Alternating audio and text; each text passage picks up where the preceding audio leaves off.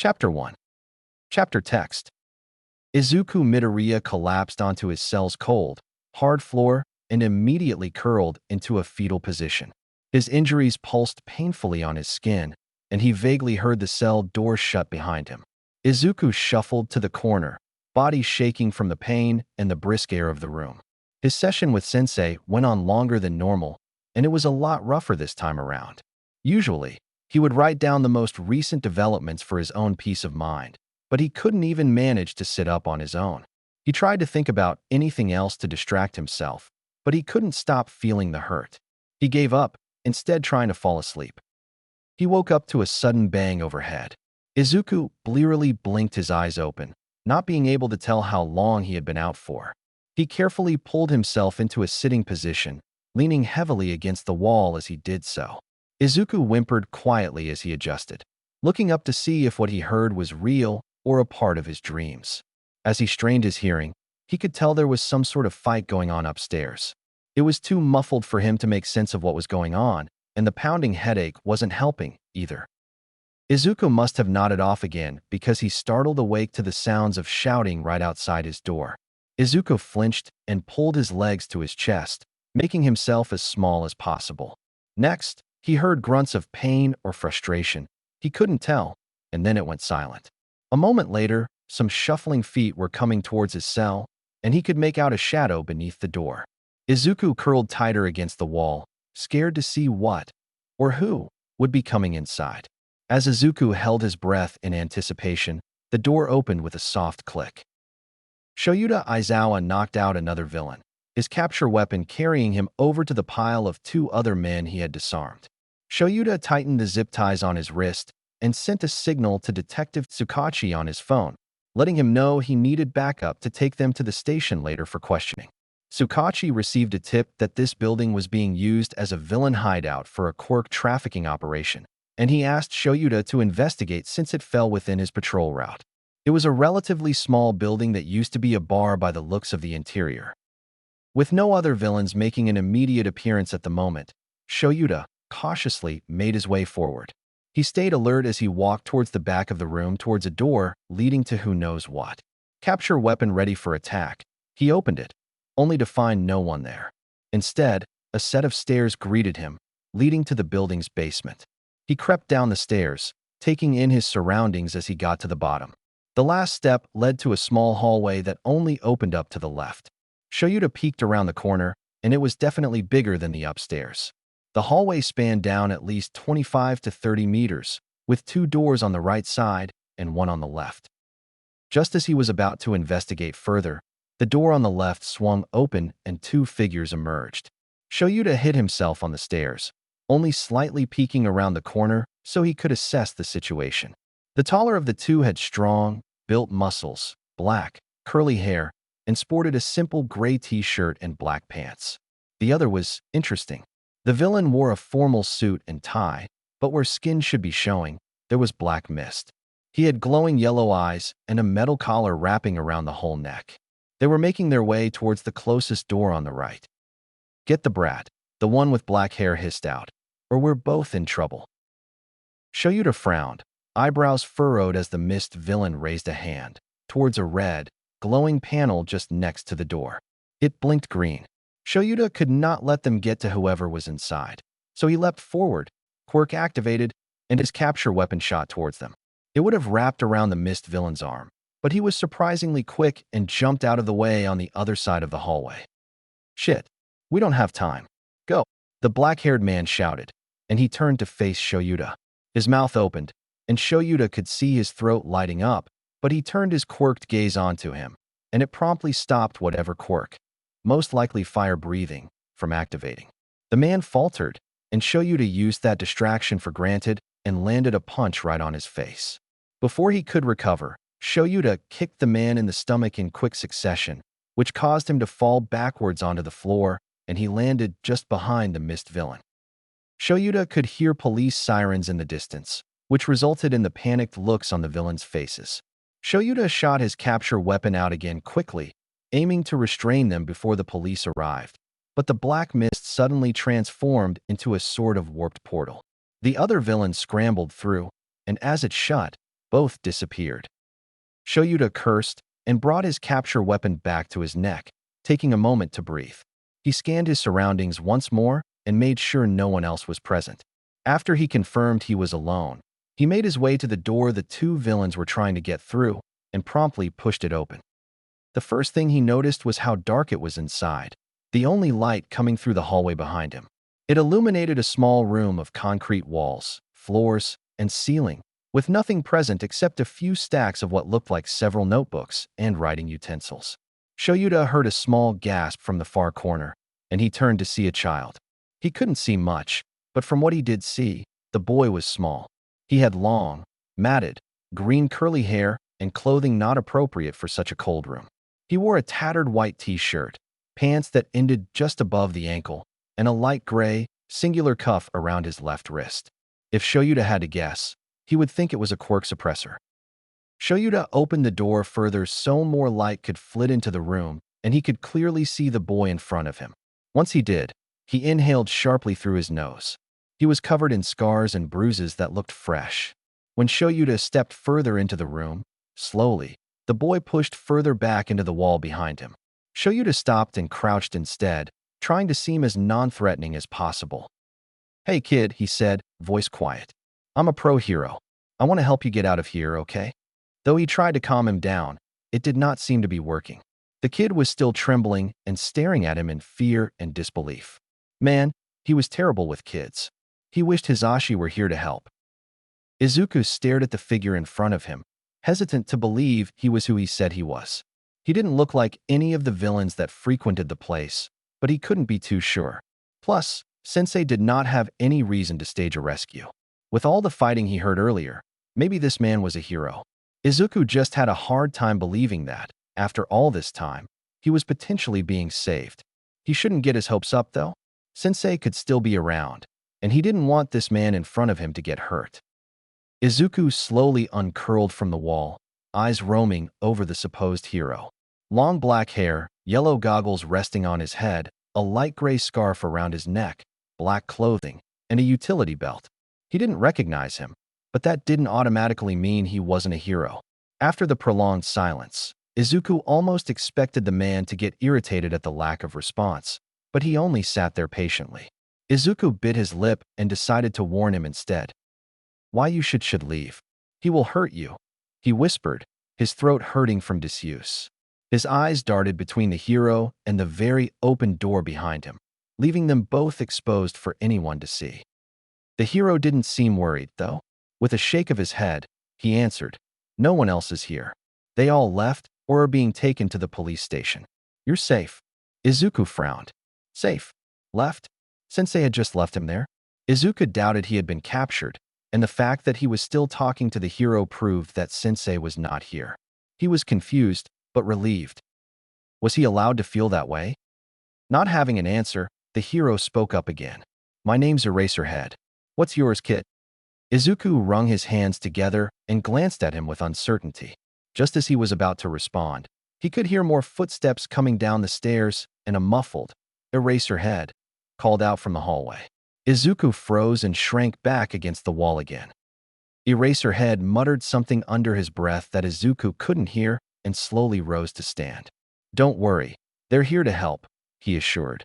But Izuku didn't feel any less scared.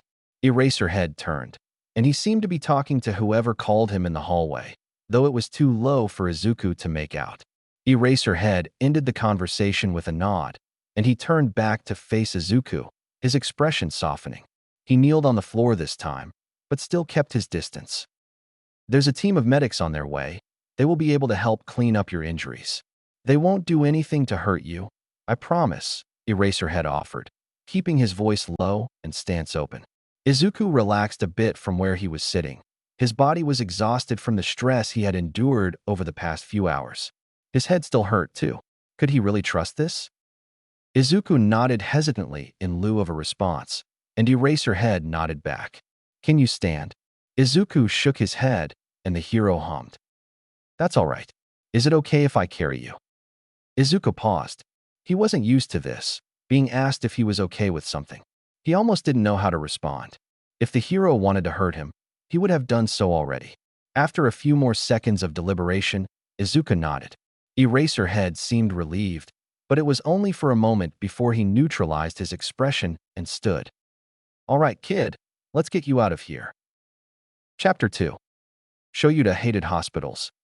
The strong scent of antiseptic, the glaring white walls, and the overall air of melancholy that permeated the halls did not make for an enjoyable experience. He was only here for the kid he had rescued several hours prior. While Shoyuta had only intended to get the kid checked over by a team of medics, there were a lot of underlying issues and conditions that needed to be monitored in an actual hospital. This posed a problem since the kid would barely let the medics on site look him over. Shoyuta walked toward the ambulance waiting outside the bar, holding the kid in his arms. As he was setting him down onto the stretcher, the kid tightened his hold around Shuta's neck. Shoyuta straightened, rubbing slow circles on the kid's back to soothe him. I know it's scary, but they need to check your injuries, okay? I'll be right beside you, he whispered. The child was trembling, but his arms loosened with a nod. Shoyuta gently set him down on the stretcher, and he stood beside him as promised. One of the medics, a young woman with striking eyes, approached him with a kind smile. She introduced herself as Akiyama and explained how her quirk allowed her to check a person's vitals as long as she had skin-to-skin contact. Akiyama asked the kid directly if he would be okay with that. As expected, he hesitated, but what Shoyuta didn't expect was the kid looking to him for reassurance. Shoyuta softened his expression and nodded. It's okay. She won't hurt you. The kid shifted on the stretcher and turned to face Akiyama. Oh, okay. He consented to the procedure, and the medic telegraphed her movements so she wouldn't cause him any more panic. She rested her hand on the kid's left arm, just above the cuff. Despite knowing what would happen, he still flinched, but did not pull away completely. Akiyama's eyes glazed over as her quirk began processing his vitals, and it only took a few seconds before her hand lifted off his arm. The kid relaxed ever so slightly, seemingly relieved to have no one touching him. He is severely malnourished, and his body temperature is slightly lower than it should be. Nothing to be immediately concerned about. He doesn't have any hypothermic symptoms at the moment, but it is best if we monitor his well-being properly. He also seems to have a lot of fractured and broken bones that did not heal correctly. He needs to be transported to a hospital. Akiyama's voice is almost robotic as she rattles off her concerns, a shocking change from when she initially introduced herself. Shoyuta was concerned. He could tell the kid was most likely malnourished by how small he looked. While he shouldn't be so surprised that he had more internal injuries, considering he was taken hostage in a villain's hideout, it still upset him to see just how far the damage went. After the kid's health conditions were laid out like that, it didn't go so well on the way to the hospital.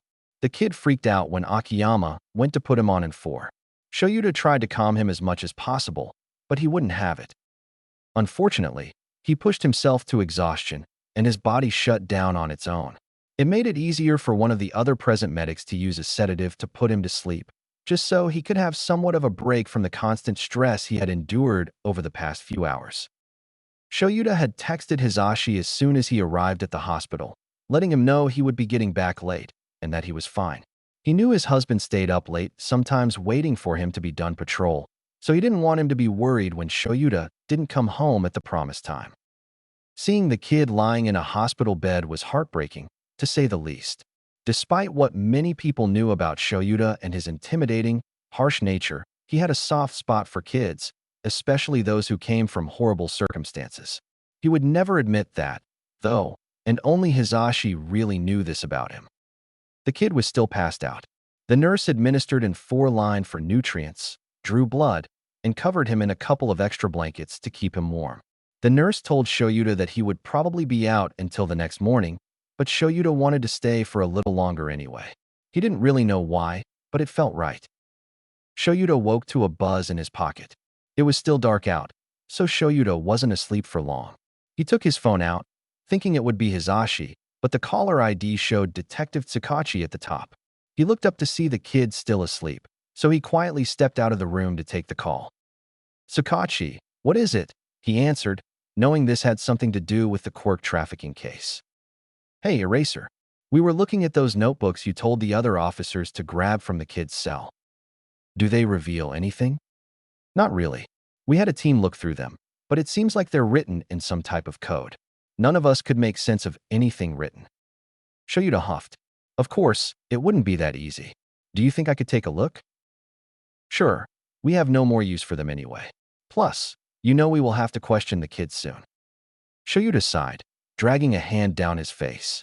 With how he reacted to the medics, he knew this would not end well. I understand, Sakachi, but you need to wait a little longer. There's no way he will be comfortable speaking to anyone right now. I know, and I promise I'm trying to postpone it as much as possible. But with how long this trafficking operation has been going on, and now having a possible witness after all these months, the chief is eager. Shuta's jaw clenched.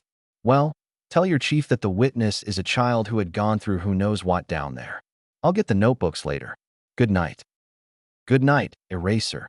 Sukachi sounded tired as he hung up the phone, and Shoyuta only kind of felt bad. He knew the detective was doing his best. With another sigh, Shoyuta made his way back into the room. The next few days were going to be long. Chapter 3. Izuku woke up and immediately squeezed his eyes shut because of the blinding lights shining above him. He slowly blinked his eyes open to adjust, and after a few seconds, he took in his surroundings. While his experimentation room looked similar, the white walls, bright lights, the distinct disinfectant smell, he knew he was someplace else simply because of the soft bed he was lying on. His memories were muddled, but he vaguely remembered being taken out of the place he had inhabited for the past few years. When he turned his head to the right, he jolted at the sight of another person. His heart rate spiked, but he forced himself to calm down. The figure, Eraserhead, if he remembered correctly, was currently slouched to the side, his head resting on his fist, and seemed to be asleep. Izuku didn't want to wake him, so he continued surveying his room. Izuku tilted his head to the left, where his heart monitor and 4-drip sat, and he could only wonder what they were supplementing him with. He still felt pain from last night, though it was not as prominent, and he didn't feel too groggy, so he was not being deliberately kept unconscious anymore. A small window on the wall brought in soft rays of sunlight, and he mentally calculated how long it would take to undo the latches on the window and slip through if needed. Izuku took a few deep breaths and forced himself to relax. He was not in any immediate danger, but it was nice to know where he was in case he needed to escape. Since Eraserhead saved him, Izuku didn't think he would do anything to hurt him, but trusting too easily was his fatal flaw. He tried sitting up in the bed, but his body immediately protested, and he couldn't help but let out a quiet whimper of pain. Izuku lowered himself back down and inhaled sharply through his teeth. The noise must have been enough to wake Eraserhead, because suddenly he was sitting up and leaning forward, eyes alert. "Hey kid, do you need help getting up?" he asked, his voice strangely calming. Yes, please," he muttered, not making direct eye contact. Eraserhead nodded and leaned towards the bed, pressing a button that made the top half of the hospital bed move upwards slowly. Izuku adjusted carefully on the way up, wincing when his scars ached painfully. "How are you feeling?" Eraserhead broke the silence, looking him over with calculating eyes. Izuku gripped the blanket in his fists tightly to stop his hands from shaking. "Hurts," he whispered. His heart was pounding in his chest as he waited for Eraserhead's response and what he would do with it. "Well, since you're awake now, I can call in a nurse to look you over. Does that sound okay?" Izuku immediately tensed, not liking the idea of that at all. His fingers twitched against the blanket, and his shoulders hunched forward a bit. Eraserhead, understanding Izuku's hesitance, placed a hand on the edge of the bed. Not touching, but there as a reassurance. "Just like last night, kid, I'll be right here. The staff is meant to help you feel better." It took a moment, but Izuku's grip loosened on the blanket, and he relaxed. It was true, Eraserhead was a steady presence for him last night, but he didn't trust other people's intentions. He was on edge, especially with how eerily similar the room he was in was to the experiment room. But with Eraserhead with him, maybe he could let it happen. "Okay," he mumbled, and that seemed to be all the confirmation needed because Eraserhead pressed the button next to the bed on the wall meant to call for a nurse's attention. After a few moments, a knock sounded at the door before it was pushed open. A voice called out, "Good morning." and Izuku lifted his head slightly to look at who walked in. A woman with sleek black hair pulled into a bun and light blue scrubs made her way over to them, a small, welcoming smile on her face. Izuku felt slightly at ease, but not enough to completely let his guard down. "Hi, sweetie. I'm Nurse Sato. How do you feel? Any aches or pains?" she asked him. Izuku paused, eyes flickering towards Eraserhead instinctively. The man nodded, and Izuku glanced back towards the nurse. "My arms and head hurt, and I feel sore," he said, and the nurse nodded before coming around to his left side. "Okay, hun. I'm going to look over your vitals and compare them to what the medic told us last night. Then I'll ask our technician to schedule an x-ray to look at the fractures she also mentioned. That is probably where a lot of your pain is stemming from," she explained. Izuku's brows furrowed, but he nodded, not sure what to say to all that. Sato gathered what she needed and began looking over his blood pressure, breathing, and temperature.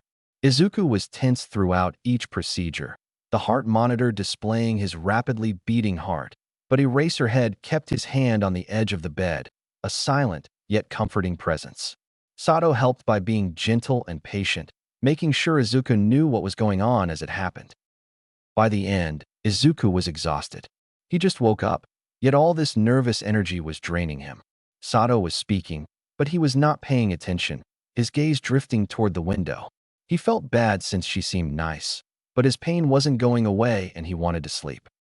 Izuku flinched when he felt a hand on his shoulder, and he whipped his head around to see Eraserhead. He muttered a quick sorry and pulled his hand away. His eyes were filled with what seemed like concern, but Izuku wasn't sure why it was directed at him. Izuku didn't see the nurse in the room anymore, and he wondered just how long he had been staring at the window for. "The nurse is going to bring in some pain meds for your headache and soreness. Just stay awake a bit longer so you can take them, all right?" Izuku nodded, and he pulled the blankets a little bit higher on himself, feeling a little cold. He didn't have to wait long, as it only took a few seconds after Eraserhead told him that Sato came back with pain medication and a glass of water. Izuku quietly thanked her and swallowed the pill, downing it with the water. He took a few more sips before shakily handing it to Eraserhead, who placed it on the bedside table. Sato left, and Eraserhead told him to lie back as he pressed a button to make the top half of the hospital bed go back down so he could sleep. Izuku felt himself relax, and quicker than usual, he was asleep. His blood pressure is fine, and there's no issue with his lungs, but his body temperature is still a bit low. It's better than last night. The extra blankets seem to keep him warm, but there may be some underlying cause. Just make sure he's not showing any hypothermic symptoms such as prolonged shivering, pale skin, slurred speech, that kind of thing. Usually, Shoyuta would be annoyed that the nurse was talking to him about the kid's health when he was right there to be told directly, but he didn't seem to be paying attention anyway. The nurse told him she would be back with the pain meds, so Shoyuta turned his attention to the kid. His usual stoic expression fell away to worry as he examined him. The kid's body was trembling. In pain or fear, he couldn't tell, maybe both. A couple of minutes passed, and Shoyuta schooled his expression before placing a hand on the kid's shoulder. Just after he fell asleep, Shuta's phone started buzzing. This time, it was Hisashi calling. Shoyuta stepped out into the hallway, but kept the door slightly ajar so he could keep an eye on the kid. "Hey, Zashi, sorry I haven't come home yet." "Sho, I'm here. What floor are you on? I brought you some coffee and breakfast from home, since I know the hospital food can be gross, and I'm sure the coffee there is the same way. Seriously, you think they could invest in some better options?" Shoyuta was dumbfounded as Hisashi kept on rambling. "Here? What do you mean, here?" "At the hospital, of course. I know you must be tired because there's no way you got any sleep last night." Shoyuta huffed, fondness washing over him. "Yes, of course. I'm on the 3rd floor, but be quiet as you come up. The kid's asleep." "Alrighty," Hisashi chirped, and he ended the call. Shoyuta shook his head and sat on one of the chairs set up outside the room. It only took a couple of minutes before he heard the elevator ding, and it opened up to his husband, who immediately spotted him and made his way over. "Hey, Sho," he said quietly as promised, kissing him before handing him the coffee and breakfast. Hisashi sat next to him as Shoyuta opened the container he was given, slumping back into his seat a bit with a sigh. "How's the little listener?" Hisashi asked, an arm coming up to wrap loosely around Shuta's shoulders to rub his arm comfortingly. He's on edge and in a lot of pain. I think he underplayed just how much he's hurting. He has so many scars, Zashi. A child should never have that much. Shoyuta was worried. There were no leads so far on exactly who was running the Quirk trafficking in the bar, and the kid was the only victim found so far. He didn't get a chance to look through the other rooms when he was there. He was focused on getting the kid to safety. The officers Tsukachi sent were the ones to investigate, so Shoyuta would have to ask him about it when he went to retrieve the notebooks. Hisashi frowned, concerned for the kid's well-being. Do you think I could meet him? Shoyuta chewed his food thoughtfully, thinking it over before shrugging with one shoulder. Possibly. I would have to talk to him first. He seems to trust me, at least somewhat. I still don't even know the kid's name. Hisashi nodded, his expression brightening at the thought of meeting the child. I was thinking, if the kid is comfortable enough, I could look after him while you go home and refresh. And don't look at me like that. You've been out all night and morning. I know you're exhausted, more than usual, and you need to get out of your hero costume, he said, firm but not unkind. Shoyuta sighed. The end turned more into a groan. It wasn't often that Hisashi acted like this, so he knew it was serious. I know, but, like I said, he's jumpy. Not quick to trust even a pro hero. If it goes well, I'll think about it. Hisashi smiled widely, his stern expression melting away easily. I can't wait, he exclaimed, and Shoyuta had to glare at him to remind him to be quiet. Hopefully, this meeting wouldn't backfire and make the kid regress even further into himself. Chapter 4. Izuku woke with a gasp, shooting up into a seated position. He gripped the blankets tightly as his eyes darted around the room. For a few moments, he thought he was back there, but with his hands gripping the blankets, he slowly came back to himself. Izuku took deep breaths and shakily rubbed around his sternum to calm himself down. He wasn't with Sensei. He was safe. Well, safer, and Eraserhead was with him. He froze when he saw that Eraserhead's chair was empty. Panic washed over him again, and his breaths came out quickly. He could hear a dull beeping sound to his left, but he ignored it. Eraser? Razorhead, he called out tentatively, leaning to the side a bit as he tried to see around the curtain that hung at the end of his bed. Before Izuku could panic any further and try to get up to search for the hero himself, he could hear footsteps making their way towards him.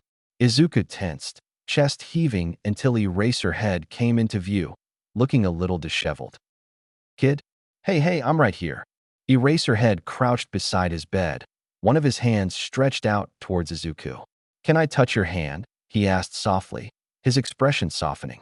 Izuku hesitated before nodding. Eraserhead gently grabbed his hand and brought it up to his chest, breathing in and out exaggeratedly. Here, copy my breathing, kid. Izuku's fingers tightened on Eraserhead's shirt as he tried his best to follow his instructions. After what seemed like hours, but was most likely only a few minutes, Izuku controlled his breathing and the incessant beeping noise he heard earlier stopped. Izuku looked up at Eraserhead, a little scared to see his reaction, but all he found there was concern and patience. Feeling better? Izuku nodded, and Eraserhead was about to let go of his hand. Breath hitching, Izuku tightened his grip on Eraserhead's hand. It was warm and comforting. He didn't want to let go. Eraserhead's eyebrows rose in what looked like surprise, and Izuku was about to take his hand back, but the heroes simply adjusted their hands so his grip was firm in Izuku's. Izuku flushed and looked down at his lap. Eraserhead pulled his chair forward so he could sit closer to his bed and still have a comfortable hold on Izuku's hand. It was quiet. He could only hear the bustling of nurses and doctors walking in the hallways, but it was nice to just sit here in comfortable silence and not feel pressured to do or perform anything for others. Absent-mindedly, Izuku was running his thumb across the back of Eraserhead's hand, and it was helping him relax. He was lost in his thoughts. Thankfully, nothing too negative, which was a change. Is the pain medication working? Eraserhead's soft voice broke the silence, but it wasn't unwelcome. Izuku took a second to take stock of how he felt, not noticing any sharp pains or outstanding aches in his body, even with his abrupt awakening. Yes, I think so. I don't feel like I did last night, he said, turning his head to face Eraserhead. The hero nodded, and he looked like he wanted to ask something else, but held himself back. Izuku waited. Eraserhead looked nervous. It was a little concerning to Izuku because up until, well, now, the hero always looked sure of himself and like he knew what to do. After a few more seconds of deliberation, Eraserhead finally looked at him and opened his mouth to speak. My partner is here, right outside the room. He came because he wanted to meet you. I told him I would ask you first, of course, if you were up to it. You can say no. I know you've had a rough few hours. He's harmless, if only a little loud. But I'll be here to help if he gets too excited. Eraserhead was rambling. This was the most he's heard the hero speak so far, and his eyes had softened considerably at the mention of this so-called partner. Even to Izuku, it was clear he cared about this person a lot. At this point, Izuku didn't think Eraserhead would bring anyone inside that would hurt him. It was a little scary how quickly he was trusting Eraserhead. That usually never ended well for him. But this was different. Throughout the whole time he's been around the hero, he's only made him feel safe. Izuku squeezed Eraserhead's hand to cut him off, and he almost laughed at the expression the hero made. This decision really seemed to make Eraserhead nervous. Okay, I'll meet him, Izuku said, and Eraserhead looked relieved. The hero nodded and squeezed Izuku's hand before letting go. He's just outside, so I'll be right back, he assured, standing up. Logically, Izuku knew he had to go get the person, but it didn't stop his body from tensing up when the hero walked out of the room. Izuku gripped the blankets in his lap and took deep breaths. Seconds passed before Izuku could vaguely hear excited whispers, and when Izuku glanced up, Eraserhead came in with his partner. The man was only a couple of centimeters taller than Eraserhead, but his hair made him look taller. He wore it in a ponytail, the long, blonde locks falling haphazardly around his shoulders. He had blue headphones around his neck that sat on top of a plain shirt covered by a leather jacket. Glasses sat atop his nose, covering green, swirling eyes. Izuku's eyebrows furrowed. He looked familiar, which was weird. He was sure he'd never come into contact with this person before. It wasn't until the person spoke that he knew who this man was. "Hey, little listener," he exclaimed. Not too loudly, but Izuku could tell he was physically holding himself back from activating his quirk. If that didn't give it away, Izuku wasn't sure what else would. Present Mike? Izuku gasped, eyes sparkling. Nothing else mattered. There were two pro heroes in his room, one of them being high on his list of favorite pros. Izuku itched for his hero analysis notebooks, wanting to ask so many questions. Both of the heroes looked shocked. Present Mike let out a delighted laugh, and he turned to face Eraserhead. "You didn't tell me the listener was a genius. And I thought I was in such good disguise." He was pouting, and Izuku couldn't really tell if the hero was joking or not. Regardless, Izuku felt bad for just outing his hero name like that for anyone to hear. "I am sorry," Izuku muttered, going back to gripping the blankets nervously. Present Mike turned back to him, and his expression softened, his voice coming out more subdued. "Don't apologize. If anything, I'm impressed, kiddo. Sometimes my coworkers don't even recognize me out in the wild. Are you a fan? Here." Before Izuku could blink, the hero was suddenly in front of him, handing something out in his palm. Izuku leaned forward, hesitantly grabbing what looked like a mini Present Mike keychain. Eraserhead gave Present Mike a flat stare. "You brought your own hero merch with you?" "I couldn't come empty-handed. I had to give the little listener a gift." "What if he didn't even like you?" Present Mike sputtered. Well, I would get something else, of course." Izuku huffed in amusement, bringing the keychain to his chest. "I love it. Thank you, Present Mike, sir." Present Mike turned his attention back on him with a kind smile. "Oh, none of that. Call me Hizashi. Or Yamada, if you prefer," he said, and Izuku felt shocked. He felt a little uncomfortable with calling a pro hero by their name, but if Yamada insisted, he would do it. "Okay, Yamada," he said sheepishly. The hero grinned and sat down in Eraserhead's seat. Said hero scoffed. "That was my chair," he grumbled, but Yamada just waved away his concern. "There's more in the hallway." Eraserhead grumbled some more under his breath, but after a quick glance at Izuku, he went to go grab one. Unlike last time, Izuku felt more at ease when Eraserhead walked out, knowing he would come back. Plus, it was easy to relax in Yamada's presence. He was like walking sunshine. Eraserhead came back inside, chair in tow, and he set it beside Yamada before lowering himself onto it. There was a bit of an awkward silence, but nothing too uncomfortable. Yamada and Eraserhead shared a look, seeming to silently communicate something before they both turned back to face Izuku. "So, little listener, what's your name?" Yamada asked. Izuku's eyes widened a little, just now realizing he never told Eraserhead his name. Izuku he flinched slightly at his family name. He didn't have great memories associated with that name, and he didn't really want the two people he felt safe with to use it. "Izuku," he said, firm, and he glanced up to see their reactions. They both looked concerned, Yamada more so than Eraserhead, but Yamada smiled reassuringly. "Well, nice to meet you, Izuku." Izuku couldn't help but let out a small smile. Yamada's energy was just too infectious. Yamada reacted instantly, expression lighting up. "You are just so precious."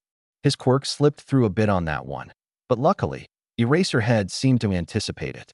He erased it just before his voice got any louder, and Izuku couldn't help but watch him use his quirk in awe. However, Yamada didn't even falter, leaning forward to continue the conversation with Izuku. Izuku wasn't paying attention, but if he was, he would have seen the warm and fond expression Eraserhead was wearing as he watched them. Chapter 5. The meeting was going well, at least, Shoyuta thought so. The kid, Izuku, wasn't trembling anymore, and he seemed a lot more relaxed than he did this morning. Even when the nurse came in to check on Izuku, he only tensed up once before Hisashi distracted him with more anecdotes from his villain fights. The kid had some very insightful questions. Honestly, Shoyuta couldn't follow a lot of Izuku's mutterings. He was exhausted, but Hisashi seemed to be handling it well. The coffee helped, however, he definitely needed more. Shoyuta was slumping forward, and he felt Hisashi elbow him in the ribs. Shoyuta grunted and shot the man a glare. Hisashi was giving him a knowing look. Shoyuta sighed and straightened up in his chair, focusing on Izuku.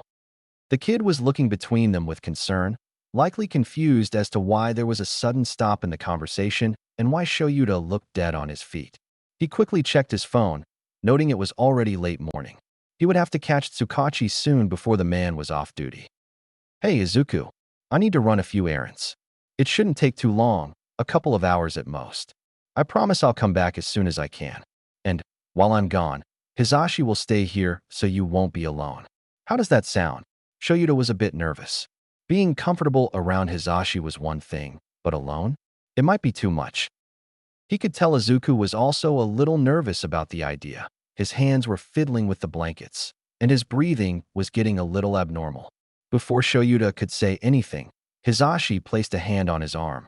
Hisashi just shook his head, and Shoyuta sighed softly, nodding and waiting for Izuku's response. Izuku looked towards Hisashi and then Shoyuta, seeming to have his answer. "I'm okay with that. Just come back soon."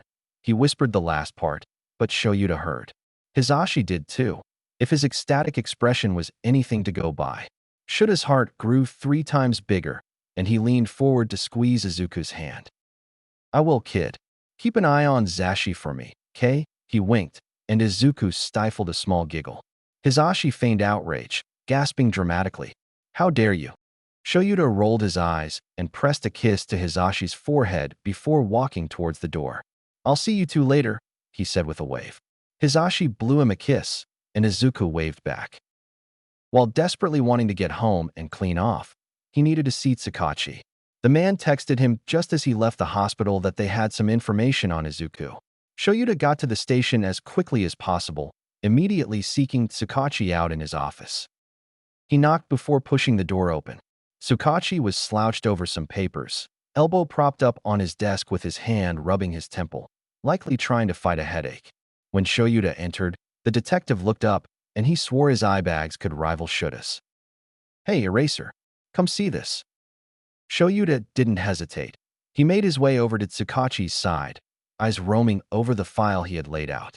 "What am I looking at?" It's a file on the kid, dated 2 months ago. This was the only thing on him that was left in one of the rooms. The officers said it looked like a lab. The contents are disturbing, to say the least, he said, handing the file over to Shoyuta. Shoyuta inhaled deeply before taking the file. The first thing he noticed was the picture of a younger Izuku in the top left corner, and underneath it was some writing. Basic information, such as his name, Izuku Midoriya, which is what Izuku had been about to say earlier, he now knew. His age, which made him do a double take. 8 years old. Shoyuta gritted out, eyes wide. He knew the kid was young, but holy shit. That's not even the worst part, Tsukachi tacked on, rather grim. Shoyuta braced himself as he read the file, his grip on the papers tightening with each sentence. It was an overview of the kid's progress, but the last few lines made him freeze. Subject is finally showing symptoms of quirk manifestation. After 2 years of trial and error, a second quirk is presenting itself. An aerokinetic one, as the subject was able to manipulate some of the air currents in the room, but weakly. We need to capitalize on this and make sure the quirk doesn't fall dormant. More results to come. Second quirk. Shoyuta growled, his free hand gripping the desk. He flipped through the other pages and wished he hadn't. Full accounts of what Izuku experienced in the last few months to get his quirk to manifest were written on these pages. Medical torture, drugging, suffocation, sensory deprivation, electrocution. There were also recorded instances of training that some person named Sensei oversaw. Taking a deep breath, Shoyuta flipped back to the first page. Is there any record of his first quirk?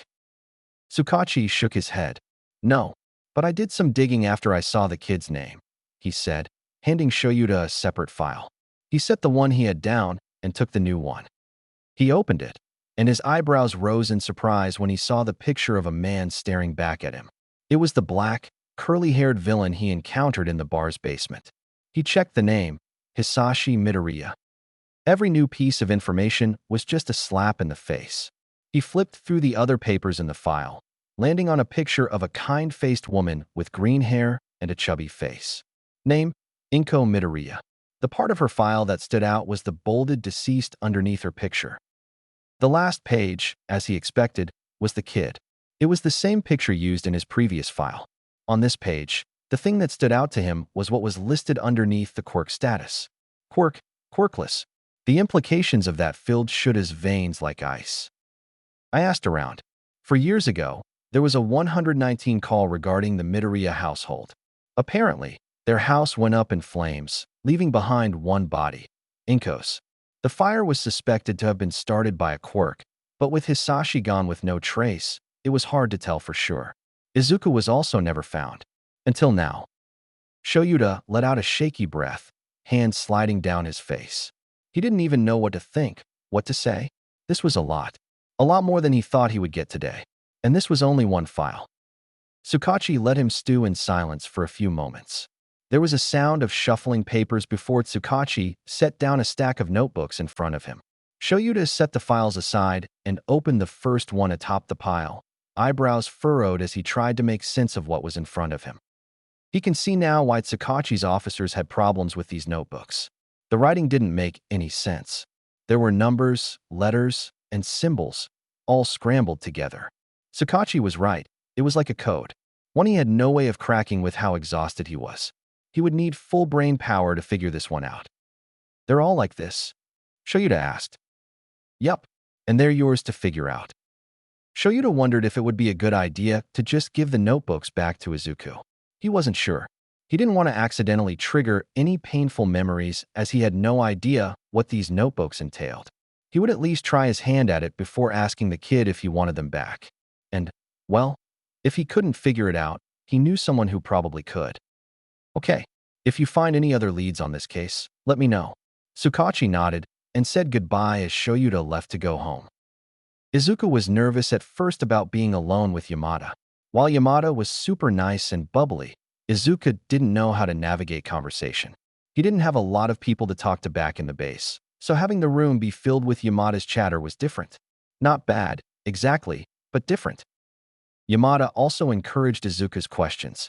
Anytime he had the urge to ask Yamada a question about his quirk, Yamada would gently coax him. The man had a sixth sense for this, and it really threw Izuku for a loop. Luckily, Yamada filled in the gaps Izuku left in their discussions.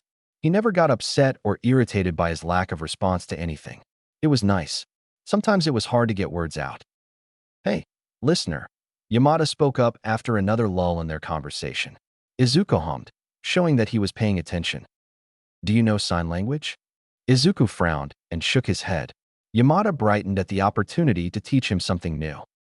It's a way to communicate non-verbally with your hands. Many heroes, especially underground ones, will utilize it as it can be essential to be stealthy on certain missions. Want to see? Izuku nodded and inched forward on the bed to clearly see what Yamada was doing. I'll start with a simple one. Watch. Hello, my name is Hizashi. He spoke and made gestures with his hands as he did. Izuku watched in awe. Yamada smiled and brought his chair closer. Do you want to learn? Izuku nodded his head rapidly and only stopped when he started to feel dizzy. Yamada chuckled, and they spent the next hour or so learning different signs. Izuku could now spell out his name in JSL. After a while, Izuku was starting to get tired again. He was leaning more heavily against his pillows, and his eyes were drooping a bit. But he didn't want to sleep. He knew he wasn't alone, but his nightmares would corrupt his dreams whether he knew he was safe or not. Yamada had his arms resting on the edge of Izuku's bed, and he was about to speak when something else seemed to catch his eye. Before Izuku could question it, Yamada hovered a hand over Izuku's left wrist, where his suppressor cuff sat. What's this, little listener?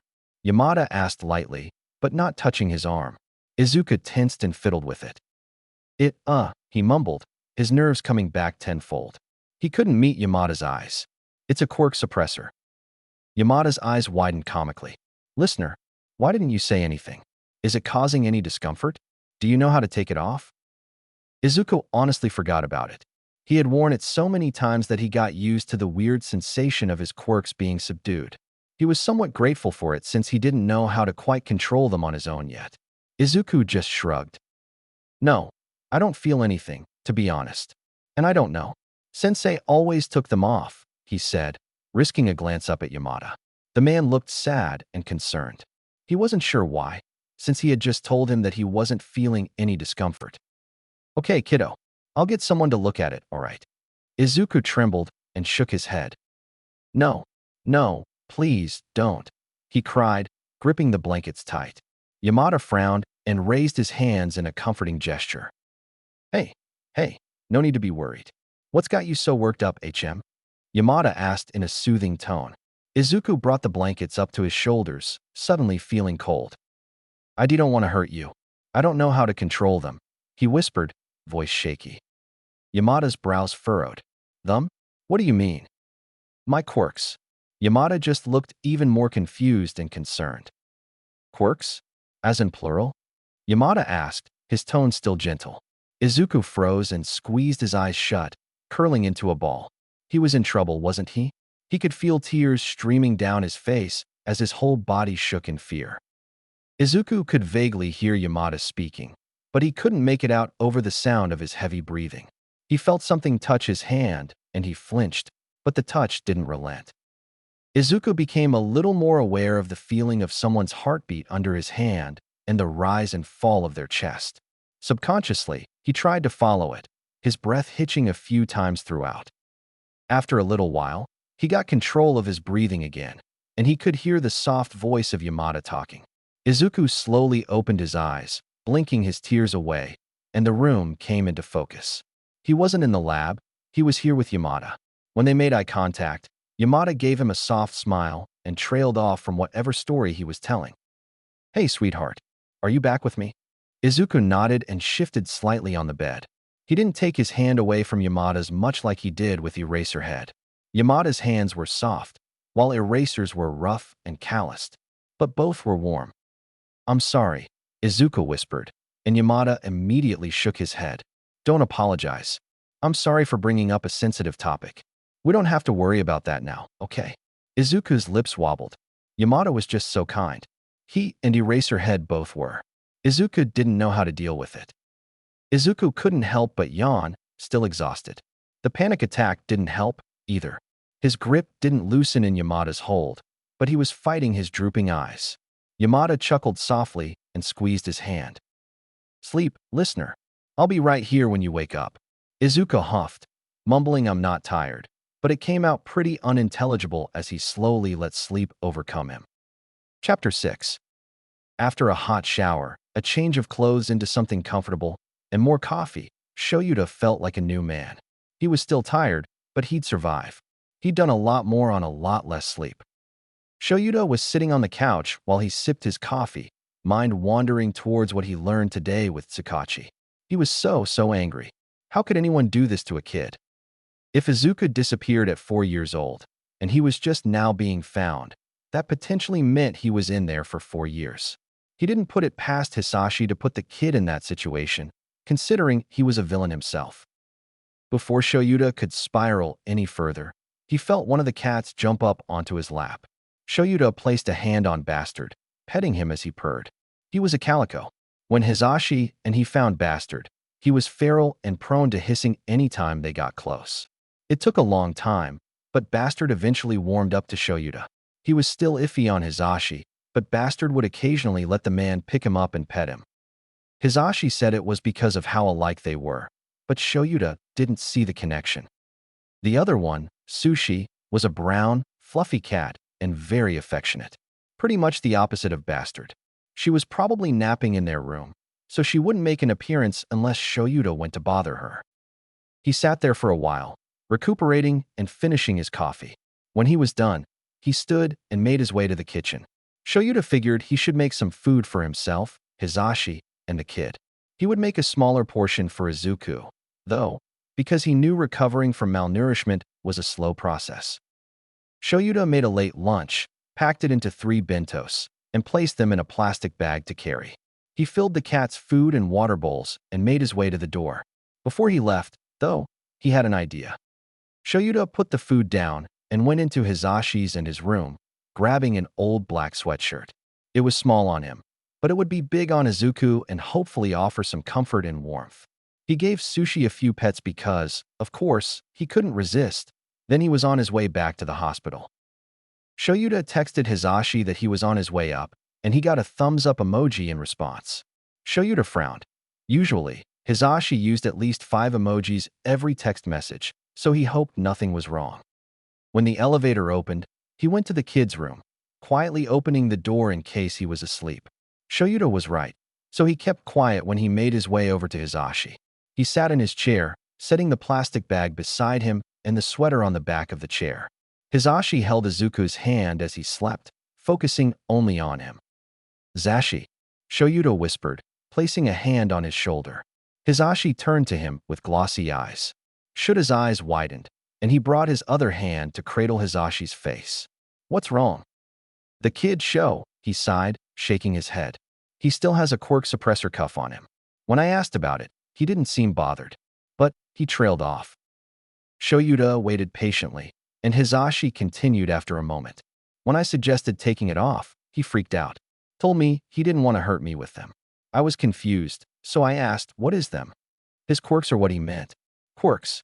Plural. He has at least more than one. That is extremely rare, Sho." And he started crying, and I never want to see him cry, ever. It was heartbreaking. Shoyuta wiped a couple of stray tears from Hisashi's eyes as he spoke. So, at least some of what Shoyuta would tell Hisashi he learned wouldn't be new. "Yeah, I spoke to Tsukauchi before going home. He showed me a file recovered from the bar. It was bad, Zashi. So bad." He sighed before standing. "Come out here," he said and grabbed Hisashi's free hand. Hisashi frowned.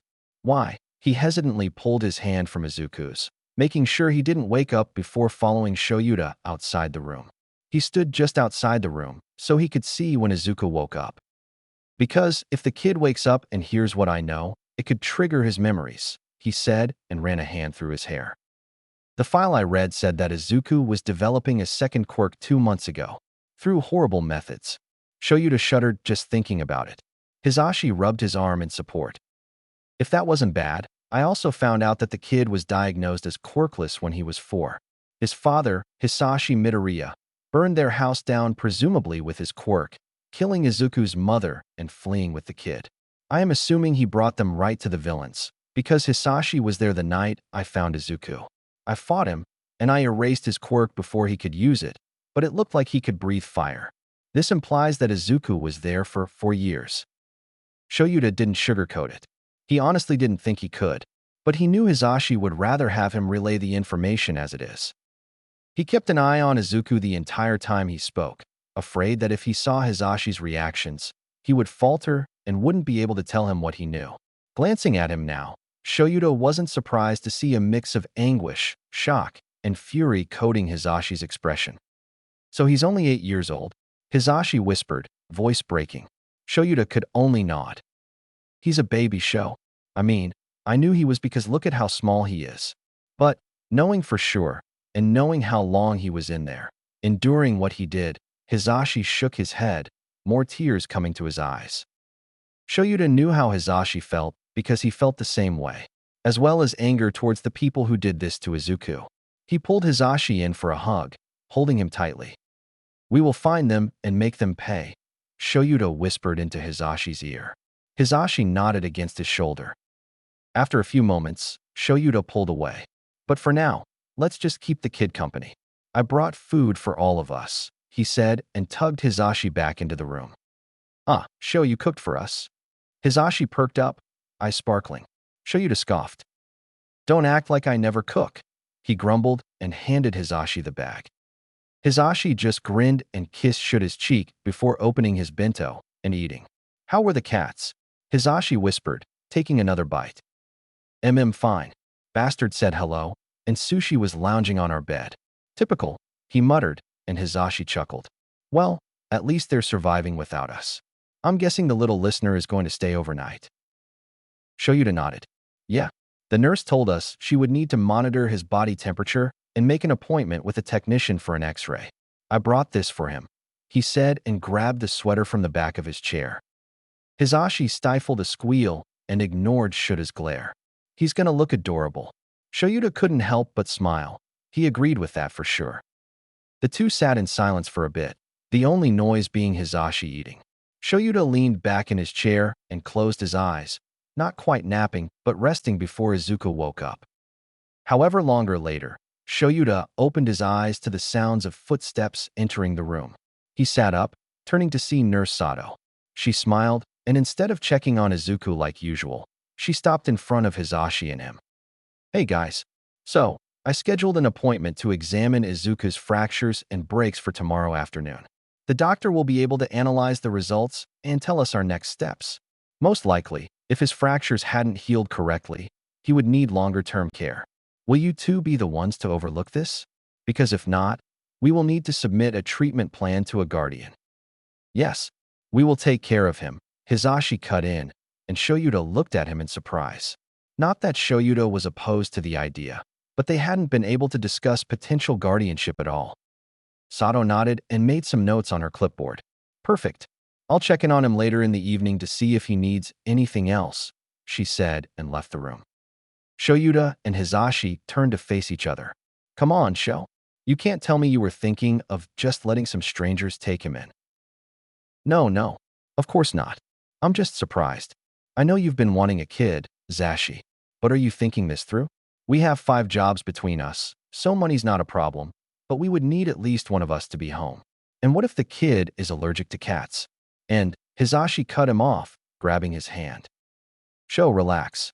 We will find a way, you know that. With your patrol hours and mine, at least one of us would be home for the night and morning. You expelled all your students this year, so you'll have time during the day to look after him. Maybe you could even bring the little listener with you to UA? And if he's allergic to cats, we'll figure that out, too. Plus, you literally have the perfect quirk to counter Izuku's if it gets out of control." Shoyuta sighed and rubbed the bridge of his nose. Okay, you're right. Of course I am." Hisashi smiled and kissed the back of Shuta's hand. "The kid is comfortable with us. Well, with you. I think I'm getting there. Oh, did I tell you I taught him some sign language?"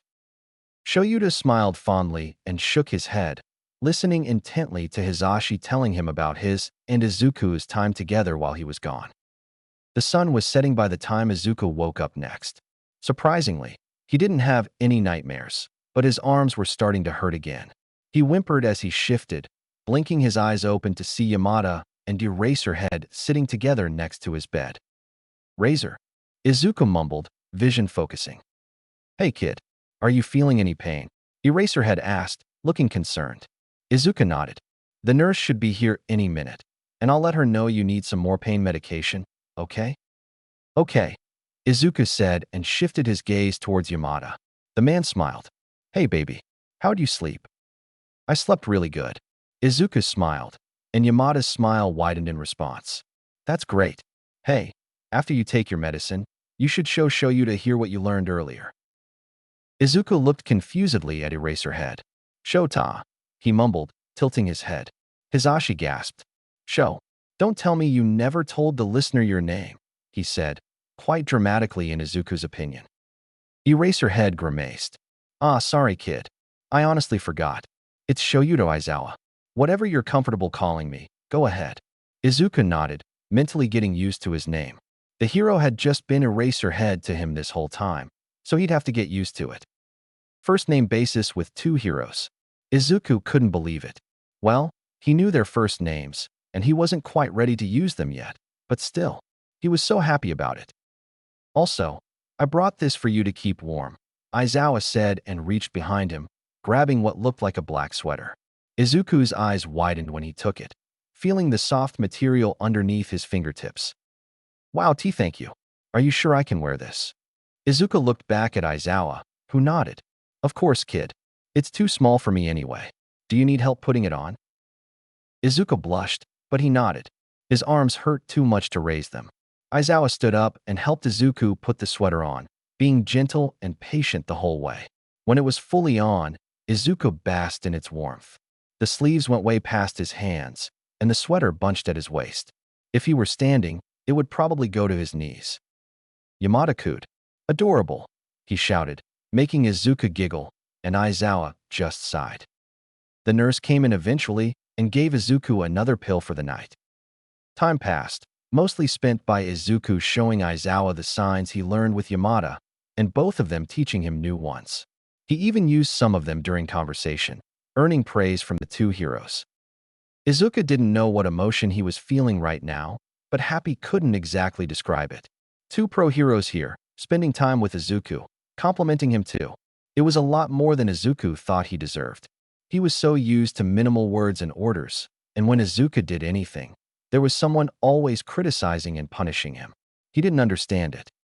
Night was approaching, and Izuku was feeling anxious. The heroes probably didn't want to spend the night with him, too. That would be too much, right? He just didn't think he would get any sleep when alone. While Izuku was used to sleeping alone at the base, it took him weeks, maybe even months, to get used to it. He was in a new environment. The 2 seemed to pick up on his mood. Hey, listener, tell us what's on your mind. Are you still in pain? Yamada asked, reaching a hand out to hold Izuku's. Izuku's hand twitched in Yamada's hold, and he hesitated. He shouldn't bother them any more than he has. The heroes needed sleep. Aizawa still looked exhausted. Izuku just shook his head. And nothing's wrong. I'm just, thinking about tomorrow and what you guys will be up to. Izuku didn't think his subtlety worked, since the heroes shared a knowing glance. One of us will stay here tonight, kid. You won't be alone, Aizawa reassured him. Izuku felt relieved, but he didn't show it on his face just yet. Are you allowed to? And it's really okay. You guys don't have to do that. I'll be fine. Izuku tried to argue, but his voice faltered near the end. He really didn't want them to leave. Promise, kid. It's allowed. Typically, in a pediatric unit, one of us is allowed to stay overnight to make sure you're all right. And we want to do it, Aizawa explained. Izuku let out a breath, nodding. It did make him feel better, but he couldn't help that small sense of guilt in the back of his mind. Okay, thank you, he muttered, and Yamada squeezed his hand. Before it got too late, the heroes decided that Yamada would stay over. They bickered about it, but Yamada made some good points. Yamada reminded Aizawa that he still technically didn't get a full night's rest, and he had to be ready for his patrol later on. Aizawa argued that he could skip patrol, but after a stern glare from Yamada, that was shut down pretty quickly. Remind Izuku to never get on Yamada's bad side. It took a while, but Aizawa relented and got ready to leave. He stood in front of Izuku, reaching a hand down to ruffle Izuku's curls. He flinched a little from the unexpected touch, but he quickly leaned into it once he realized it wasn't a harmful one. I'll see you tomorrow, okay, Izuku? Sleep well, Aizawa said. Izuku nodded and mumbled a good night as Aizawa leaned down to kiss Yamada. The affection between the two of them looked so easy and heartfelt. Good night, Sho. Text me when you get home. He could hear Yamada whisper. Finally, after Aizawa said his goodbyes again, he left for the second time that day, leaving Yamada and Izuku to keep each other company for the night. Chapter 7. The night went smoothly. Nurse Sato brought in a cot, pillows, and blankets for Yamada, placing them all right next to his bed. Izuku felt a lot better having Yamada close. It was already late when Aizawa left, so they didn't do much. Yamada would speak a little bit about his days as a hero, but he could tell Yamada was getting tired. After a while, Yamada said goodnight, and Izuku did as well. He watched as Yamada got comfortable and went to sleep, jealous of how easy it was for him. Izuku slept so much today that his sleep schedule was a little messed up, so he stayed awake a bit longer. Izuku was thinking about the past 24 hours. It still seemed surreal that he was out of the base. He kept thinking it was some cruel hallucination, but he knew it wasn't. Not when he could feel Yamada and Aizawa's kindness, their gentle touches, their patient words. They actually wanted to stay around him. He wondered how long that would last. Izuku spent the next couple of hours in his head before he truly felt exhaustion wash over him.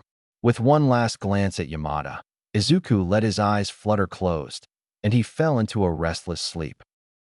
Midoriya, a gruff voice snapped, waking Izuku. He jolted, feeling cool metal on his back and exposed skin. His arms and legs were restrained, and all he could feel was pain. Izuku panicked. No, no, no. He couldn't be back here. His breath hitched, and he looked up to see the doctor hovering over him, scalpel in hand. Looks like I'll have to be harsher if you're drifting off in the middle of this, he said, and his voice sounded warped. Izuku struggled against the restraints, crying. He couldn't yell for help. His throat closed up. The doctor said, I thought you grew out of this. You know you can't escape these. It'll go faster if you stay still. The doctor walked around to the side of Izuku, a manic grin on his face. Ready? Izuku kept thrashing despite the doctor's words, crying and screaming now as the doctor dragged the scalpel aggressively down his left arm. It left jagged lines of blood in its path, and the doctor just went around to his other side to do the same on his right arm. Wake up! The doctor suddenly spoke, but his voice was off. It sounded weird. Wake up, Izuku. Izuku. Izuku gasped and wrenched himself up as he woke, and immediately he started crying. He grabbed his left arm, looking down at it, expecting blood. Instead, black cloth met him, and he frantically pushed up the sleeve. Hey, sweetheart, look at me, he heard someone say to his right, and he whipped his head around. Yamada was sitting on the edge of his bed, both hands palm out in front of him. Izuku's brows furrowed, and he looked back at his left arm, immediately disobeying Yamada. There was no blood, just old scars. Izuku pushed the sleeve back down and breathed heavily, instead grasping the sweater at his sternum. He could still feel the sharp tool on his skin, the blood dripping down his arm. Izuku, hey, Yamada said, and Izuku jumped. He forgot he was there. Izuku looked back at Yamada, his body shaking and tears still falling. Yamada tried to smile reassuringly, but Izuku could see the deep worry etched on his face. There you are. Take deep breaths for me, he said, breathing in and out exaggeratedly himself to guide Izuku. Izuku copied him, and eventually, his breathing was back to normal. The phantom pain dulled, still there, but almost completely gone. Izuku reached his right hand out hesitantly, his arm shaking. Yamada met him halfway, gripping Izuku's hand and intertwining their fingers. Is this real? Izuku whispered, and Yamada let out a pained sound. Yes, baby, this is real. You're here. You were rescued out of that place, I promise, he said, bringing their hands up to rest over Yamada's heart. Izuku nodded, his heart rate finally back to normal. Okay, I believe you, Izuku whispered, and Yamada's smile was genuine. Good, good. They sat in silence for a moment before Yamada spoke up again. Sho will be here soon. Are you hungry? He's bringing food for us. Izuku nodded. He actually was hungry. He ate a bit of the food that Aizawa brought last night, and it was wonderful. He was excited to try more. Yamada's eyes lit up. Great. Izuku could tell that Yamada wanted to ask what he was dreaming about. Izuku thought about it for a minute and decided that talking about it might be easier. I was back there, in the lab. My arms and legs were strapped down, and Izuku's breath hitched, but Yamada didn't interrupt him. He just kept hold of his hand. The man who performed the experiments on me. He called himself T the Doctor. He was in my dream. I was so scared. Izuku ended his sentence in a whisper, the tears gathering in his eyes again. Yamada leaned forward and used his free hand to cup his cheek. You're safe, listener. Shoyuta, and I will protect you. They won't come near you again, Yamada promised, wiping Izuku's tears away with his thumb. Izuku sniffed and nodded, leaning into Yamada's touch. They stayed like that for a while. Eventually, Aizawa came through the door with 2 bags in one hand. Yamada turned his head and smiled. Hey, Sho. Just in time. Izuku and I are starving. He dragged the word out, making Izuku laugh. Aizawa huffed and gave Yamada a separate bag before placing the food down next to Izuku. Here's a change of clothes for you. I also brought a spare toothbrush and toothpaste so you don't have to go all the way home, Aizawa said. Yamada sprang up and kissed Aizawa's cheek. Thanks, babe. I'll be right back. He went into the bathroom, leaving Izuku and Aizawa alone. Aizawa took Yamada's place on the edge of the bed, offering Izuku a minuscule smile. Morning, kid. Did you sleep okay? Was Hizashi snoring? He said the last part conspiratorially, making Izuku smile. No, he was fine. I slept okay, but I woke up from a nightmare. Izuku mumbled, smile faltering. Aizawa placed a hand on Izuku's head, running his fingers gently through his hair. Izuku hummed and leaned into it. I'm sorry. Are you feeling better now? Izuku nodded, eyes slipping closed as he relaxed to the sensation of Aizawa playing with his hair. Why Yamada helped me calm down. It was about the lab. I was back there, and it scared me. I thought maybe I wasn't really out of there. Aizawa took it in, sitting in silence for a couple of minutes and playing with Izuku's hair to calm him down. I have nightmares too, every so often, Aizawa whispered, and Izuku looked up at him. Oh, really? Aizawa nodded. Yup. At times, they feel so real that it's hard to discern what's real and what's not. But I came up with a system. It can take a few tries as it's hard to focus in a nightmare, and a lot of times we can't control what we see. What I do is think of anything that seemed off about the nightmare. It could be a person who's not supposed to be there, or sometimes the place you're in is not fully developed, so only one part of it is completely visible. If you happen to look into a mirror or something where you can see your reflection, it may look off, maybe blurry. Did you notice anything like that? Izuku thought about it, trying to remember aspects of his nightmare. After a while, he nodded. The doctor's voice, it was weird.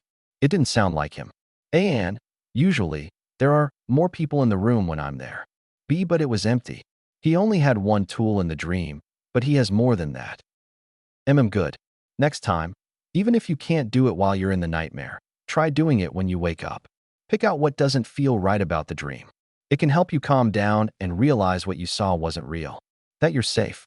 And, of course, Hizashi and I will always be here to help you out of it. Thank you. I'll try my best. Aizawa smiled and ruffled his hair one more time before taking his hand away and giving Izuku a small bento. I know you will. Here, eat. Izuku happily did so, taking small bites. It was delicious. He hadn't had such flavorful food in, well, since he could remember. Meals at the base were scarce and bland. He took all he could get most days, but on other days, he would skip food from occasional nausea. It ultimately made his nausea worse, but eating after a training session was hard. Izuku could only manage a few more bites before he could feel his stomach turning. He felt bad for not finishing the food, but Aizawa reassured him that it was no problem. He could always save it for later. When Izuku put the food away, Yamada came out of the bathroom in a different outfit and hairdo. His hair was now in a long, loose braid, and he had on more comfortable clothes than yesterday. He wore a simple t-shirt and jeans, no leather jacket in sight. He still had the blue headphones around his neck, though. Izuku wondered if it was a comfort or a practicality thing. Maybe both. Yamada took a seat on the other side of the bed, taking out his food immediately. I hope you know, listener, that this is a special occasion. Shoyuta here pretty much never cooks, he said teasingly, taking a bite of his food. Aizawa rolled his eyes. Oh, hush. You literally stop me from cooking most days. Don't know what you're talking about. Yamada smirked before taking more bites. Aizawa just stared at him with narrowed eyes, before looking at Izuku with a shake of his head. He's crazy, Aizawa mouthed to him, and Izuku giggled behind his hand. The three of them sat in comfortable silence. Izuku found himself looking out of the window. He missed the outside. It was rare that he was allowed outside back at the base. Sensei would make him do whatever he wanted to earn the privilege to go outside. Even then, it was heavily supervised and on a strict time limit. He wasn't sure what the villains were so worried about. He was too weak to walk, let alone escape from experienced villains, especially from Sensei. Their peaceful atmosphere was broken by the sound of a vibrating phone. Aizawa grunted and took out his phone, his jaw clenching when he read what the caller ID displayed. "I'll be right back," was all he said before Aizawa stepped out of the room. "Sakachi, please tell me you have good news this time." Eraser. "Unfortunately, no. Look, I'm really sorry. I promise I did try my best here." "Just spit it out." Shoyuta didn't like where this was going. "Right. The chief wants answers, and he scheduled a questioning with the kid on Tuesday." Shoyuta squeezed his eyes shut, hand on his temple. Fuck, that was 3 days away, not enough time. Not at all. The kid was just barely opening up about his experience to Hisashi and him. But in front of a stranger? Sakachi. Aizawa, I know. There was nothing I could do. The chief is not backing down on this. The only thing I could compromise on was having me be the one to ask the questions. It was easy enough, given my quirk. And I promise I'll be as patient as possible. I've worked with kids who suffered traumatic experiences before. I will do all I can to make sure the kid is comfortable. Shoyuta sighed. He knew Sakachi was good at his job and would probably be the best to handle this case. But still, he couldn't help that small, protective instinct from flaring at the thought of the kid having to recount his trauma just to get the chief his answers. Okay, I'll let Izuku know so he's prepared. Will you guys still be at the hospital by then? Shoyuta hummed. Most likely. I'll message you if anything changes. All right. Bye, Eraser. Bye. The call ended, and Shoyuta stood there for a little longer, calming himself down. He shouldn't go back in angry. That would just scare the kid. Shoyuta hated this, but there wasn't much he could do. All he could do was make sure the kid was ready to talk about whatever Sakachi would ask. Shoyuta finally made his way back inside the room. Hisashi and Izuku were talking about something, but Shoyuta couldn't focus on anything other than the anxiety he felt about having to be the messenger for this dreadful conversation. Shoyuta sat on the bed, ending the conversation between the two. Hisashi turned to him, and, knowing Shoyuta like the back of his hand, frowned. Is everything okay? Who was on the phone? Izuku looked a little nervous, as if he could feel the tense energy coming off of him. Shoyuta rubbed a hand down his face and decided he needed to get this over with. That was Detective Sakachi. He's the lead detective on your case, Izuku. Well, the chief has been looking for the people responsible for you and others who have been caught up in the Quirk trafficking. Since you are the only survivor we have physically found, the chief wants answers. Shoyuta paused, gauging how Izuku was taking in the information. It was not that well. Izuku had tells when he was feeling nervous and upset. He started gripping the blankets, and his eyes would dart around in uncertainty. His breathing would pick up, and in extreme cases, his body would start shaking. Shoyuta didn't want it to get to that, so he placed a hand over Izuku's left one. Detective Sakachi will be the one asking the questions. I trust him. He will do his best to make you comfortable, okay? And Hisashi and I will be right next to you the whole time. The chief is pushing this on us, but they will go at your pace. Do you understand? He kept his voice soft. Izuku nodded, his focus now solely on Shuta's hand. His breathing was evened out now, so Shoyuta took that as a win. Hisashi was upset, he could tell, but he was holding back for the kid. When will Sakachi be coming? Hisashi asked. Shoyuta sighed. Tuesday. What? Hisashi screeched, and Shoyuta immediately used his quirk on him so it wouldn't blow out their eardrums. Izuku flinched at the sound, but he kept a strong grip on Shuta's hand. Sorry. It's just, that's so soon. Hisashi hissed, his voice significantly quieter. I know. Tsukachi did all he could, but the chief is relentless. The only thing he could do was be here to question the kid. Hisashi shook his head, and Shoyuta could tell he was still angry. Shoyuta turned his attention back to Izuku. The kid was still staring at their hands. While Shoyuta was glad the kid wasn't panicking, it was almost like he was too calm. He wasn't speaking. Kid, you all right?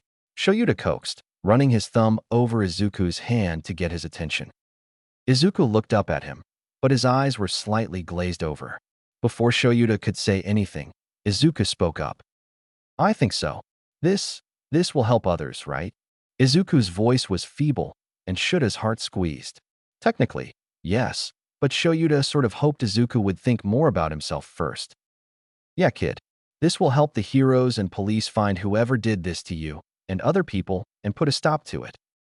Izuku nodded, looking more determined now. Okay, I'll do it. Shoyuta and Hisashi shared a glance, worried. But this was the best response they could have hoped for. All they could do now was be there in support and make sure it went as smoothly as possible. Chapter 8. The next couple of days passed by way too quickly. Hisashi stayed over each night, since Shoyuta still had his patrols to go on. After Izuku's X-ray on Saturday, the results showed that he had multiple fractures and breaks that hadn't healed correctly in both of his arms and his left leg. The doctor told them that Izuku would likely suffer from chronic fracture pain if not taken care of immediately. The doctor suggested physical therapy and over-the-counter pain medication. When the doctor saw that Izuku was learning sign language, he strongly encouraged him to continue. He had said that using sign language can strengthen the hand and arm muscles, and it would be a productive way of recovering. On Monday, Shoyuta stayed with Izuku all day and did paperwork at the hospital while Hisashi taught at UA. For Tuesday, Tsukachi was able to push the questioning back until late afternoon to accommodate Hisashi and make sure he would be able to make it. Even though Izuku had said he was fine with doing it, the boy was stressed, and it showed. He had nightmares almost every time he went to sleep. He had multiple panic attacks, and throughout the day, he would barely speak or eat. Shoyuta had half a mind to demand that the police chief postpone the questioning, not caring if the chief wanted it or not. Yet, every time he asked Izuku about it, he wouldn't back down. Shoyuta figured it was best to get it over with now. Once Tuesday came around, Shoyuta kept a close eye on him. He did the past few days, but especially for today, he had to make sure Izuku was as comfortable as possible. The boy wasn't eating. Shoyuta tried everything, but Izuku simply refused to. Shoyuta let it go for now and hoped the nutrients from Izuku's food would be enough. The day went on just like the others. Shoyuta worked on his laptop, and Izuku looked out the window. Hisashi had bought a few things for the kid on Sunday. He bought some books, puzzles, coloring books, and fidget toys for Izuku to use whenever he was feeling anxious. The fidget toys got some use, and Izuku was fiddling with one now. It did seem to help him relax, but Shoyuta could still see the tension in his shoulders. The day passed on like that, and eventually, Hisashi came into the room. It was both a good and a bad thing. Good for the obvious reasons, but bad because it meant that Tsukachi would be here soon. Izuku barely reacted when Hisashi greeted him. Hisashi shot Shoyuta a dejected look, and Shoyuta just frowned. Hisashi sat next to Shoyuta on the chair, keeping his hands out of sight from the kid. Has he been like this all day? Shoyuta nodded. He didn't eat, either. Hisashi ran a hand through his hair. It was just down today. He had fixed it after teaching at UA. I'm worried, Shoyuta. It's like all progress from Friday and Saturday has vanished. If this is how he's reacting now, what will happen later? We will be there with him the whole way. If he regresses further, we will be there to pull him out, however long it will take. Hisashi nodded, grabbing Shuta's hand for support. Shoyuta leaned forward, kissing him softly. Hisashi smiled and pressed their foreheads together.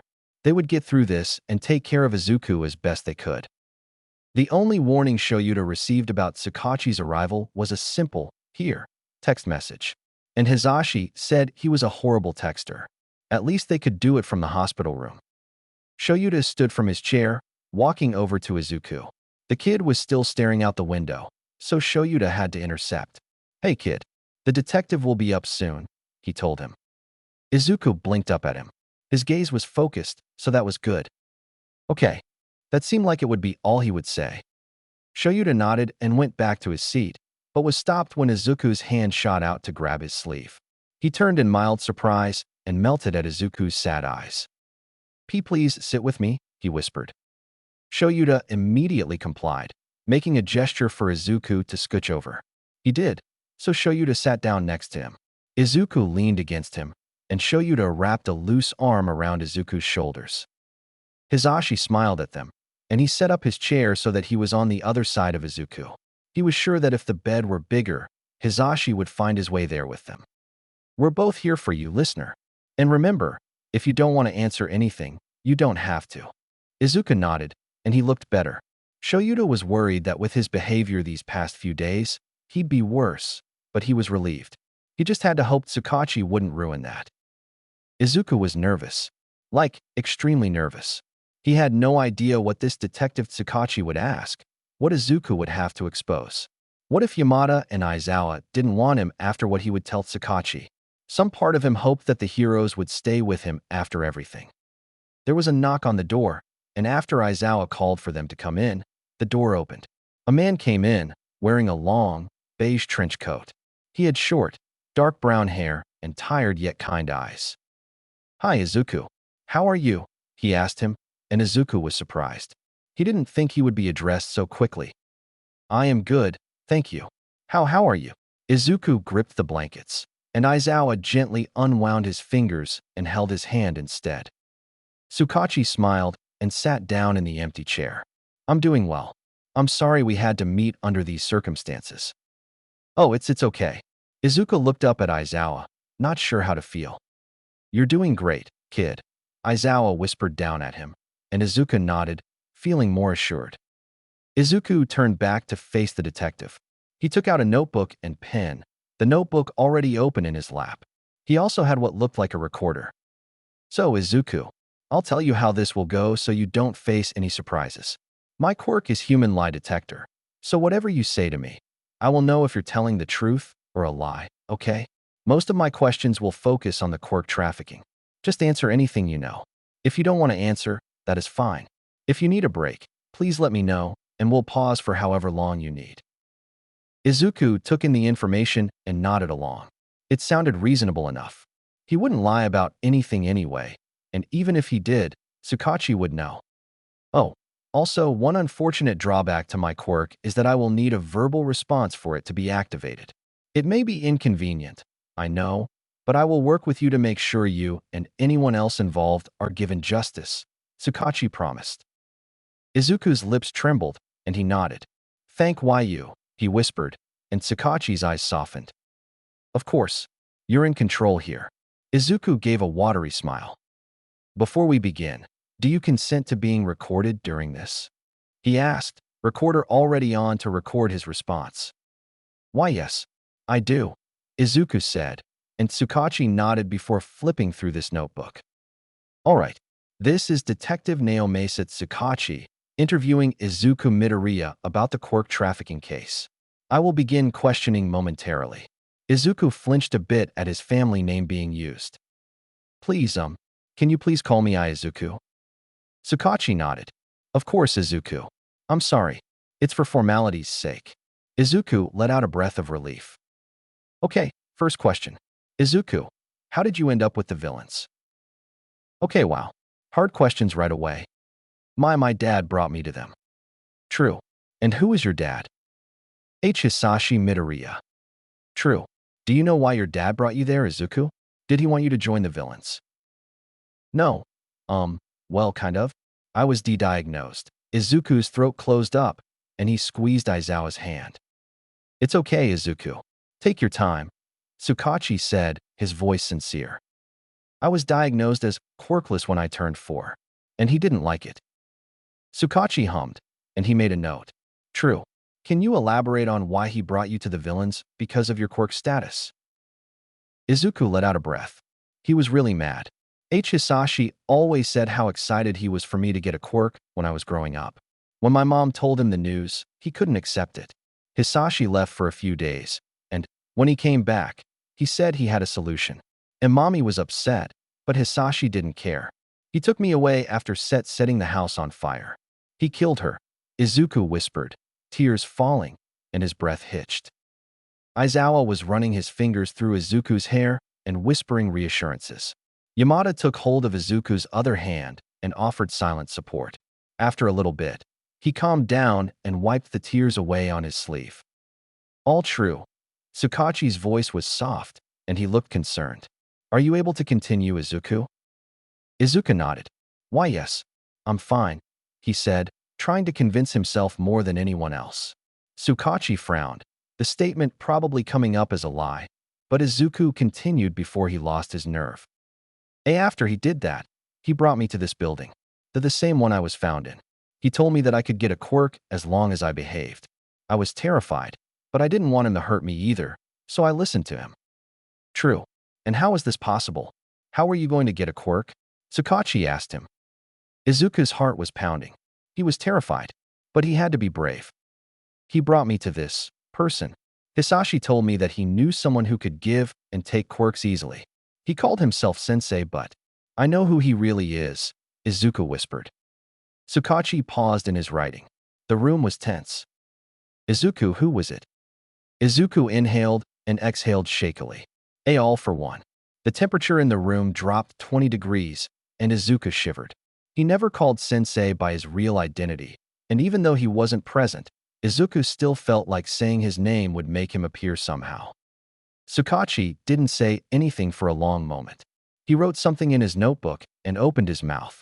True. Izuku was staring at his lap. He was too nervous to see anyone else's reactions. He knew who All for One was, what his reputation was. He had supposedly gone into hiding to steal quirks and continue his operation behind the scenes of the League. Izuku, before being brought to him, thought he was a myth. And most heroes did, too. So he knew this would be shocking. Aizawa and Yamada still held his hand, but Aizawa's other hand paused in his hair. After a moment, he resumed, and Izuku significantly relaxed. Tsukachi cleared his throat and shifted in his seat. All right, Izuku. Thank you for telling me. Did All for One give you a quirk? Izuku looked back up at him and shook his head. No, he didn't. Tsukachi tilted his head, confused. True. What happened? Izuku sighed. He was angry at Hisashi. He thought that I was older. Sensei said there was no way my body would be strong enough to suddenly gain a quirk. Instead of letting me leave, though, he said he still had use for me. Izuku shuddered but continued. Since I was quirkless, he said it was a lot rarer these days than before. Instead of wasting the opportunity, as he called it, he would train my body to develop a quirk naturally. Said it was a new project he wanted to try. I was a clean slate. Tsukachi was writing a lot, and it kind of concerned Izuku. True. Izuku, how long did this go on for? Well, I got my first quirk months into being there. It took constant training and experimentation. Izuku trailed off.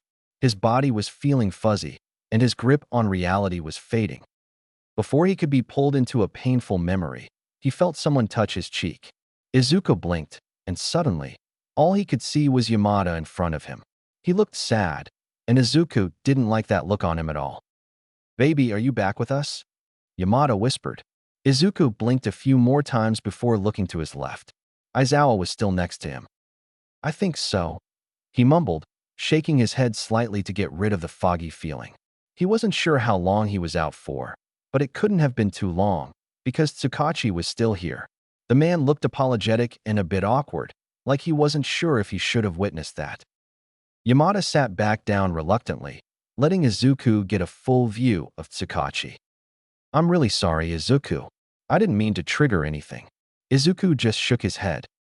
It's okay. It's not your fault, Izuku assured him, and he could hear Aizawa mutter something under his breath that sounded like it kind of is his fault. Before he could question it, Tsukachi spoke. Just a few more questions, okay? Then we're all done. After Izuku confirmed he was fine to continue, Tsukachi began his questioning once again. We have some reports of people going missing over the past couple of years. We haven't found them, but there have been rumors about some of those people walking into that place with a quirk and then out quirkless. Do you know anything about that? Izuku frowned, trying to remember what he saw. Maybe. Sometimes, during my breaks, I would see Sensei talking to some people I didn't know or had never seen hanging around the base. I think Sensei was taking these people's quirks to get stronger. Sukachi sighed. True. It's what we've suspected, then. Okay. Last two questions, I promise. Do you know any other villains, besides your father, who were involved? Izuku nodded quickly. This, he could answer confidently. Why, yes. There was Kurojiri. He would be the one to supervise me outside of training or experiments, and give me food. He has a warp quirk that allows him to go and take people wherever he wants, as long as he knows the exact coordinates. There's Dabi. I haven't seen him much, but he has blue flames that burn him as he uses them. I've also seen twice, Mr. Compress and Spinner, but I haven't been around them a lot to know what their quirks were. Oh, and the doctor. He is the one who would carry out the experiments on me. Izuku whispered the last part, anxiety spiking again. Sukachi was writing all of the names down and as much information as he could. The room was filled with the sound of pen on paper until he was finished. Thank you, Izuku. Last one. Do you have any idea where they had run off to? He thought about it for a moment, but he really didn't know. Izuku didn't even know they had somewhere else to go. Sensei and Kurojiri had never mentioned it to him, at least. No, I'm sorry. Sukachi smiled. True. And it's okay, Izuku. You've been a great help here. Izuku felt better at that. Sukachi made some last notes in his book before closing it. All right, this concludes my questioning with Izuku Midoriya. And he turned the recorder off. Izuku slumped against Aizawa, exhausted. He was so glad it was over. Sukachi gathered what he needed and smiled kindly at Izuku. Thank you so much, Izuku. You've been so brave, and we will do our best to make sure those people will never hurt you or others again, okay? Izuku nodded, but he couldn't respond. He felt so drained. All the stress, anxiety, and tiredness from the past few days were weighing on him now. He zoned out when Sukachi spoke to Aizawa and Yamada briefly before leaving. When the door closed to his room, it was like his body had given up because he immediately started crying. Loud sobs echoed in the room, and he could feel Aizawa wrap his arms around him tightly. Aizawa lifted Izuku gently and held him in his lap so that Yamada could sit next to them comfortably, and he also wrapped his arms around both of them. They held him as he cried, and Izuku had never felt so cared for. He felt safe, even if he was crying because of the painful memories he was remembering. Izuku could hear them both talking, but he couldn't make it out. It took a while, but eventually, Izuku's sobs had dwindled to sniffles and occasional tears.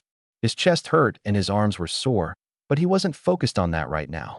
Above all, he felt warm. Aizawa and Yamada were still holding him. Izuku leaned his head back against Aizawa's chest, tired. So tired. Rest, little listener. You did amazing. We are so proud of you.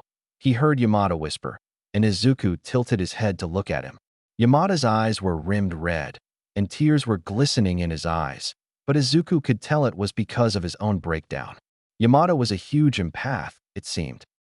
Izuku couldn't bring himself to speak, so he just weakly nodded, and his eyes fluttered shut. Sitting up like this wasn't the most comfortable position, but he didn't care. He didn't want to lose their warmth. Chapter 9. Shoyuta was seething. He had to make sure he wasn't accidentally squeezing the kid as he stewed in his anger. Hisashi was the same. He didn't have to speak to know that they were thinking the same thing. The chief had gone too far. Shoyuta didn't care about Sukachi. He was doing his job and made sure Izuku was okay the whole way through. Hisashi was right, though. Seeing Izuku cry was terrible, and he never wanted it to happen again. They sat like that for a long time. It was still early evening, so Shoyuta had time until his patrol. Izuku probably wouldn't wake up until the next morning. Shoyuta ended up taking a small nap, leaning back against the pillows with Izuku still in his lap. Later, he woke up to Hisashi shaking his arm. He opened his eyes, noticing that it was dark outside already. Shoyuta hummed and glanced over at Hisashi. It's late, Sho. You should probably go home and get ready for patrol. Shoyuta sighed but nodded. I'll take the little listener. I feel like he shouldn't be alone tonight. Shoyuta agreed. He maneuvered himself so that Izuku was off his lap, making sure not to aggravate any of his injuries. Izuku whined softly and shifted. Hisashi quickly took over, holding Izuku in his arms. The kid immediately settled, sighing softly through his nose. Hisashi quietly cooed. "Sho, look at him," he whisper-yelled. Shoyuta huffed. I know. He hid a smile in his capture weapon. Shoyuta leaned down to kiss Hisashi briefly. "Okay, I'm going. I'll text you when I'm done. And get some sleep. I know you've been staying awake until I'm done patrol," he said in a stern tone. Hisashi pouted. "Finny." Shoyuta gave the kid one more pat on the head before leaving. The next few days passed surprisingly well. After Izuku woke up from his long sleep, he seemed to be feeling better, as if the interview never happened. However, now Izuku asked Hisashi to sleep in the bed with him each night. Hisashi was ecstatic. After the questioning on Tuesday, Izuku was seen by a different doctor, Dr. Akino, who specializes in healing broken and fractured limbs. Since Izuku's were healed incorrectly, she had to be a lot more careful when using her quirk. Since this was done by a quirk and not regular surgery, Izuku wouldn't have to take anesthesia. It was painless. Dr. Akino told them that tissue inflammation was normal, and if Izuku experienced any symptoms, not to worry. However, if they did not subside after a long period, they would have to come back. The physical therapy was going well. The doctor who originally told them about Izuku's fractures on Saturday, Dr. Hayashi, had shown Shoyuta and Hisashi the exercises Izuku should be doing every day to strengthen his hand and arm muscles. For Izuku's leg, Dr. Hayashi was helping Izuku walk. His legs were still weak, especially the left one, but he needed to be able to move around. They started slow, and Izuku could stand for just over 2 minutes before feeling like he would collapse. The doctor told Shoyuta and Hisashi that this was easy to do at home. The kid would just have to either use their arms to steady himself or something like metal bars on either side of him, much like the ones at the hospital. Since Izuku was young, if he kept up with the physical therapy and took his medication regularly, Dr. Hayashi assured the two heroes that he would likely reduce his pain significantly. To keep up on muscle strength, Izuku would also need a proper dietary plan that also satisfied his malnourished state. Luckily, his body temperature was stabilized. Nurse Sato told them to keep an eye on it and to make sure he stayed warm at home. Lastly, the issue with his suppression cuff was looming over them. They still didn't know how to take it off or how to broach the subject without triggering another panic attack. Hisashi had been doing some research, but it was hard to gather information on something that wasn't legal or supposed to exist, especially in such a unique situation. Hisashi came up with the idea of reassuring Izuku that should his quirk could cancel his out at any moment. If Izuku was worried about losing control of his quirks, Shoyuta was the perfect person to help. If there was still an issue, or Izuku's quirks really were too powerful for Shoyuta to even handle, they would come up with a solution as always. Throughout all of that, Shoyuta was finalizing Hisashi's and his emergency foster licenses. He went through all the legal processes with Tsukachi, and all they needed was Izuku's consent. Well, technically, it wasn't needed, but Shoyuta and Hisashi wanted to make sure Izuku's opinion was heard and taken into consideration. Hisashi was sure that Izuku would say yes, but Shoyuta had stupid doubts in the back of his mind. Logically, he knew Izuku felt safe around them, but what if taking him home and looking after him long-term was completely different? Regardless, they had to ask Izuku today, since his discharge was being completed with the doctor. Izuku was awake and using the coloring book Hisashi bought. It was a hero-themed one, and the kid was currently coloring in All Might. He looked adorable with his focused face, tongue poking out as he tried his best to stay in the lines. While Hisashi was at UA, Shoyuta had to wait to ask Izuku about guardianship. However, Hisashi said it was fine if he tried to get Izuku to agree to taking the cuff off. Shoyuta wondered how strong the thing was, considering how long Izuku had had it on for. Shoyuta leaned over to see Izuku's progress. For an 8-year-old with limited hand and wrist mobility, it wasn't bad. Only a few colors strayed outside the lines. "Looks great, kid. Do you like All Might?" Izuku nodded enthusiastically without taking his attention off the page. All Might's the best. He's my favorite hero."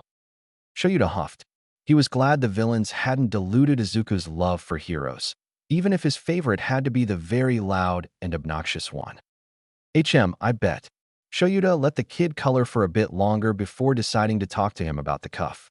He didn't know when a good time to ask was, so better now than later. Hey, Izuku, can I talk to you for a minute? He kept his voice light, not wanting to cause any unwanted stress. It didn't seem to work, though, when Izuku's body tensed up, as if waiting for bad news. Izuku put the book to the side and looked at Shoyuta, hands twitching as if wanting to grab for the blanket. He curled them into fists instead, almost invisible under the long sleeves. Shoyuta softened his expression and leaned forward to place his hand over Izuku's right one. Don't worry, you're not in trouble or anything. I just wanted to ask you something, Shoyuta said, and Izuku relaxed slightly. Almost there, but Shoyuta would take it. I know Hisashi asked you this already, but do you want to reconsider not taking the cuff off? He asked cautiously, keeping an eye on Izuku's mood so he knew when to push and when not to. Izuku squirmed a little, but no signs of a panic attack coming so far. He was quiet for a moment before speaking. I don't want to hurt you guys, Izuku whispered. Shoyuta expected this, so he had a response. Please don't worry about that, Izuku. Do you remember what my quirk does? Izuku immediately perked up, his eyes shining. Why yes, it's so cool. Well, that was one way to cheer the kid up. Shoyuta couldn't help but chuckle at Izuku's excitement. Thanks, kid. If you feel like your quirks are getting out of control, I can easily help. I can erase them. Izuku looked contemplative, like he hadn't thought of that before. He still seemed nervous, but more open to the idea. I'm just scared. I know, kid. It's normal to feel that way, but I've taught many students who could barely control their quirks. You'll be in safe hands. Izuku looked a lot more reassured at that. I just don't know how to take it off. Kurogiri, would put it on and lock it. But Sensei usually just broke it when he wanted it off. He lifted his left arm so Shoyuta could see the cuff clearly. Shoyuta gingerly took his arm and examined the cuff more closely. There was a keyhole on the inside. It was small, but Shoyuta could work with it. I think I know how to take it off. Don't tell Zashi, though. He smirked and rifled through his pocket until he found what he was looking for. Izuku watched him curiously when he took out a couple of bobby pins and paper clips. Shoyuta sat down on the bed so he would have a better way to reach the cuff. Hisashi tells me this is unhero-like, but honestly, these have saved me during many patrols. More importantly, it will help get this off, he said while positioning his tools and getting to work. Izuku watched him intently as Shoyuta picked the lock. It was a bit difficult, but he got it eventually. With a click, the cuff fell off, and Izuku tensed as his quirks presumably roared back to life. Shoyuta watched him, ready to use a razor if anything happened. Izuku sat there silently, his body shaking a bit.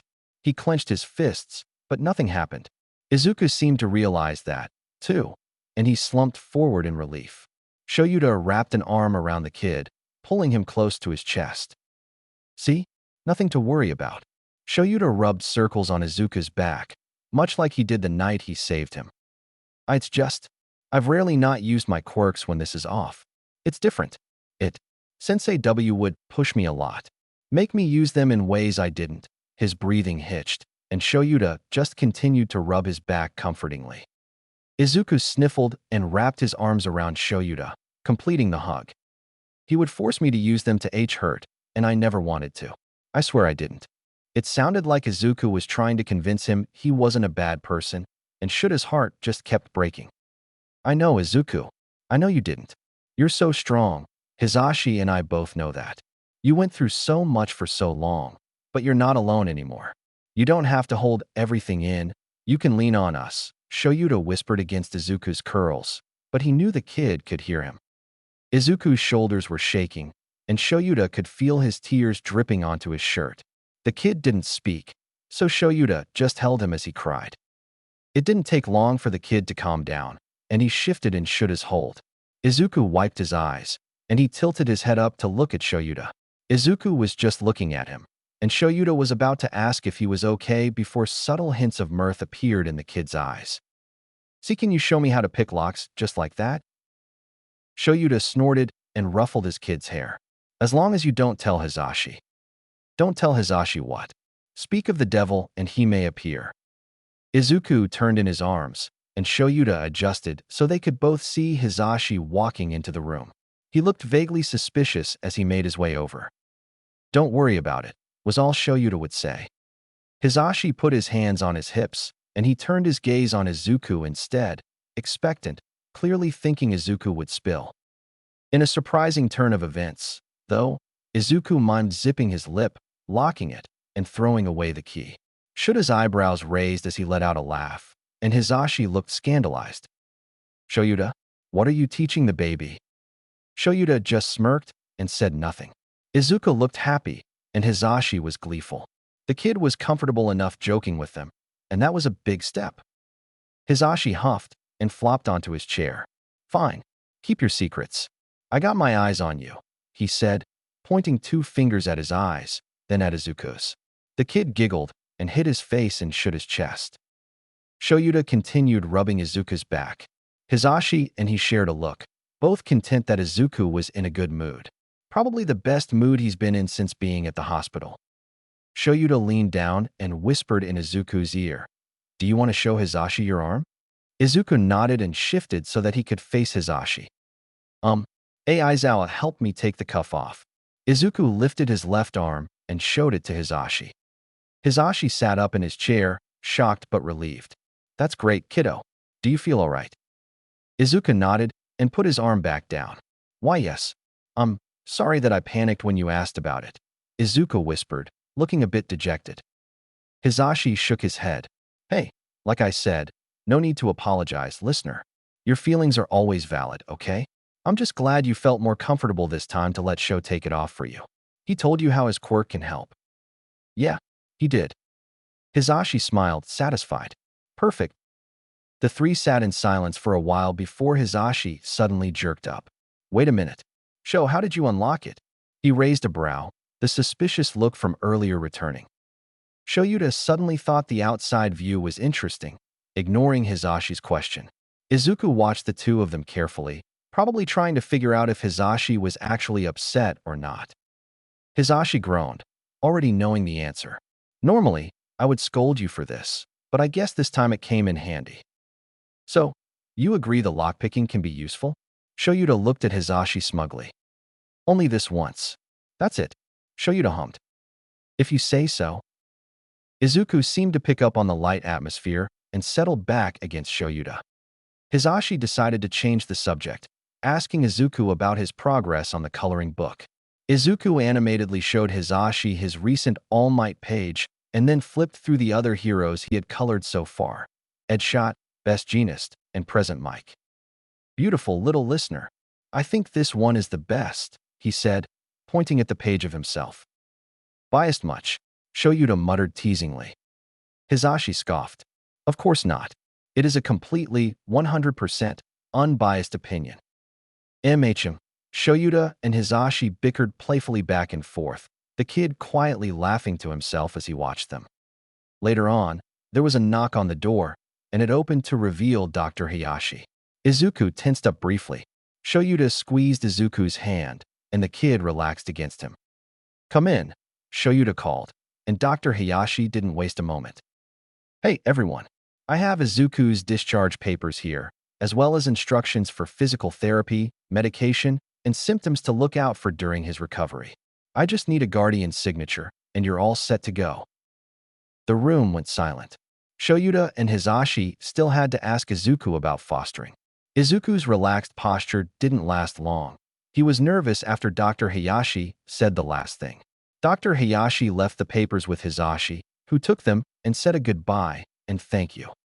After Dr. Hayashi left, Izuku curled into himself a bit. Hisashi set the papers aside immediately and focused only on the kid. Shoyuta did too. "Hey, sweetheart. What are you thinking right now?" Izuku sniffled and took a moment to collect his thoughts. "I don't have a guardian, right?" Hisashi. The kid's voice broke off, his breath hitching, and tears welled in his eyes. Shoyuta rubbed Izuku's arm gently and pulled him in again. Izuku didn't resist, so Shoyuta kept a firm hold on him to calm him down. "We're sorry, kid. We meant to talk to you about this, and we put it off for too long. Hisashi and I. Well, we wanted to ask if you'd be okay with us taking you in. If we could be your guardians." Shoyuta held his breath as he analyzed Izuku's expression. He looked up, eyes flickering between Hisashi and him. The kid looked shocked and confused. I don't understand, Izuku whispered. Hisashi took over this time. We'd bring you home, listener. You'd live with us. Shoyuta and I will protect you, care for you, and make sure you have everything you need. Izuku's eyes welled up again, and Shoyuta wasn't sure if this was a good or bad reaction. But why? Izuku asked in a broken voice. Hisashi and Shuta's expressions mirrored each other, sorrowful. Oh, baby. Hisashi moved so he was sitting on the edge of the bed, taking both of Izuku's hands. Because we care about you. We want you to be safe, listener. You deserve to live your life, grow, and experience your childhood without pain. And Shoyuta and I want to be there to help you achieve that. Izuku broke down at that, chest heaving and shoulders shaking. Shoyuta rocked him side to side slowly, hoping to soothe him. He could see that Hisashi was about to cry along with him, but he kept his composure. Why you're not mad? Izuku got out between cries, confusing them both. Mad? Kid, why would we be mad at you? Shoyuta questioned softly, not pausing in his rocking. I didn't tell you about all for one, and I was quirkless, and my quirks didn't come in normally. Izuku, we would never be mad at you for that. Even if you were quirkless now, we wouldn't ever think of you differently. Same with how your quirks manifested. That was out of your control. You went through so much, something no one should ever have to go through. Quirks or no, we would still ask you to come home with us. As for all for one, Hisashi shuddered at the name. That information was yours to tell. Even if Tsukachi never asked about him, and you didn't bring it up, we wouldn't mind. You did what you had to for your own safety. Izuku's lips trembled. While his sobs had calmed down, he was still crying pretty heavily. Oh, really? Shoyuta answered this time. Really, kid? So what do you say? For a moment, Izuku said nothing. Shuta's doubts came back full force, but before he could start to worry, Izuku's head nodded up and down. I want that, he whispered, voice hoarse from crying. Hisashi beamed and leaned forward to wrap Shoyuta and Izuku in his arms. Shoyuta couldn't help the smile forming on his face, leaning into his touch. They were bringing Izuku home. Chapter 10. After Izuku calmed down enough, they got ready to finally leave the hospital. Shoyuta and Hisashi signed the discharge forms. Hisashi brought it to the front desk, while Shoyuta cleaned up and gathered Izuku's things. In between days at the hospital, Shoyuta had practically given the kid his wardrobe. At the moment, Izuku was wearing a gray sweatshirt with a cat on it and black sweatpants. He had socks on, too, but no shoes. When Shoyuta found him, he wasn't wearing any, and he didn't know the kid's shoe size. It would have to do for now. Shoyuta packed up all his things, which really were only the things Hisashi bought for him, and placed them in bags. Hisashi came back with a wheelchair.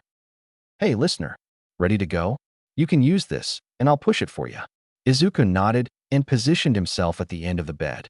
He was about to get down before Shoyuta stopped him. Whoa, not so fast. You shouldn't put any pressure on your legs just yet. Here.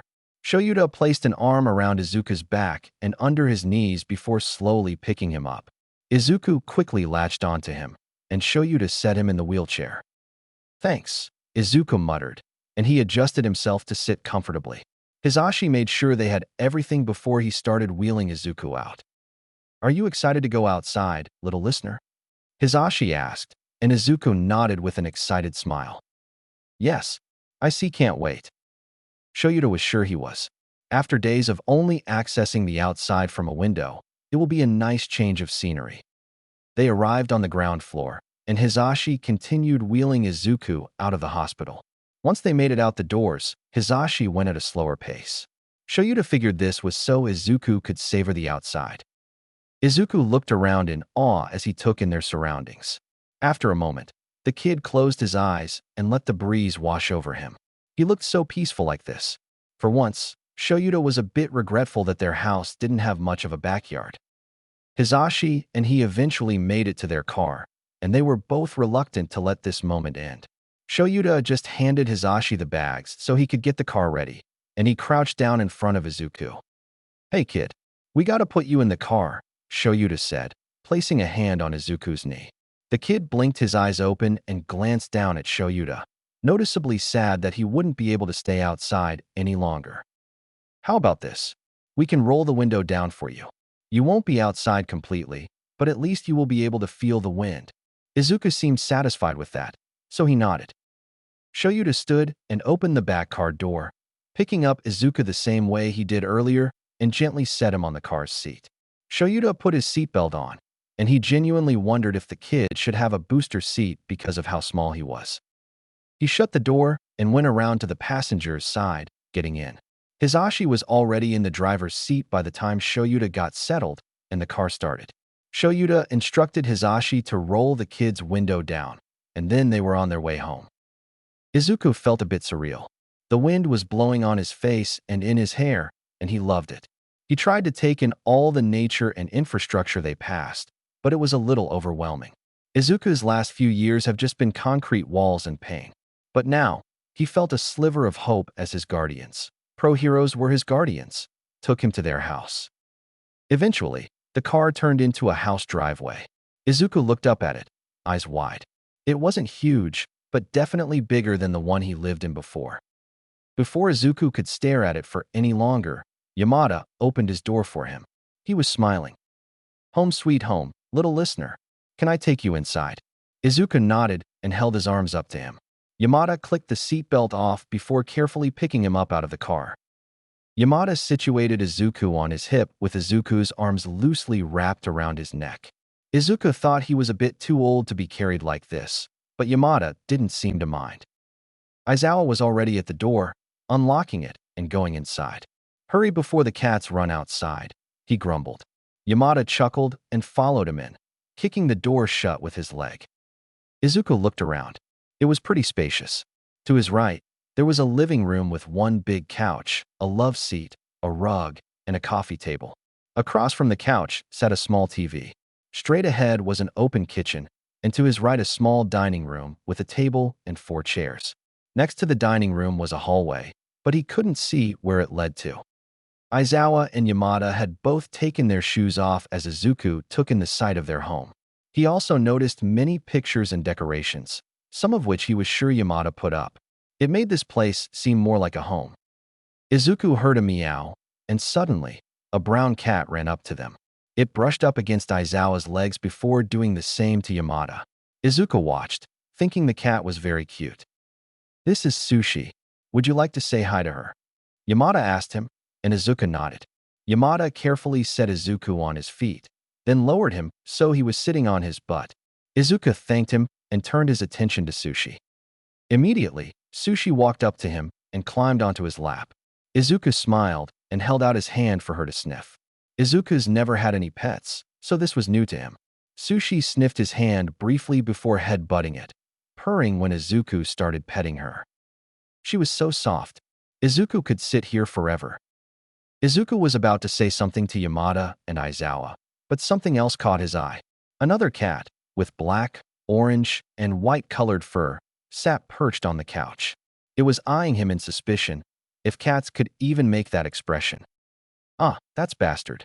Sho named him, not me. He's a bit less cuddly than Sushi. So just be careful around him, 'kay?" Yamada warned, and Izuku nodded in understanding. Then, Bastard leapt off the couch and walked over to Izuku. Aizawa stepped forward, ready to move in case Bastard did anything. However, the cat just slowly made his way up to him. Sushi seemed uninterested and left Izuku's lap, trotting off to the living room. Bastard sniffed at Izuku for a while longer than Sushi did. In the end, Bastard seemed satisfied with something because he took Sushi's place in his lap and just sat there like he claimed him. Izuku tilted his head up to look at the heroes, and their looks of shock were comical enough to make him laugh. Yamada cracked first, playfully hitting Aizawa's shoulder. "Told ya, Bastard's just like you." Aizawa rolled his eyes, mumbling whatever. He patted Izuku on the head and walked down the mysterious hallway. Izuku turned his attention back to Bastard and tentatively started to pet him. The cat didn't react, so he just continued.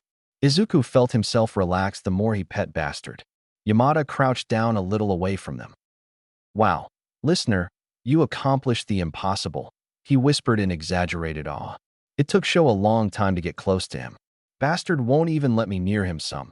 Okay, well, a lot of the times. As if on cue, Bastard hissed at Yamada before he began to clean his paws.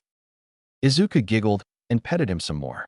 His legs were starting to hurt a bit from sitting on the hardwood floor, so he shifted and stretched them out. Bastard let out a meow and jumped off his lap, going back to his perch on the couch. Yamada laughed and stood back up. All right, kiddo. Want to see your room?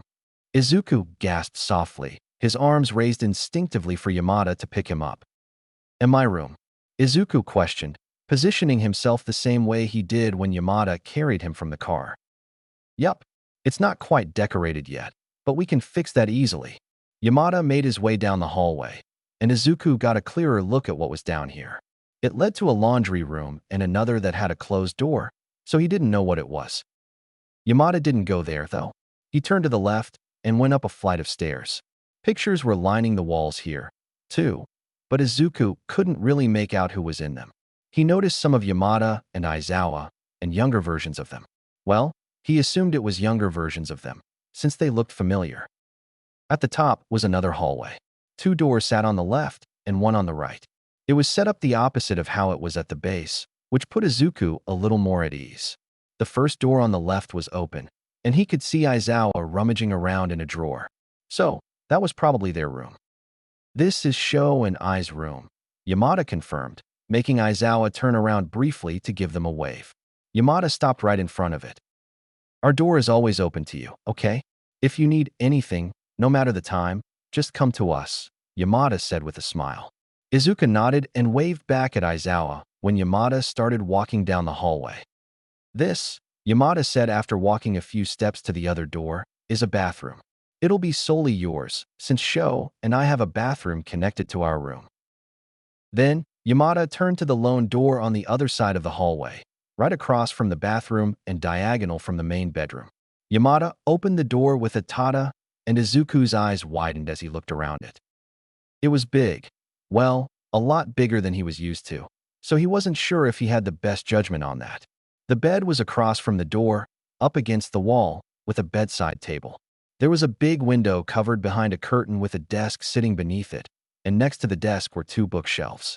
There weren't many books on them, but Izuku could already envision it being full.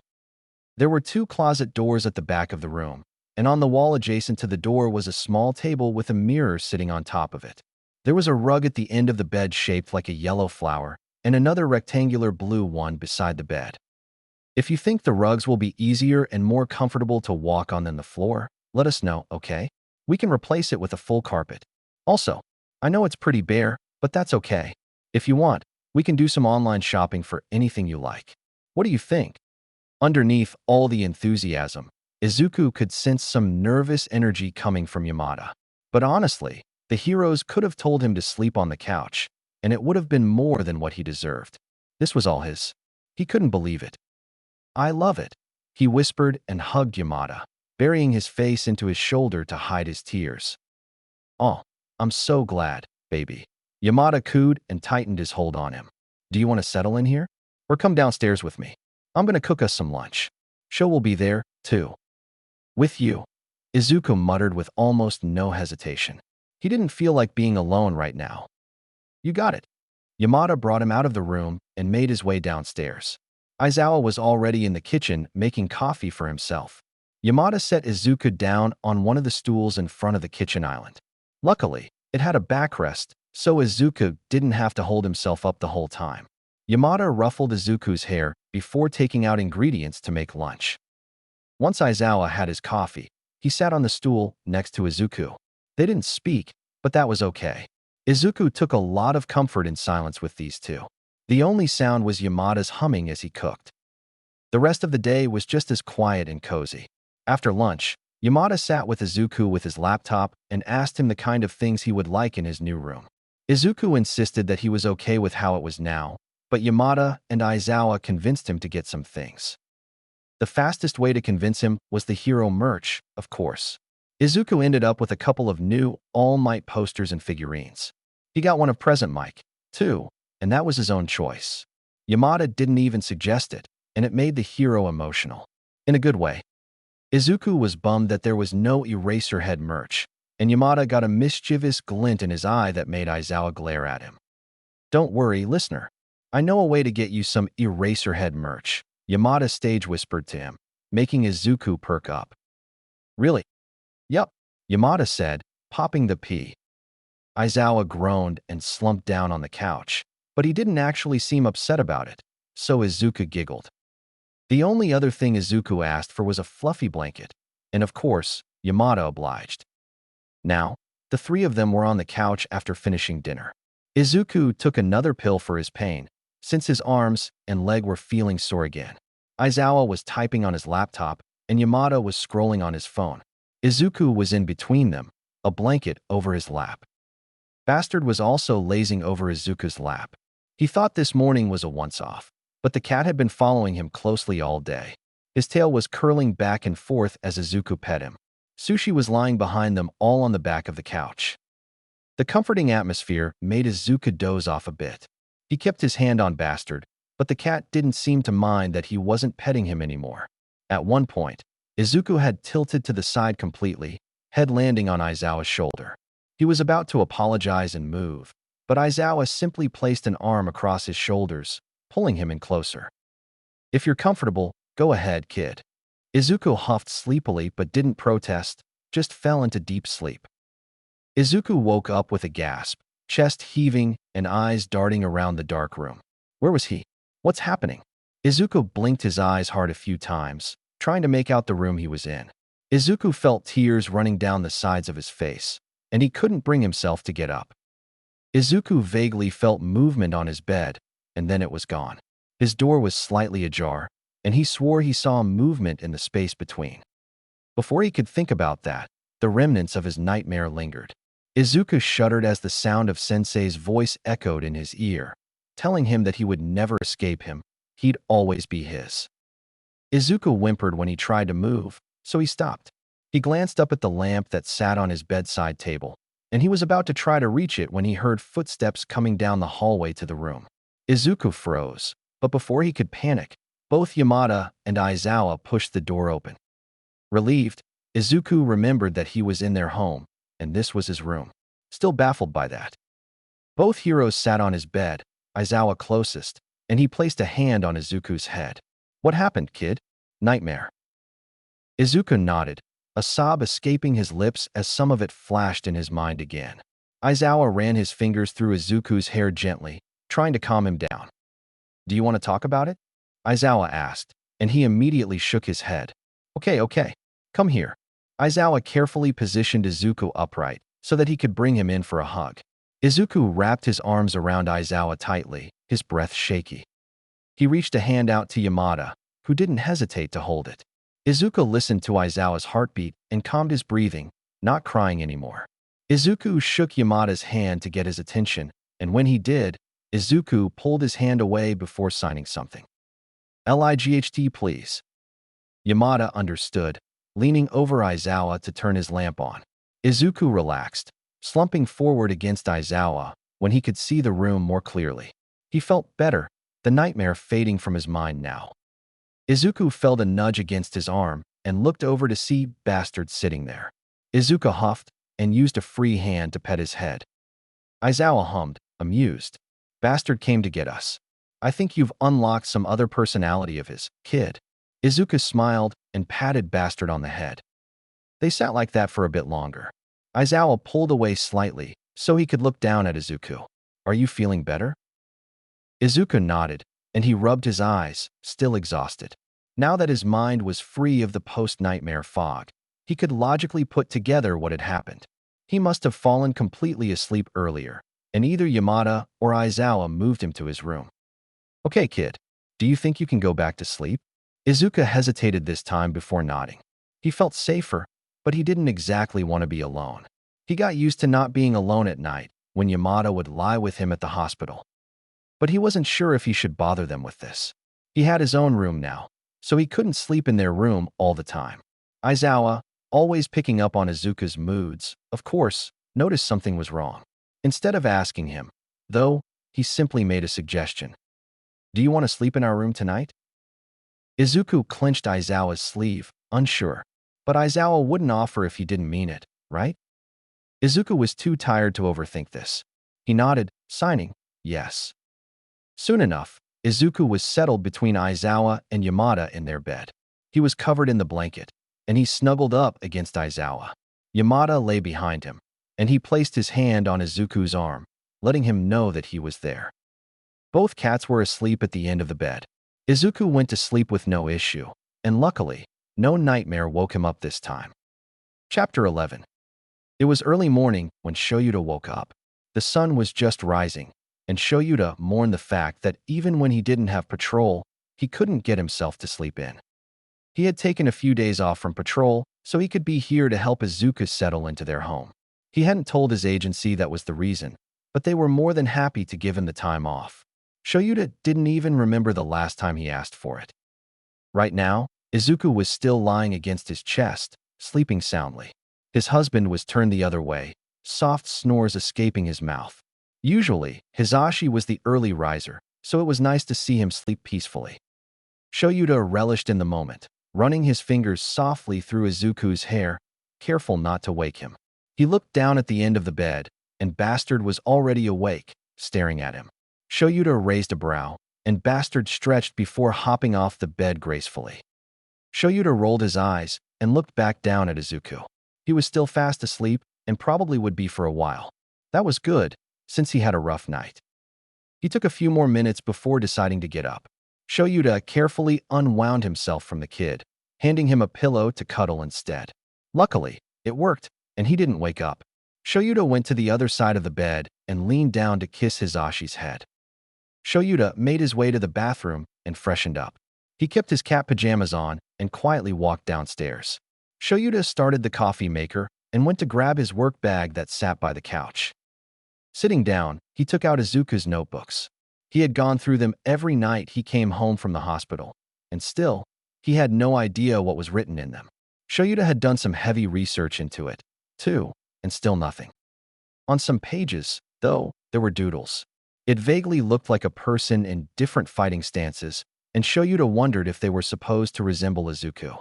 He wondered, not for the first time, if just asking the kid about them was a good idea.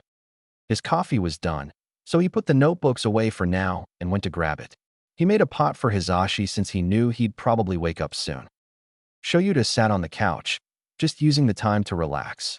Bastard eventually joined him and tolerated Shuta's pets for a bit until he wanted down. Shoyuta briefly wondered if the cat was going back to Izuku. He was still surprised at how quickly Bastard warmed up to him. He was also glad, though. He wouldn't know what to do if the cat hissed at or scratched the kid. Sometime later, he heard soft footsteps padding down the stairs. Shoyuta turned, and Hisashi came into view. Hisashi immediately went over to him and leaned down to kiss him. Shoyuta smiled and stood up to face him properly. "The kid still asleep?" Shoyuta asked. Hisashi nodded. I'll make breakfast. Should probably check on him soon so he doesn't wake up alone." Just as Hisashi was about to go to the kitchen, Shoyuta grabbed his arm. "Do you think I should ask him about his notebooks?" Hisashi's eyebrows raised. "Still can't crack him?" Shoyuta sighed and shook his head. "Nope. I swear, it's complete gibberish." Well, I don't know. If you think it's the best course of action, go ahead. Just be cognizant of his reactions." Shoyuta nodded and let him go start breakfast. He finished his coffee, then went upstairs to check on the kid.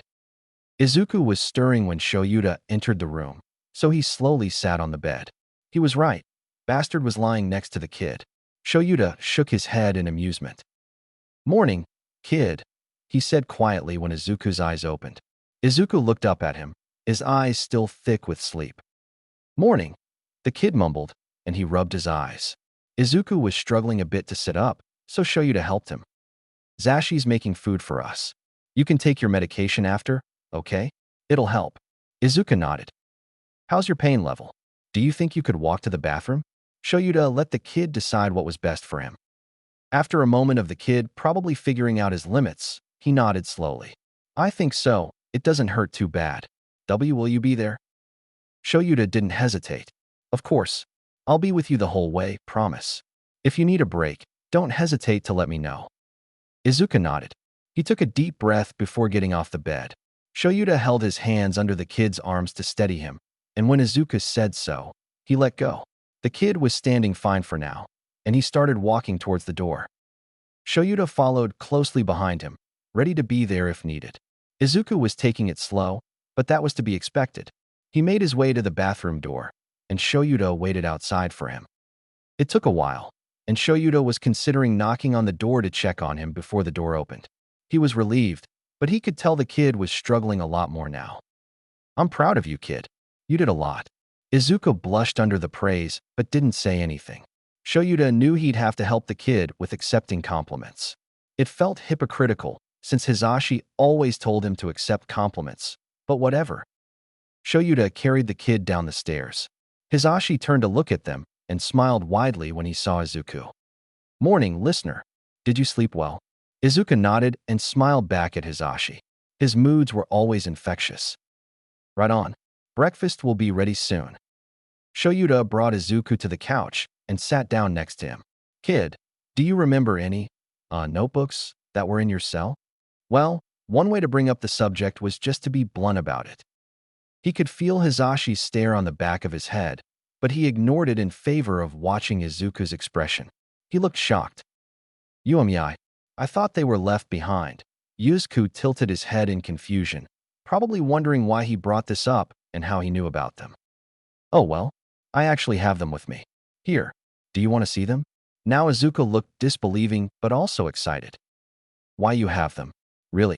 Shoyuta nodded before taking them out of his bag. He set them on the kid's lap, and he just lit up. "Wow, I can't believe you had these." He started flipping through the pages, eyes roaming over them. Shoyuta let him examine the notebooks some more before asking him, "Do you mind telling me what's in them?" "You don't have to if you don't want to. They are yours, anyway." If the kid decided to keep it from him, he wouldn't be mad, but he would be a little upset. He has been so curious as to what they were, but Shoyuta valued the kid's privacy above his own needs. If he guessed correctly, this was probably one of, if not the only, thing that Izuku was able to keep to himself at the base. Izuku hesitated, hands hovering over the notebooks before he looked up at Shoyuta. "Some of them are my analyses on different villains at the base. And most, though, are about me. My quirks. Before I was, taken, my favorite thing to do was analyze heroes and their quirks.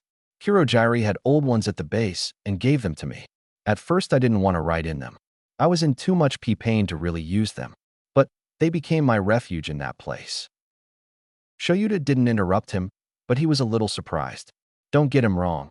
He was glad the kid had something for himself while he was there, but he didn't expect it to be something like this. "I wrote them in code because, well, I was scared Kurogiri would take them away and show Sensei. I couldn't let him do that. I wrote many, theories about my abilities. If Sensei knew my full potential, he would have done so much worse." He ended in a whisper, and Shoyuta grabbed his hand to ground him. Izuku shook himself out of it and continued. "They probably just thought it was nothing important. So I continued doing it. Kurogiri didn't care when I kept asking for more notebooks. He was weirdly happy about it."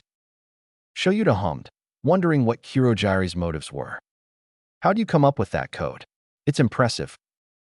Izuku blushed and ducked his head. "Ah, thank you.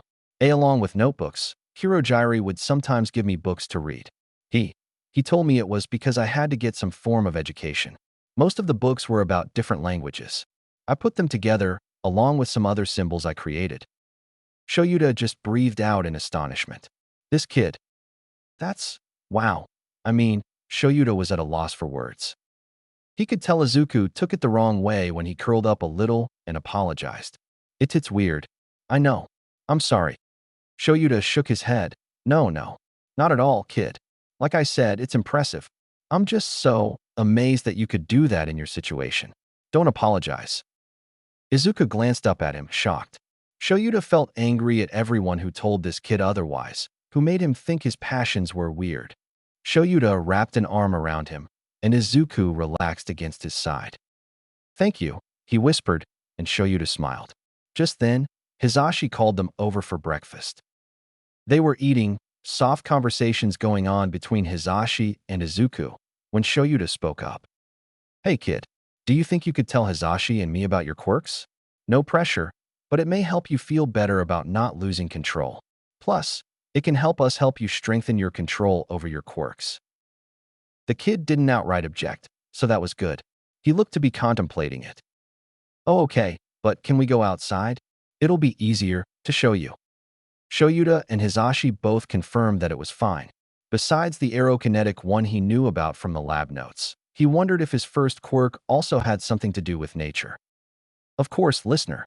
Whatever you're comfortable with, Hisashi said kindly. Izuku relaxed at that and continued eating his breakfast. Like always, Izuku didn't eat much. Hisashi and he wouldn't push it though. They didn't want the kid to get sick. They would just have to be patient and hope Izuku recovered enough to eat more. After the two of them finished eating, Aizawa gathered their plates. Izuku was adamant on putting his own plate away, too, wanting to help out since Hisashi made food. Shoyuta huffed. Fine, kid. If you're gonna do it, at least let me help, he said and put the plates he had down on the table.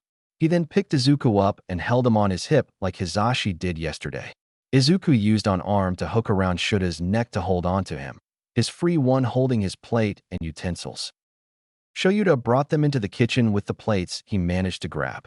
He put them in the sink and leaned down slightly so Izuku could put his in, too. Just when Shoyuta was about to bring them both back to the dining room to get the remaining dishes, Izuku's eyes caught on as something on the wall beside the sink. It was their calendar. Shoyuta wondered for the first time if Izuku even knew what the date was. As if to confirm his thoughts, Izuku asked, Hey Aizawa, what's the date today? It's September 20th. And what's the year? This question was asked with a little more hesitation.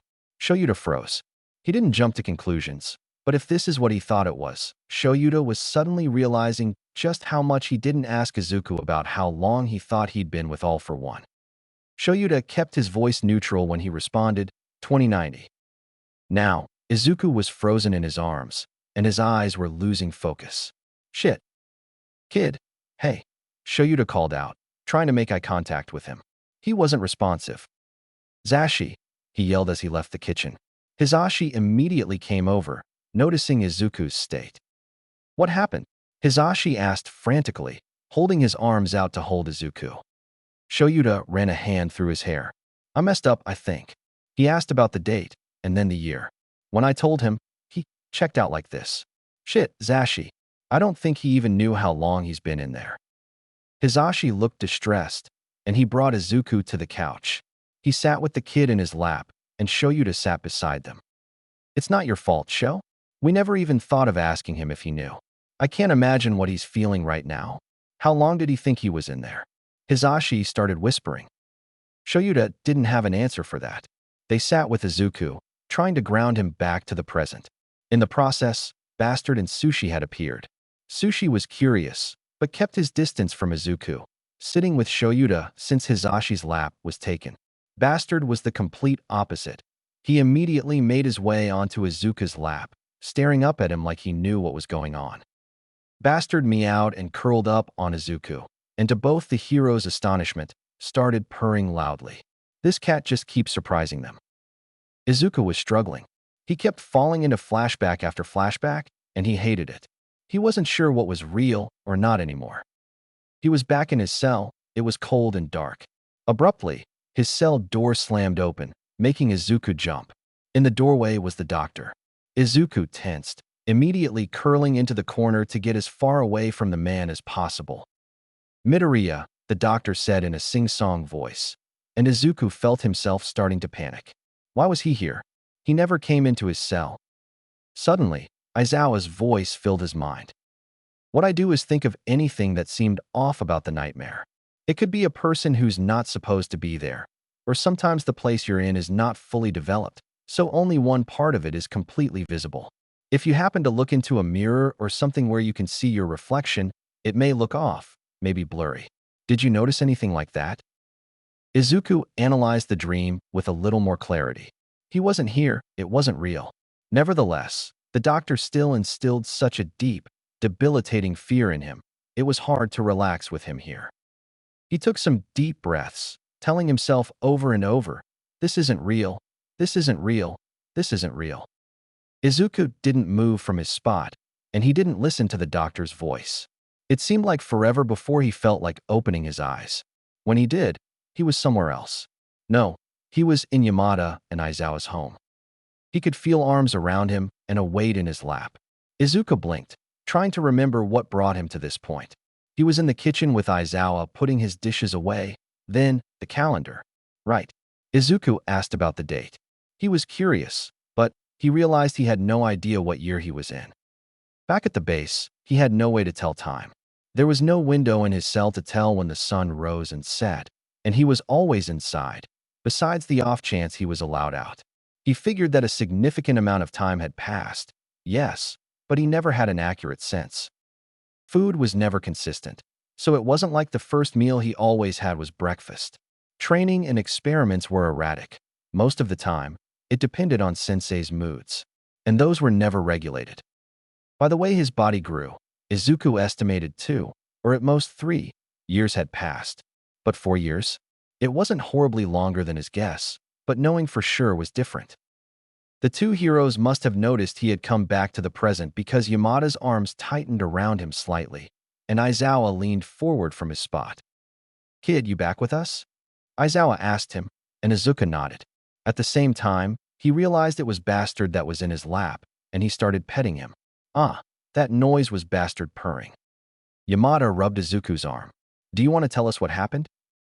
Izuku took a moment to collect himself and his thoughts. Back there, I never had any sense of time. I had guessed, but I was off. And Izuku sighed, his body slumping against Yamada.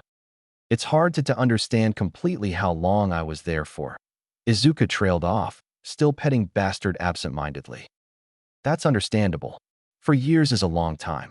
And I'm so sorry that you had to endure that for so long," Aizawa said, placing his hand over Izuku's free one.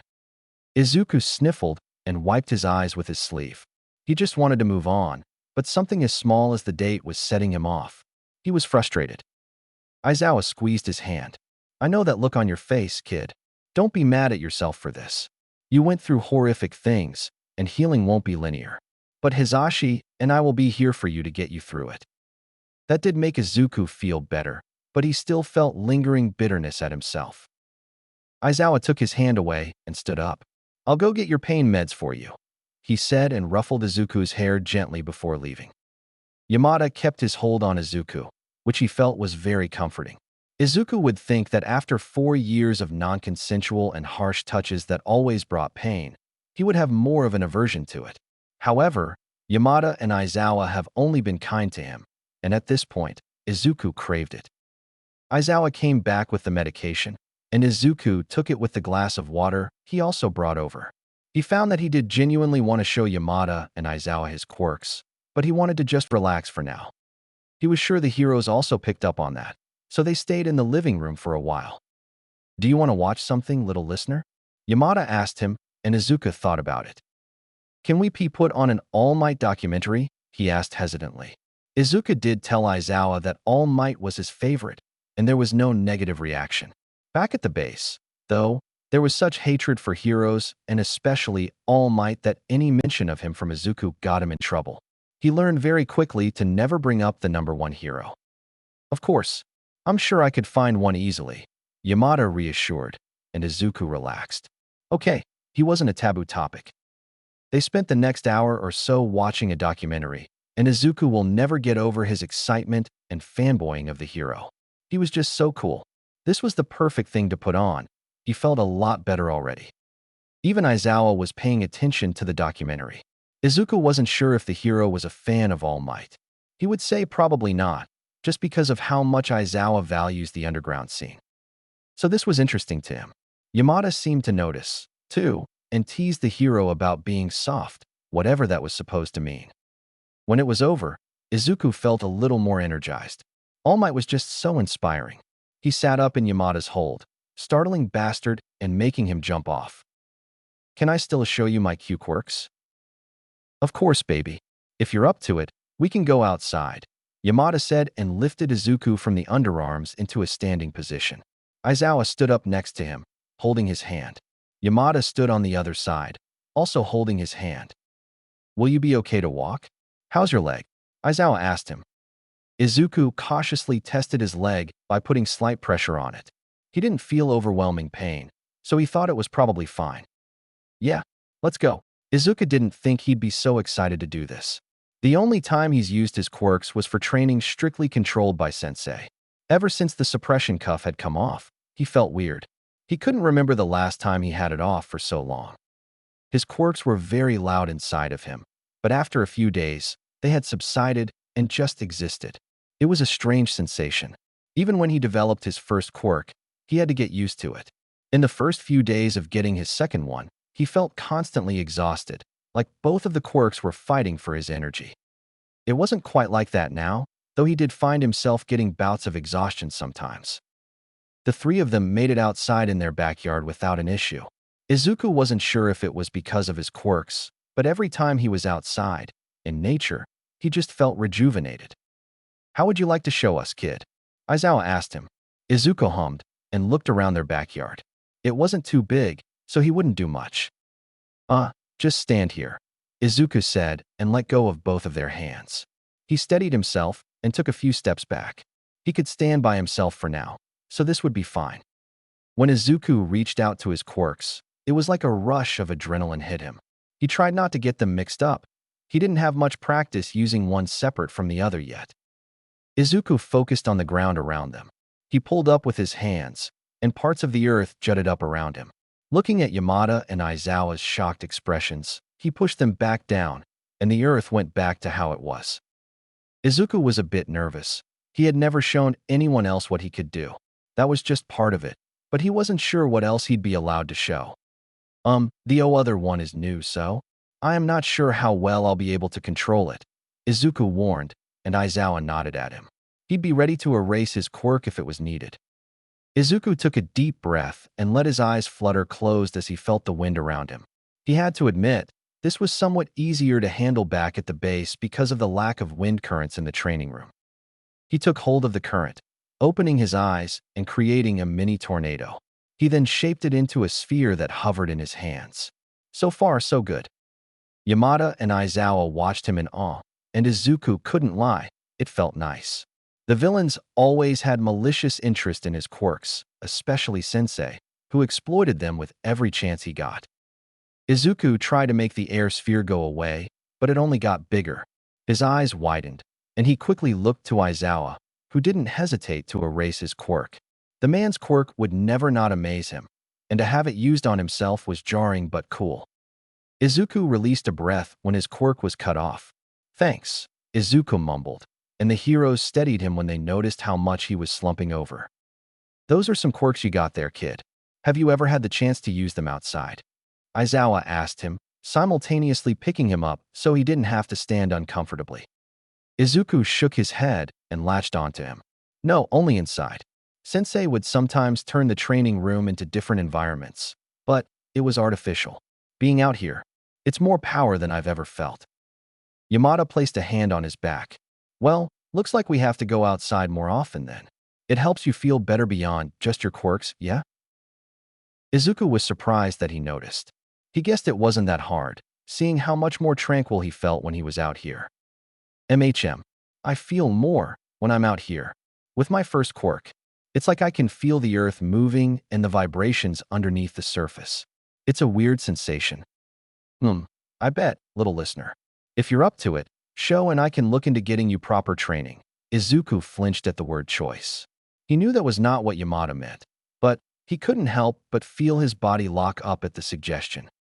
Yamada noticed and immediately looked regretful. Sorry, kiddo. I should have chosen a better way to say it. It's nothing like that. At this stage, we'd probably only work on your control. See how much you can do without experiencing quirk exhaustion. Only if you want to, though. We most likely can't do too much right now, anyway, with your physical therapy." Izuku laid his head on Aizawa's shoulder, thinking about it. It did feel good to use them just now, to not have to be pushed until he passed out, to just freely use his quirks with no reprimand or punishment. With professional heroes like Aizawa and Yamada helping him, he may just want to do it. "Okay, I want to," Izuku said, feeling more determined. Aizawa ruffled his hair with a small smile. "You're very brave, kid.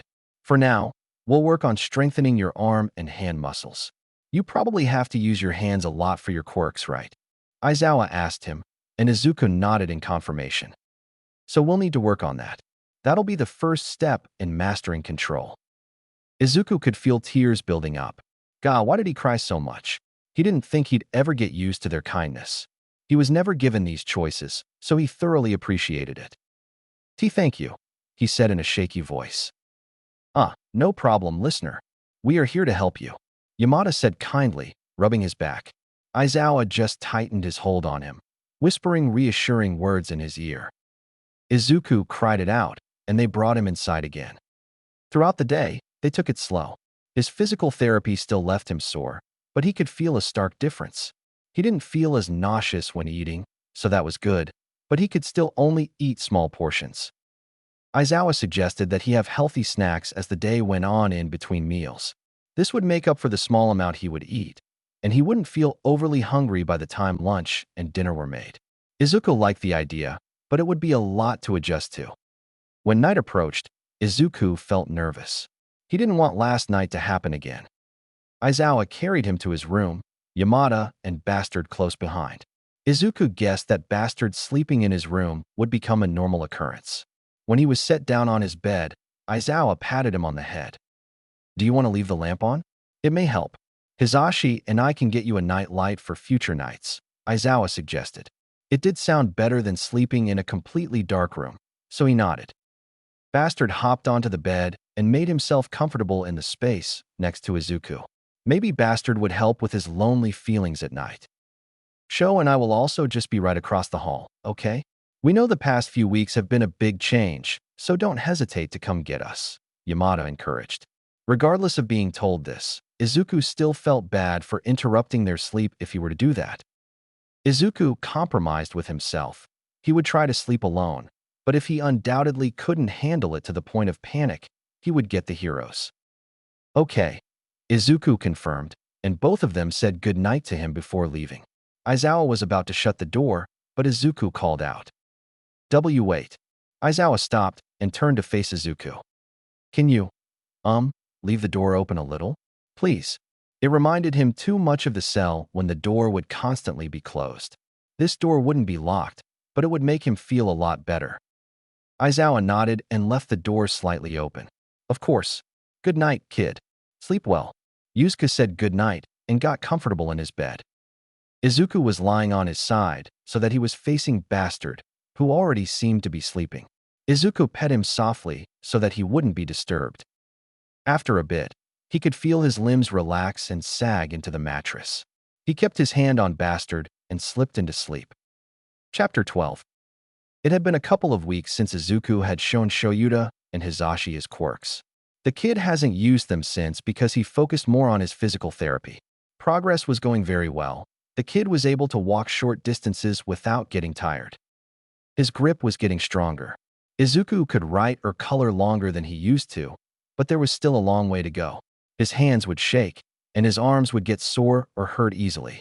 If he needed significant arm and hand mobility for his quirks, he would have to get a lot stronger. The second night went a lot smoother than the first. The kid hadn't come to their room or woke up panicking from nightmares. They got him a night light, and he seemed to be a lot more comfortable sleeping alone. Well, alone with Bastard. Along with the night light, his hero posters, figures, and blanket also came in. Hisashi and Izuku hung up the posters, and Izuku chose to place the present Mike figurine on his bedside table. Hisashi tried to hide it, but Shoyuta caught him wiping away happy tears when the kid wasn't looking. The other All Might figurines were placed on his desk and bookshelves. Oh, yeah, and that Eraserhead merch that Hisashi promised him? It was a blanket with him on it, striking a fighting pose. Izuku was ecstatic. Shoyuta less so, but seeing the kid so happy made him happy, so he didn't comment. There was only one night when Izuku woke up screaming, thinking he was back at the lab. The scream had triggered Shuta's instincts, and he had to keep himself from running to the kid's room to wake up Hisashi first. He takes out his hearing aids every night, so he didn't hear it. It took them almost all night to get the kid to calm down and go to sleep. There hadn't been any episodes like that since then, but Shoyuta couldn't lie and say he slept soundly after that night. Now, they were running into an issue. Izuku's wardrobe. It was basically Shuta's whole closet, and while the kid looked absolutely adorable in his baggy clothes, it wasn't practical. He needed clothes that would fit him and not swallow him. For shoes, Hisashi chose a pair of green slides for the kid to be comfortable walking around the house. It wasn't the best option for the outside, but it was all he had for now. Hisashi, of course, suggested a shopping day. Shoyuta thought that was a terrible idea. Not only was Izuku not used to crowds of people, but he couldn't walk for that long. Shoyuta asked why they couldn't just do online shopping, and Hisashi argued that Izuku should be able to physically feel the texture and fabric and know the exact size of the clothes he wanted. They concluded that they would ask the kid what he wanted to do. Izuku seemed hesitant, but ultimately decided he wanted to go shopping. Underneath the hesitancy, Shoyuta could see the kid's excitement to go out. Of course, he couldn't say no to that, so he would just have to keep an eye on the kid's well-being. If Izuku did start getting exhausted or his legs ached, Shoyuta would take out the wheelchair they had kept from the hospital. They left it folded in the back of their car. They didn't have to bring it inside yet, but there was a lot more walking involved at a shopping mall. For the outing, Shoyuta gave the kid something to wear that didn't completely drown him. It was the same black sweater he gave the kid initially, along with black sweatpants that had to be rolled up a couple of times so they didn't go past his feet. Still baggy, but not terribly so. Izuku put on his shoes and waited patiently for the heroes to finish getting ready. Well, for Hisashi to finish. Shoyuta had just thrown on an all-black outfit and his capture weapon around his neck. He was fine, but Hisashi loved to take his time dressing up, no matter the occasion. 10 minutes later, Hisashi waltzed through the hallway towards them. "Are you guys ready?" he exclaimed enthusiastically, luckily without his quirk activating. "We were ready 20 minutes ago," Shoyuta grumbled, but stood, helping Izuku up as well. Hisashi waved him off. "It takes time to look this good," he huffed and crouched in front of Izuku with a smile. "Listener, I hope you're excited.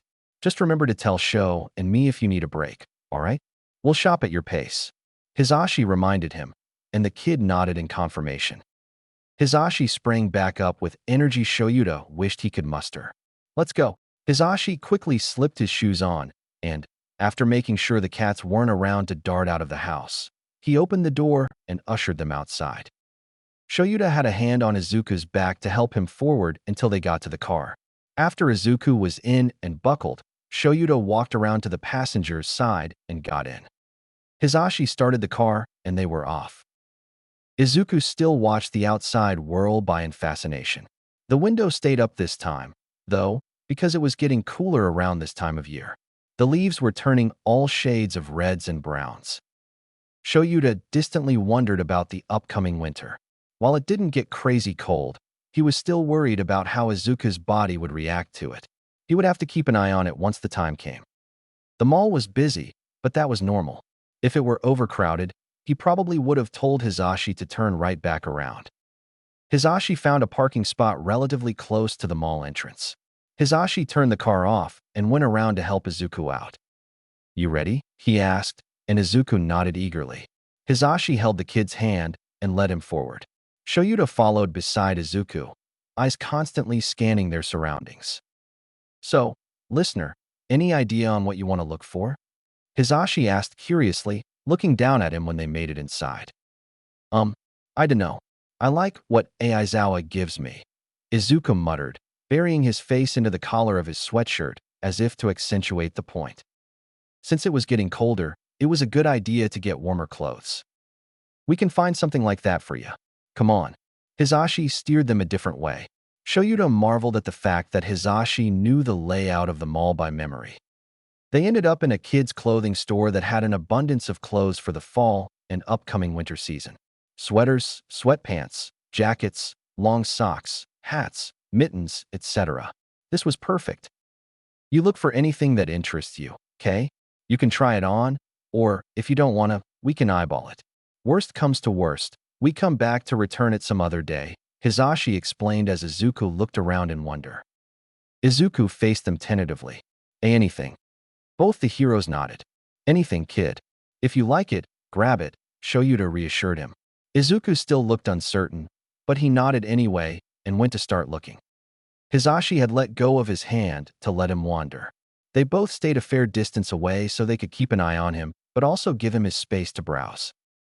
Izuku checked out the section of sweatshirts that had printed graphics on them.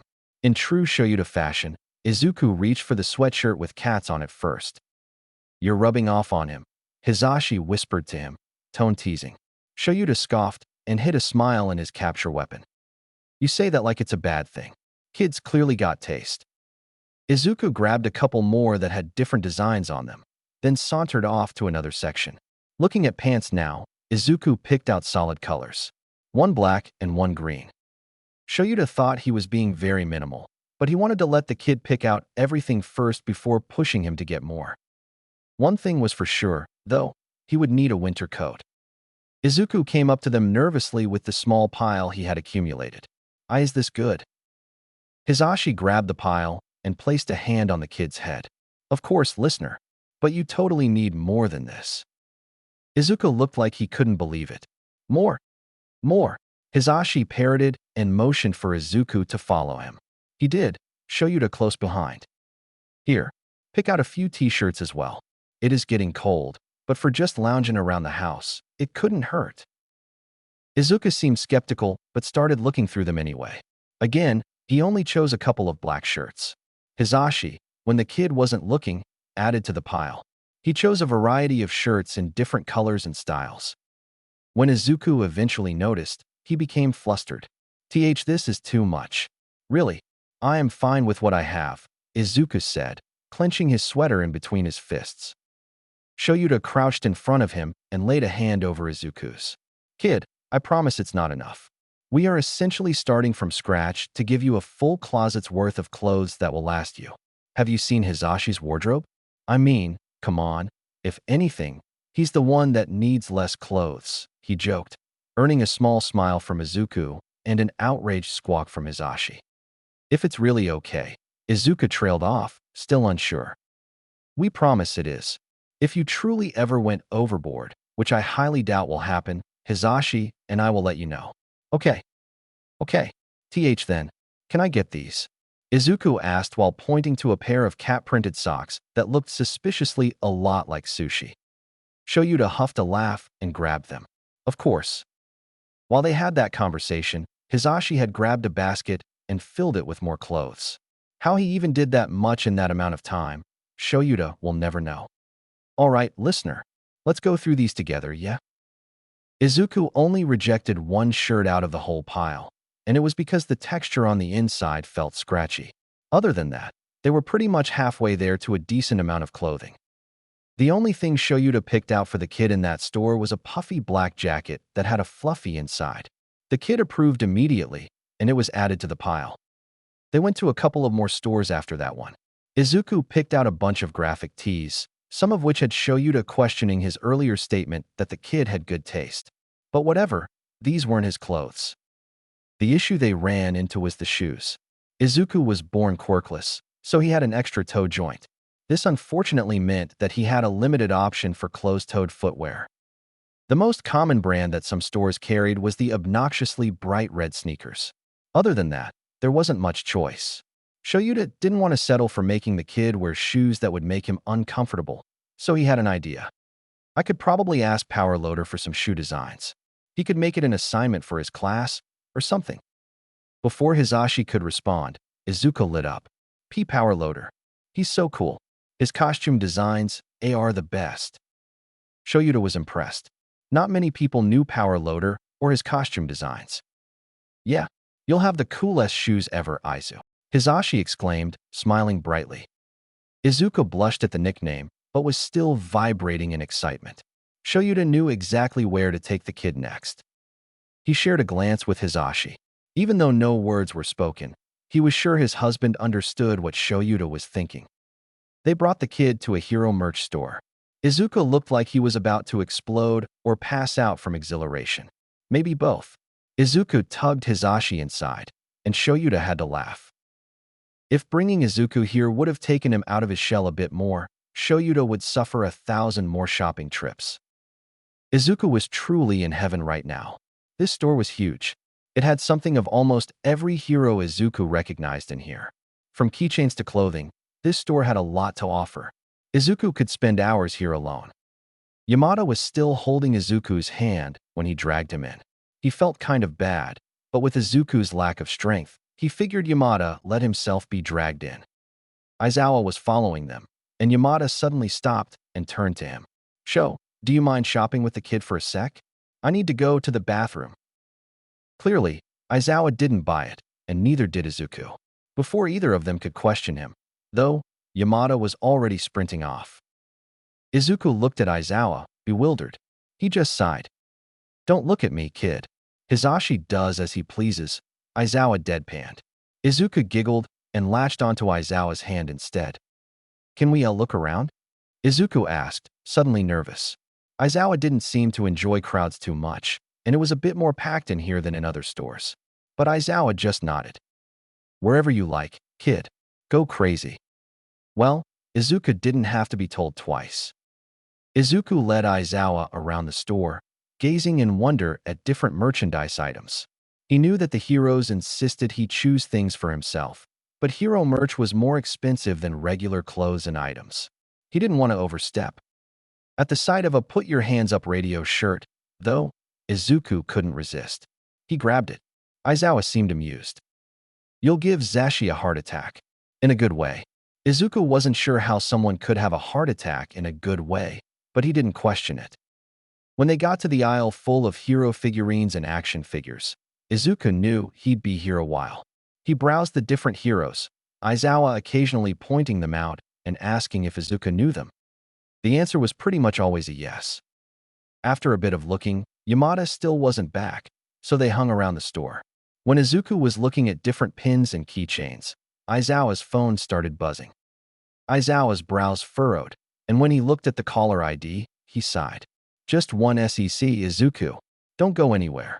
After Izuku confirmed he'd stay put, Aizawa took just a few steps away. Far enough to keep his conversation private, but close enough to keep an eye on him. Izuku continued browsing. He had one Kimui Woods keychain, and he saw a really cool All Might pin he wanted to look at, but it was unfortunately just out of reach, even on his tippy toes. A hand came up from behind him and grabbed the pin he was aiming for.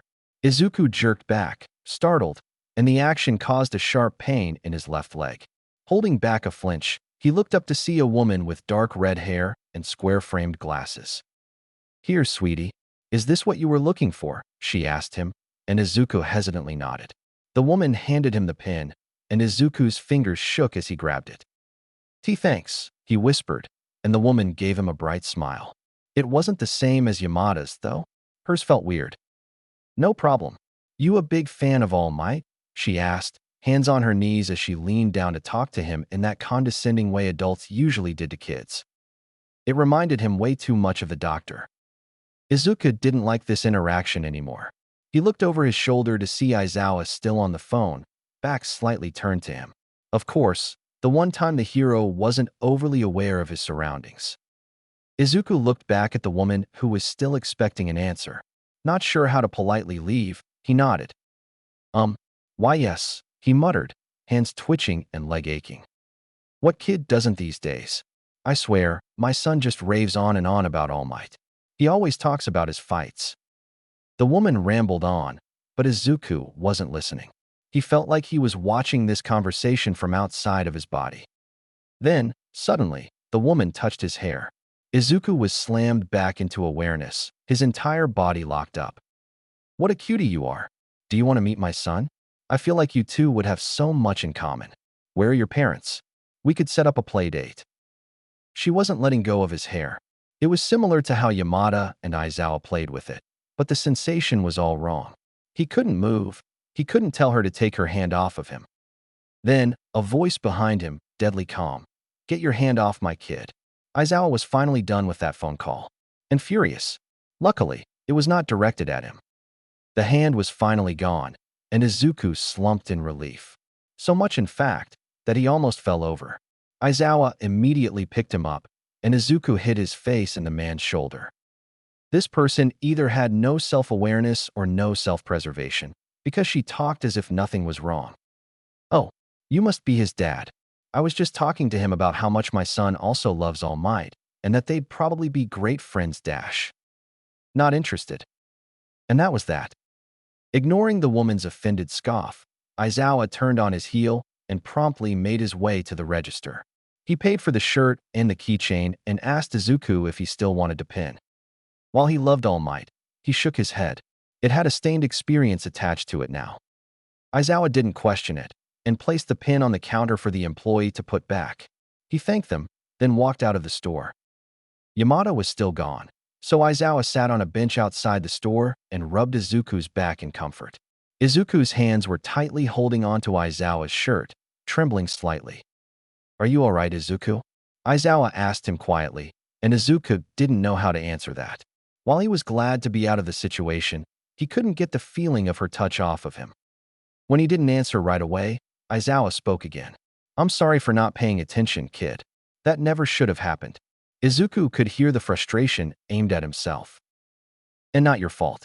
I didn't stop her," Izuku murmured, playing the conversation over and over in his mind. Aizawa's throat made a sound, and in a gruff voice, he said, "No, she never should have touched you in the first place. That's not on you." Izuku turned his head, so he was looking up at Aizawa. "Then it's not your fault, either," Izuku said, trying to be firm in his words, but it probably didn't come out that way. Regardless, it did the trick, as Aizawa seemed more relaxed. His features softened, and he sighed. "Ah, fine. You make a good argument," Aizawa said with a small smile. Izuku mirrored it and sat up in his hold. He felt a little better now, even if the conversation was lingering back in his head. Before they could say anything else, Yamada appeared. "Sorry that took so long." "Here," he said, pushing a shopping bag into Aizawa's arms. Izuku curiously peeked inside. They looked like pajamas. He grabbed one, taking it out of the bag. They were very soft and had different kinds of cats printed all over them. Looking through the bag, it looked like there were 3 sets of them. "Zashi, you didn't," Aizawa said, his voice sounding infinitely tired. "I did," was all Yamada responded with, and Izuku giggled. Izuku put the pajamas back in the bag. "We can all match." Izuku smiled, his bad mood from earlier melting away. "Yeah, show? Come on, you secretly love it." Yamada placed his hands on his hips, an eyebrow raised in what Izuku thought was a smug expression. Aizawa didn't confirm or deny, just grunted and placed the bag with the rest. Yamada smirked and saw the shopping bag from the Hero merch store. "What did you get, little listener?" Yamada questioned, sitting on the bench next to them. Izuku faltered slightly, his mind immediately going to his earlier interaction. Yamada noticed, though. His lips downturned in a frown when he noticed the abrupt, tense atmosphere. What happened? Before Izuku could say anything, though, Aizawa waved a hand dismissively, saying, "Later." Izuku was grateful for it because he didn't think he could handle explaining it. Yamada looked upset, but he didn't push it. Izuku instead took out the "Put Your Hands Up" radio shirt, and it was like Yamada's demeanor never changed. He was glowing with that smile he radiated. "Oh, listener." He placed a hand over his chest, tears welling up in his eyes. Although Yamada had given him a present mic keychain the first day they met, he always had this reaction whenever Izuku picked something out resembling the hero. Izuku smiled and showed him the Kemui Woods keychain he also got. Yamada and he chatted a bit about Kemui Woods, his mood slowly becoming better. Aizawa stayed a steady presence as he continued to hold him in his lap. When there was a lull in conversation, Aizawa spoke up. "Do you want to eat here? Or at home?" They both waited for his response. Izuku laid his head on Aizawa's chest, feeling a wave of exhaustion wash over him. "Home," Izuku whispered. The heroes didn't waste any time. Yamada held all the bags while Aizawa held Izuku, taking him to the car. It was nighttime, just after Shoyuta and Hizashi put the kid down to sleep. It was easy, since the day tired him out. Hizashi and he were now sitting on the couch, TV on but volume low, Sushi sleeping on Hizashi's lap. "What happened earlier?" Hizashi asked him, voice quiet. Shoyuta sighed, feeling his anger spike as he thought about it. "Sakachi called me. I stepped away, kid still in my sight, but I looked away for just a few moments. This lady." Shoyuta paused, regaining composure before he accidentally started to raise his voice. She was standing too close to the kid, talking about something, but she was touching him. Her hand was in his hair, and all I could see was how Izuku was shaking. He was favoring his right side, so I knew his leg was bothering him, too. I told her to get her hands off him, and she did, but she continued speaking like nothing was wrong. Something about her kid and All Might. I had to leave before I made a scene. Hisashi looked gradually more upset and angry as the story developed. His fists were clenched, brows furrowed. God, what is wrong with people? He whispered, shouted. Poor Izu. Shoyuta ran a hand through his hair, still feeling guilty about not being aware of the situation instantly. Hisashi bumped their shoulders together and pulled his hand away from where Shoyuta was unknowingly gripping his hair. Don't do that. It's not your fault, Shodash. Shoyuta interrupted him. What if it's not just a stranger talking to him, touching his hair next time? What if he was taken? I wouldn't have noticed until it was too late. Hisashi sked and placed his hands on either side of his face, forcing Shoyuta to look at him. You of all people should know how dangerous it is to think about the what-ifs. He's fine, he's safe. He's with us, in his room, fast asleep. Okay, don't go down that path, Hisashi said, firm but not unkind. Shoyuta just sighed, tension bleeding from his shoulders as he leaned into Hisashi's touch. He nodded, but otherwise didn't say anything. Knowing that was probably the best he'd get from him, Hisashi changed the subject. What did Tsukauchi call about? His hands left Shuta's face and instead wrapped around his shoulders. Shoyuta scowled as he thought about the call he had with Tsukauchi. They found and arrested Hisashi Midoriya. He was apparently outside last night, rampaging about his son, according to witnesses. Now, though, he won't speak a word to any of the officers or Tsukauchi. Hisashi tensed at the mention of Izuku's father. They sat in silence for a moment. Then Hisashi spoke. Are you going to talk to him? I was thinking about it. Tsukauchi said he might recognize me and finally open up. What do you think? Hisashi shrugged. I think it might work. But you have to make sure you don't accidentally say anything about Izuku's whereabouts, in case he somehow gets it back to All for One. Shoyuta nodded. I know. I won't say anything about him. I'll go tomorrow morning. Is that fine? You can tell the kid I'm on hero business. Which is technically true, but you know. Yup. The little listener and I will hang out, he said, thrilled, and probably already coming up with ideas for the two of them to do. Shoyuta smiled and leaned into his husband's side, not exactly excited for tomorrow, but cherishing the current moment despite it. Chapter 13. Izuku woke in the middle of the night in a cold sweat, breathing heavily. He dreamed that the doctor was the one touching him in that store, not the red-haired woman. He figured it was inevitable since their mannerisms were too alike. Instead of panicking more, his eyes found the present-like figure on his bedside table, and with the faint glow of the night light, he felt himself relaxing. Izuku took deep breaths, trying to reassure himself that he was safe. Even though he was having trouble comforting himself after nightmares or panic attacks, he didn't have the luxury of Aizawa or Yamada being there for him in the base. Whenever he woke up scared, he would have to ride it out alone. If he ever had a panic attack in front of a villain, especially Sensei, they would punish him even worse. Well, all except Kurogiri and Dabi, now that he thought about it. Kurogiri was the one tasked with looking after him whenever he wasn't with the doctor or Sensei. He was never harsh, and he never punished him when he was having a panic attack. Kurogiri wasn't exactly helpful, but he would be there. Dabi, on the other hand, was interesting. He was scary, but he never actually hurt Izuku. There were rare times when Izuku would see Dabi in his cell. They didn't really speak to each other, and Dabi had a weird look in his eye whenever he came across Izuku. Not quite guilt, but not malice either. Thinking about the two, surprisingly, didn't push him into panic, as thinking about the base usually did. He just rolled onto his other side to face Bastard, who was awake and watching him. Izuku hummed softly and began petting the cat, which resulted in loud purring. I don't get Aizawa or Yamada's warnings about you. You're just a cutie, Izuku murmured, eyelids heavy. What even was a bastard anyway? That was the last thought he had before drifting back to sleep.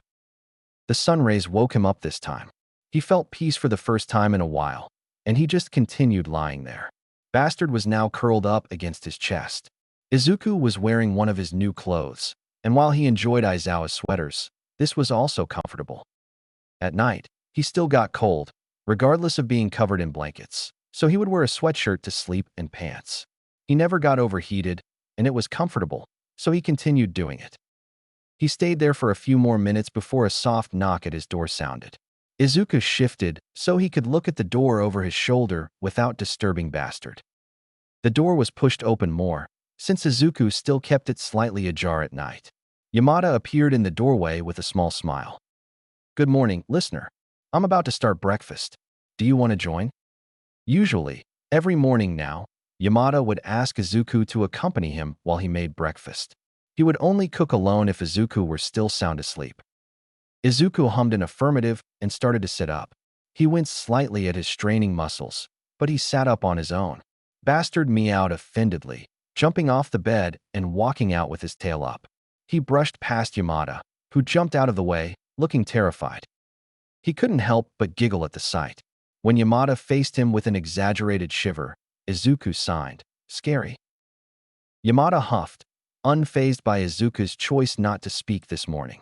"Very. You should have seen him when we first got him, listener. You wouldn't believe he's the same cat as he is with you."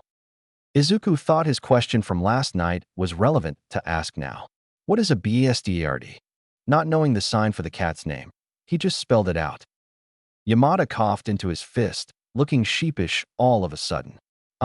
Bastard is like a rude or unpleasant person. Shoyuta named him that because he would always hiss or scratch us whenever we got close, and he was generally mean. Over time, though, he got more comfortable in the house. Izuku had a hard time reconciling that bastard with the bastard that slept in his room every night, that would always cuddle with him and purr whenever he petted him. Oh, and don't use that word anywhere else. It's technically a bad word, Yamada added on. Izuku tilted his head, confused as to why Shoyuta would name a cat a bad word. As if sensing Izuku's question, Yamada said, "Shoyuta is horrible with names." Not a lot of thought went into that one.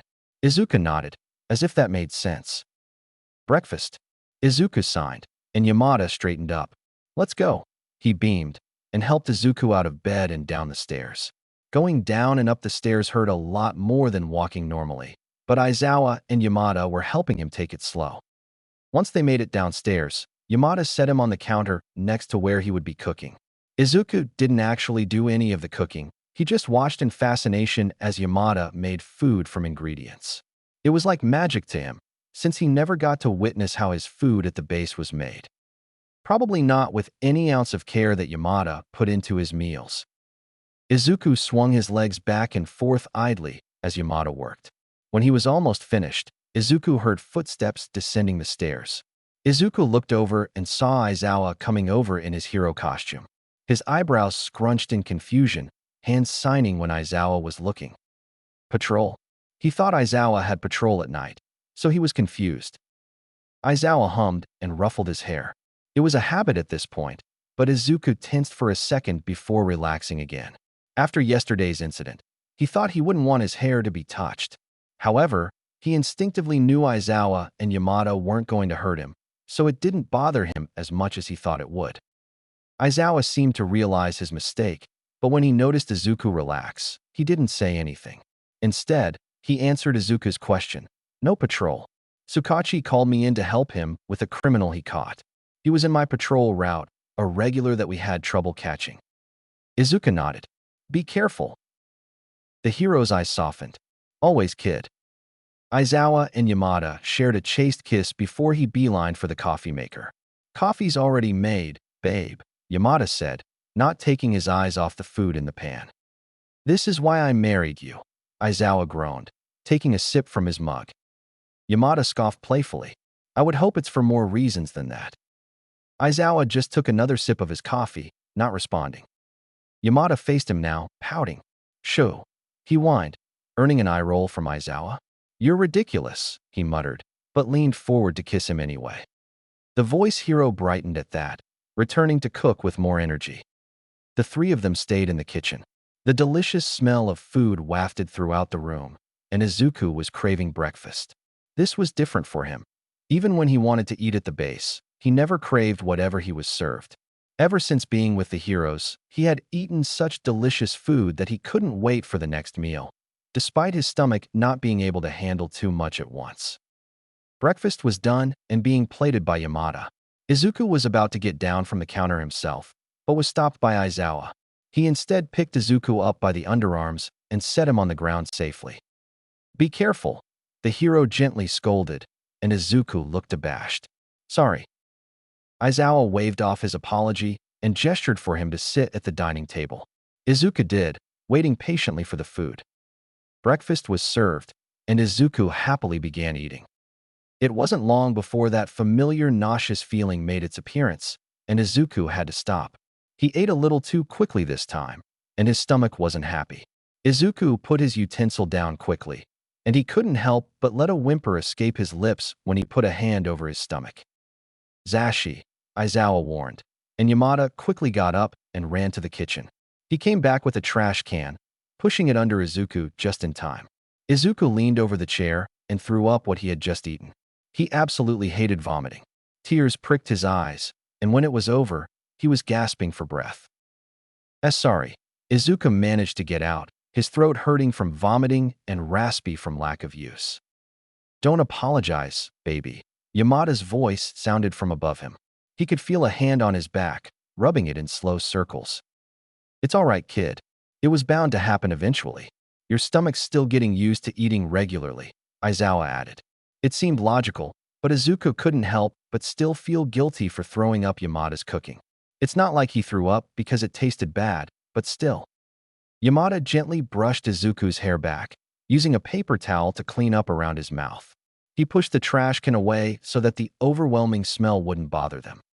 "Let's get you cleaned up, Yamada said, carefully picking Izuku up.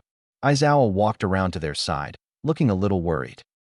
"Should I tell Tsukauchi to postpone the meeting? I can stay home," Aizawa suggested, but Yamada shook his head. "No, it's all right, Sho. Tsukauchi needs you. Plus, the listener and I got it right," Yamada responded, looking at Izuku with a smile.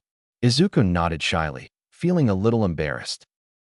Aizawa still seemed hesitant, but when he saw Izuku confirm they'd be fine, he relented. "Fine. It shouldn't be too long, anyway. A couple of hours at most." Yamada and Aizawa kissed goodbye, and Aizawa ruffled his hair before leaving. Yamada began walking upstairs. "Okay, kiddo, let's go." Shoyuta arrived at the police station, and Tsukauchi was already at the front waiting for him. On the drive there, Shoyuta could already feel his temper rising at the thought of facing Hisashi. He would have to keep himself subtle, and usually, he was good at keeping composure. But this person was directly responsible for his kid's suffering. Shoyuta had to be careful. This was his kid's life on the line. Plus, they needed any information they could get. Shoyuta was banking on the fact that Hisashi would let things slip out of anger. "Eraser," Tsukauchi greeted, and Shoyuta grunted in response.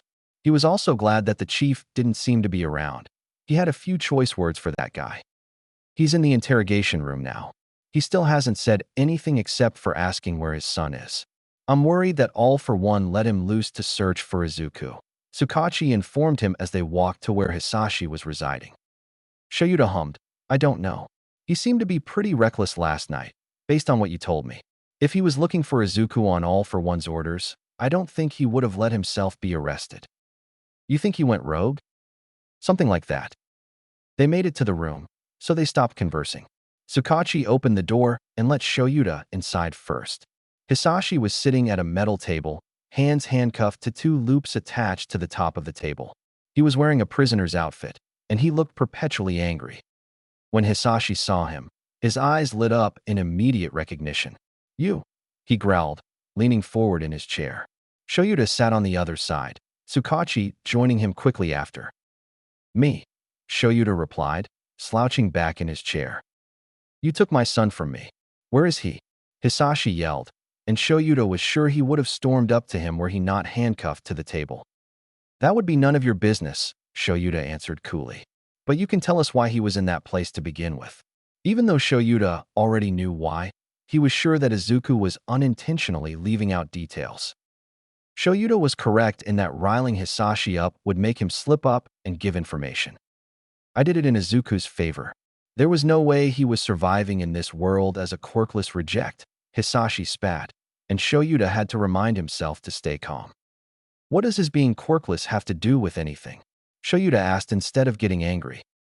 All for One promised me he'd give my son a quirk. So, of course, I took him there. He said it like Shoyuta was an idiot. Shoyuta swallowed his irritation and crossed his arms over his chest.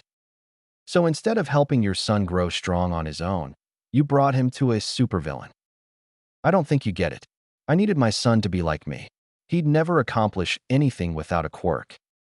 Shuta's quirk leveling the playfield and being effectively useless against mutant quirks pretty much made Shoyuta fight quirkless himself. So he knew Hisashi's words weren't true. Sure, quirkless people would have to train a lot more than those with quirks, but quirks were just a tool in the end. Shoyuta wished he had found the kid sooner. He didn't want to get into it with Hisashi. He wasn't here to change his mind on his quirkist views, which Shoyuta was sure he wouldn't budge on. But he didn't even have to say anything, because Hisashi banged the table with his fists, shouting, "And that bastard lied to me." He decided that Izuku was too weak to take in a quirk at his age. Like, the fuck does that matter? He would have been fine if he had developed one naturally, like a normal kid. Shoyuta disagreed. He wasn't exactly too knowledgeable on quirk science, but he's sure that if Izuku developed a quirk at 4, it would have been one that made sense for him and his body. Having a quirk forced onto him is a different process. Again, Shoyuta didn't say anything. Ironically enough, it seemed like Hisashi was the chatty one after not speaking to any officer. Tuskachi was discreetly writing everything down beside him. Hisashi let out a bitter laugh. But of course I couldn't say shit. He'd kill me for going against him. Hell, he'll probably find a way to kill me in here. So, that confirmed Shuta's guess of Hisashi going rogue. He took his chance. Why would he kill you? Hisashi scoffed. His prized possession was taken from him, and he knows that if I find him, I'm not bringing him back. Shoyuta gritted his teeth at the kid being called a prized possession, but he held off. Why wouldn't you? Because I barely had any hand on him while we were there. My chance was taken from me early on. Hisashi seethed, and Shoyuta froze. Your chance? What do you mean? All for One compromised with me when I brought Izuku in. He was so happy to have a new project that he told me I could have a hand in forcing a quirk to manifest. And I did. Alongside All for One, I would train him and push him into forcing a quirk. But it took too long. A year in, I got frustrated. My quirk let loose on him, more than usual. I was too close, but it worked. My son raised his arms to protect his face, and instead of my fire hitting him, there was stone blocking it. Stone that Izuku forced up from the ground. Shoyuta was horrified, but kept his expression neutral. So the kid's timing was a bit off when he told Tsukachi it took a few months to manifest his first quirk. He wasn't exactly surprised. Izuku didn't even know he was in there for 4 years. Shoyuta also made a note to check Izuku for burn scars. He wasn't sure how the hospital missed it, if there were any. Tsukachi didn't interrupt, so everything Hisashi said was true. It took everything in him not to go around the other side and hurt him. But he couldn't. This was more information than Shoyuta thought he would offer. Hisashi continued, his eyes wild. All I could think was, finally, the brat has a quirk. But All for One was furious with me. He didn't want the kid to die, apparently. He could have fooled me, the way he treated him. So he took me off training duty. I didn't have any access to him in those rooms. It took 2 more years for another one to manifest. Kid was a fucking zombie. Hisashi let out a laugh, shaking his head, and I couldn't test it myself. So I wanted to take him out of there. Shoyuta was gripping the edge of the table now. It was getting harder to keep reactions off his face. And do what? He asked through gritted teeth. Fucking, I don't know. Train him myself? He had 2 quirks.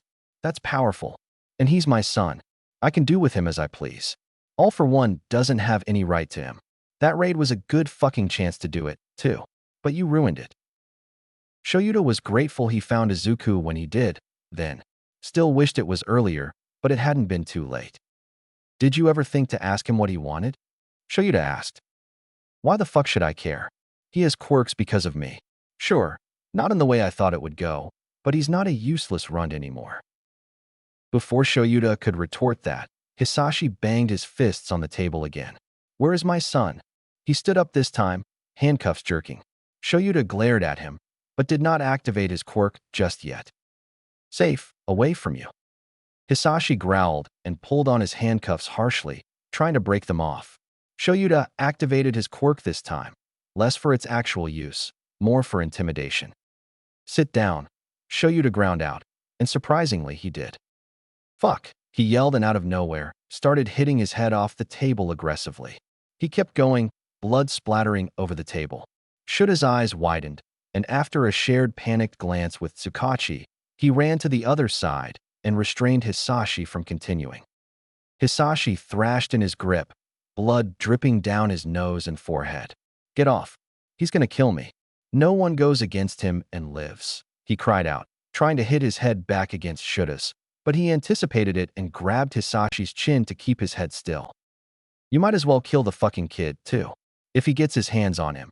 Hisashi didn't finish the sentence, but Shoyuta had an idea of what he meant. Brief, violent fear shot up his spine. Shoyuta sneered, shut up. The kid isn't dying, and you're not killing yourself. Hisashi, strangely, calmed down at that. Then, he spoke again. I should have thrown the damn brat in that fire that killed his mother. Shoyuta was on his last thread with this guy. He punched him square in the face, effectively knocking him out. Shoyuta set him down in the chair. Eraser, Tsukachi exclaimed, shocked. What? He deserved it. Plus, he probably would have tried to kill himself again. Tsukachi sighed wearily, head in his hands. God, what a fucking mess. Shoyuta scoffed. If Tsukachi was swearing, then it really was bad. What do we do now? Shoyuta asked him, still standing behind Hisashi's slumped body. I don't know. For a villain as powerful as All for One, and I hate to admit how horrible our prison security is, he might find a way to get to him. Tartarus? Shoyuta suggested. Its security was a lot more advanced, meant to hold high-profile villains. I'll see. Chief will have to sign off on it. Shoyuta rolled his eyes at that, but otherwise said nothing else. Honestly, he was a lot more concerned with Izuku's safety. Tsukachi seemed to be on the same wavelength. What about the kid? With Shoyuta being underground and keeping his and Hisashi's marriage a secret from the public, he thought they would be safe enough in their own home. But maybe he needed to change that. I may know, Shoyuta sighed. Someone who can help. Tsukachi must have known who he was talking about, because he grimaced. Oh, good luck with that. Shoyuta would need it. He was finally home, and exhausted. It was only noon. Shoyuta closed the door and just leaned against it for a moment, taking a breath. He couldn't think about what Hisashi told him. He would spiral. After a few seconds, he heard Hisashi's voice. Babe, are you home? And then footsteps sounded towards the foyer. Seeing Shuta's frayed state, Hisashi frowned and pulled him into his arms. Shoyuta leaned into it, hugging him back. Bad, Hisashi whispered. Bad, Shoyuta confirmed, clutching onto his shirt tightly. Where's the kid? Shoyuta asked him, but did not let go. He's in the kitchen. We were making lunch for you. Shuta's heart warmed, and he felt a little better. He cooked with you? Well, I handled most of it, but he helped. It was his idea.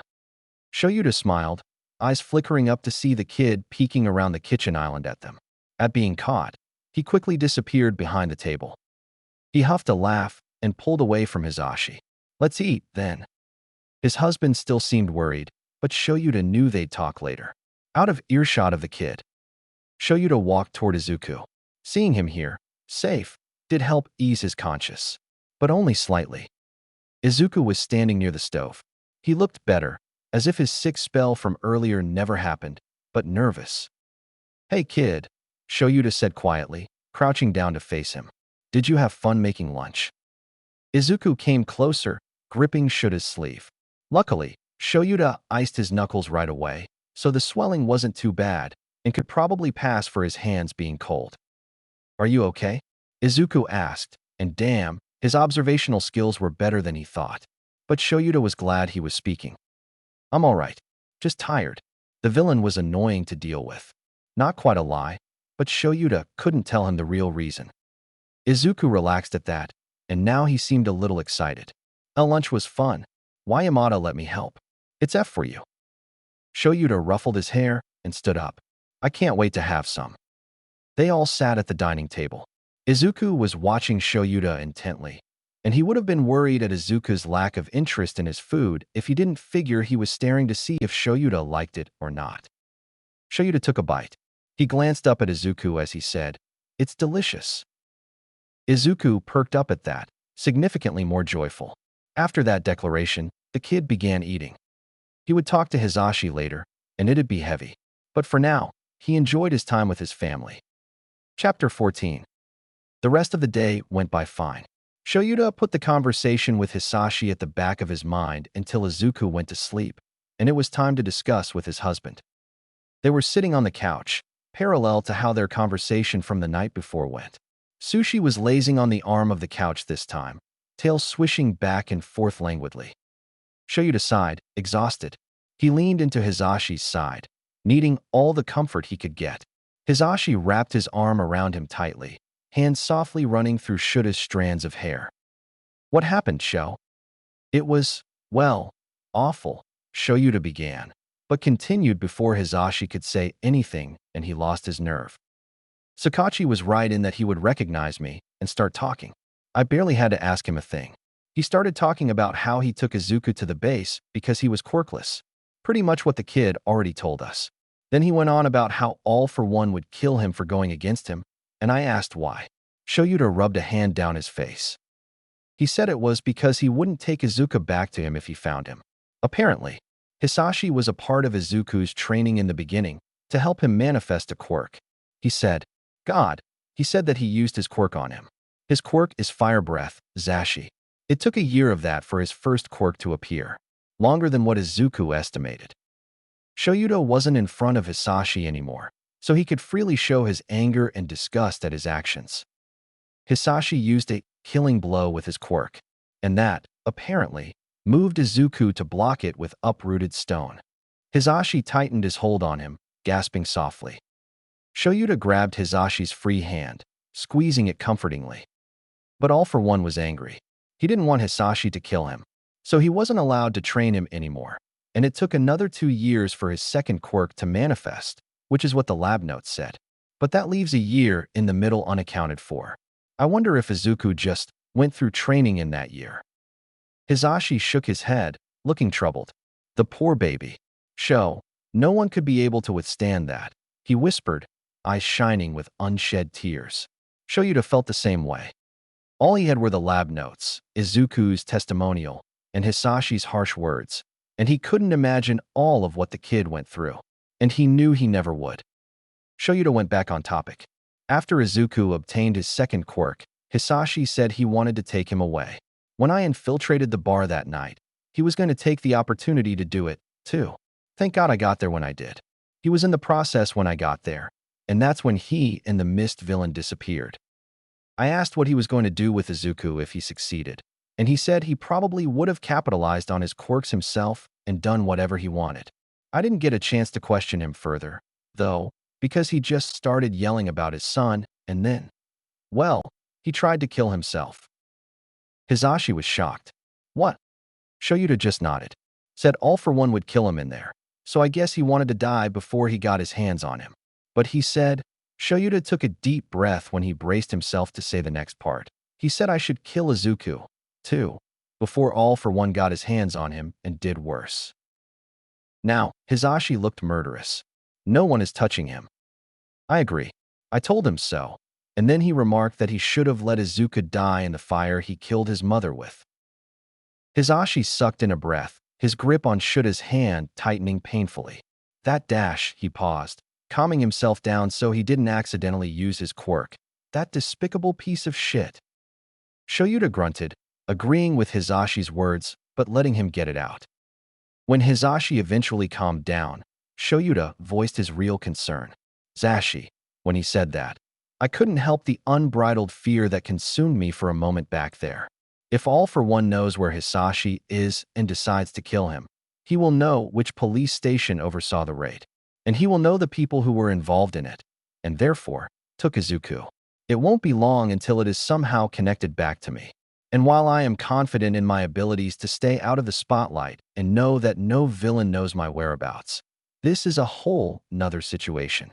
All for One, a fucking myth, has revived and is looking into our kid. We need better security. Hisashi listened, not immediately saying anything. Shoyuta fidgeted a bit, uncharacteristically anxious for his husband's response. After what felt like hours, Hisashi turned to face him completely and held his face in his hands. First of all, Sho, even if All for One somehow connected the case back to you, it would not be your fault if he found us, or, God forbid, found Izuku. Shoyuta went to interrupt, but Hisashi shook his head. No, I know what you really meant when you said that, babe. You're not slick, hun, especially not with me. Second of all, Hisashi is most likely paranoid and clearly unwell, as you told me he tried to end his life. Again, Shoyuta wanted to protest, but Hisashi wouldn't let him. However, I understand your concerns. I'm terrified every night, Sho, that you will run into one of those villains during your patrol and they'll hurt you, or take you, or worse. I'm terrified that All for One will just show up in our house and take Izuku, and we will be able to do nothing about it. Shoyuta placed his hands over Hisashi's, brows furrowed in concern. Zashi, why wouldn't you tell me any of this? Because I didn't want to burden you with unnecessary worries. I know, logically, you are capable and can most likely beat any villain in your path. I know, logically, that All for One doesn't know where we are, because if he did, he would have done something already. But I am worried about Hisashi being there.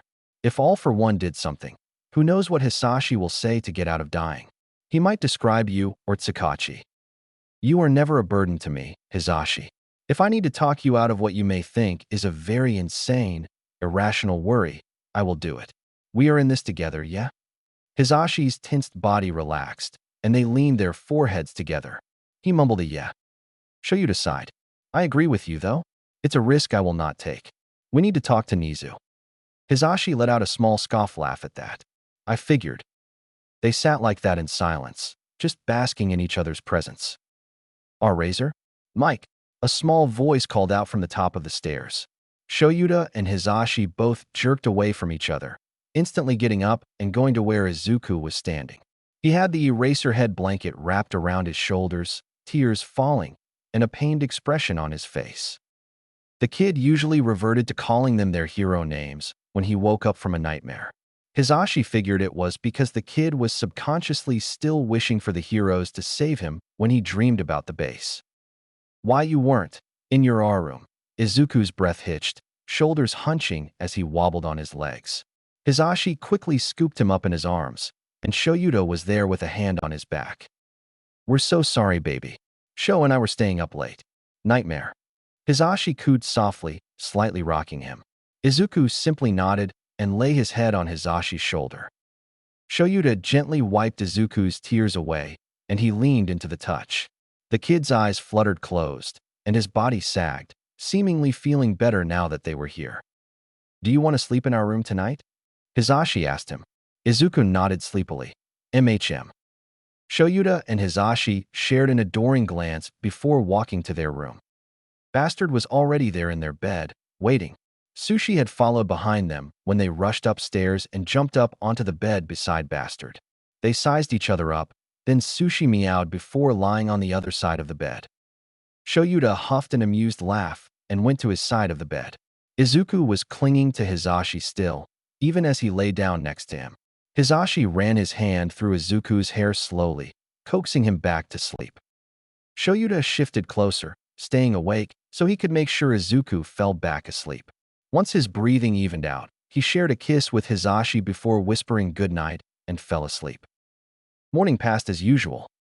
Luckily, Izuku slept throughout the night with no issue and woke up early to help Hisashi make breakfast. This allowed Shoyuta to stay in bed for a little while longer, and he took advantage of it to think about the upcoming meeting he would have with Nizu. Shoyuta had emailed the principal as soon as he woke up, and the rat responded within the minute. Suspicious, but with his enhanced intelligence, he's sure that Nizu was anticipating a meeting for quite some time. Even though Shoyuta had expelled his class this year, he still went to UA to complete any paperwork Nizu had burdened him with. He would also help Vlad King with training his class if needed. Most importantly, Hisashi was also taking a lot of time off work to help Izuku settle, and Nizu was one of the few who knew of their relationship. While they didn't inform him about their recent fostering, he was sure Nizu suspected something had been going on at home. When the smell of food became more potent, Shoyuta forced himself out of bed and made his way downstairs. The scene that welcomed him was just too adorable. Hizashi had Izuku resting on his left hip as he cooked with his right hand. He was whispering to Izuku as he worked, and the kid's eyes were sparkling with awe and wonder as he watched Hizashi. Shoyuta had noticed lately that Izuku always looked entranced by the act of cooking, and he wondered if, when he was older, he would take an interest in making food himself. What a jarring thought, not in a bad way, but to think of their future as a family was a new feeling. Hizashi looked absolutely joyful, and Shoyuta quietly watched, leaning against the wall. When he married Hizashi, the thought of starting a family was a distant one. He knew that Hizashi had always wanted one, and despite what most people thought of him, so did Shoyuta. It was just too risky with their jobs as heroes, and he hated being the one to tell Hizashi that they would have to wait. Not to mention how time-consuming it would be to raise a baby. With their 5 jobs, it seemed impossible. But now, watching Hizashi and Izuku together, he would do anything to protect them. If he had to sacrifice his underground work for however long it took to make sure they were safe, then he would. It was a bit of an extreme measure, but as he told Hizashi last night, he was not taking any risks. Hizashi eventually noticed him, and his smile widened. "Morning, Sho," he called, and Izuku peeked around to see him too. His eyes lit up, and he waved shyly. Shoyuta pushed off the wall and walked over. "Morning, you two. Are you watching over Zashi, kid? Making sure he's not gonna accidentally poison us with his food?" he asked Izuku in mock seriousness. Hizashi scoffed as Izuku nodded with the same seriousness he showed. "So far, so good," Izuku confirmed, making Hizashi whine. "Shoo, Izu," Hizashi exclaimed, making Izuku giggle and Shoyuta smirk. Hizashi huffed. "Rude," he muttered and continued cooking. Shoyuta made his coffee, and the kid stayed on Hizashi's hip. Once breakfast was done, he set Izuku down so he could plate everything. Shoyuta helped Izuku over to the dining table, and they both sat down. Since Izuku's upset stomach yesterday, he was being more cautious with how much he ate. Izuku barely finished half, which is more than when they first gave him food, but less than how he's been eating recently. Much like before, Shoyuta wouldn't push it, for now.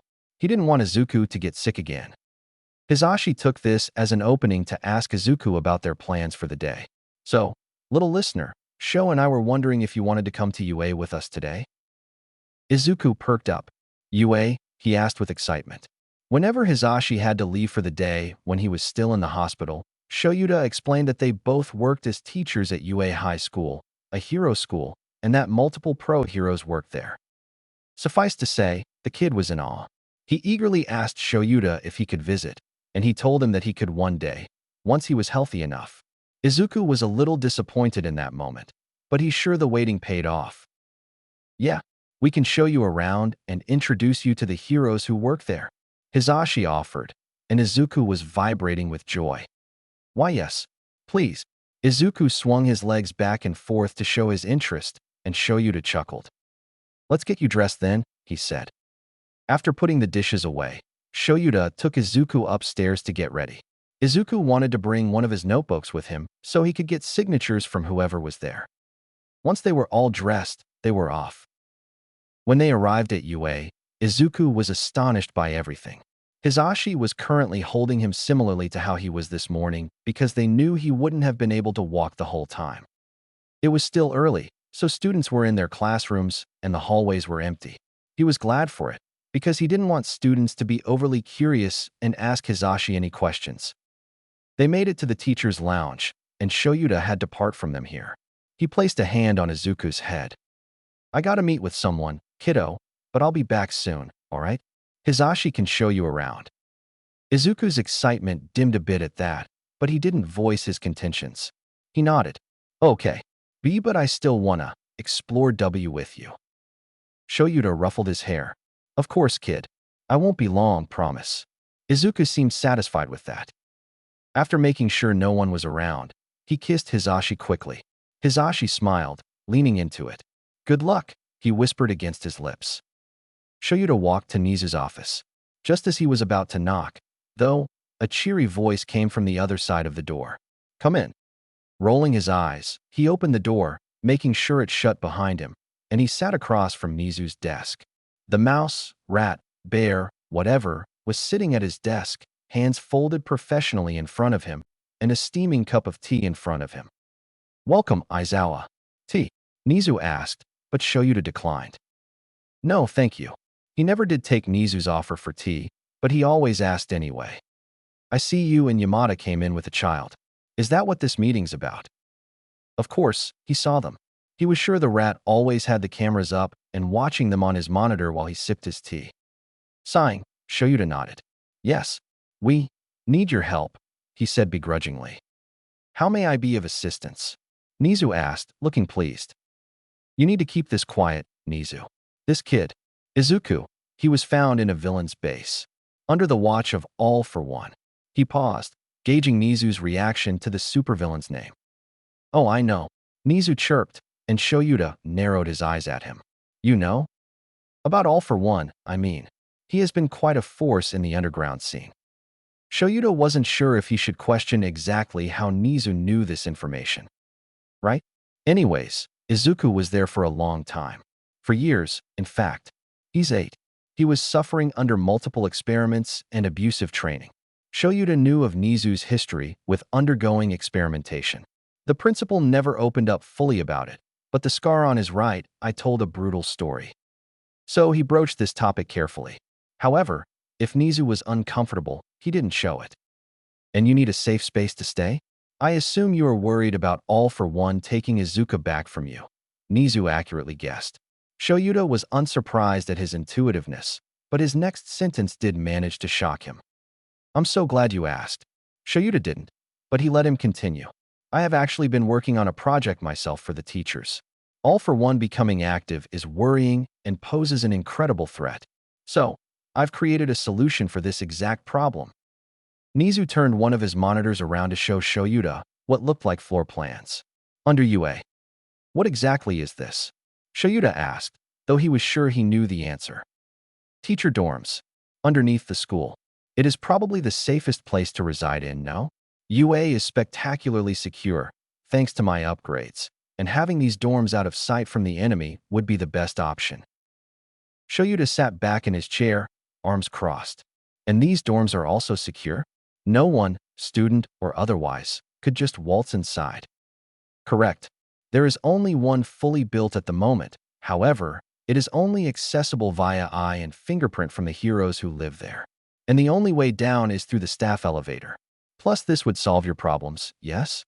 Well, the problems besides the security issues." Shoyuta frowned. "What problems?" "I assume you and Yamada have not been able to show up to work lately because of your newest member of the family? Staying here would solve that problem. If you wanted, you could even let little Izuku attend classes with Hisashi during the day. Or he could stay in the dorm with you, whatever you choose. UA has the facilities available to take care of him, and you two can give any feedback on the dorms that you find, so I may fix it for future inhabitants." It sounded nice, but how could he explain it to Izuku? The hardest part about the whole thing was putting Izuku in a new environment, especially one that was underground, where the kid had stayed the past 4 years of his life. "Will it have windows?" "Open concept," Shoyuta asked. Nizu nodded. "Yup, natural lighting, and there will be easy access to the outside.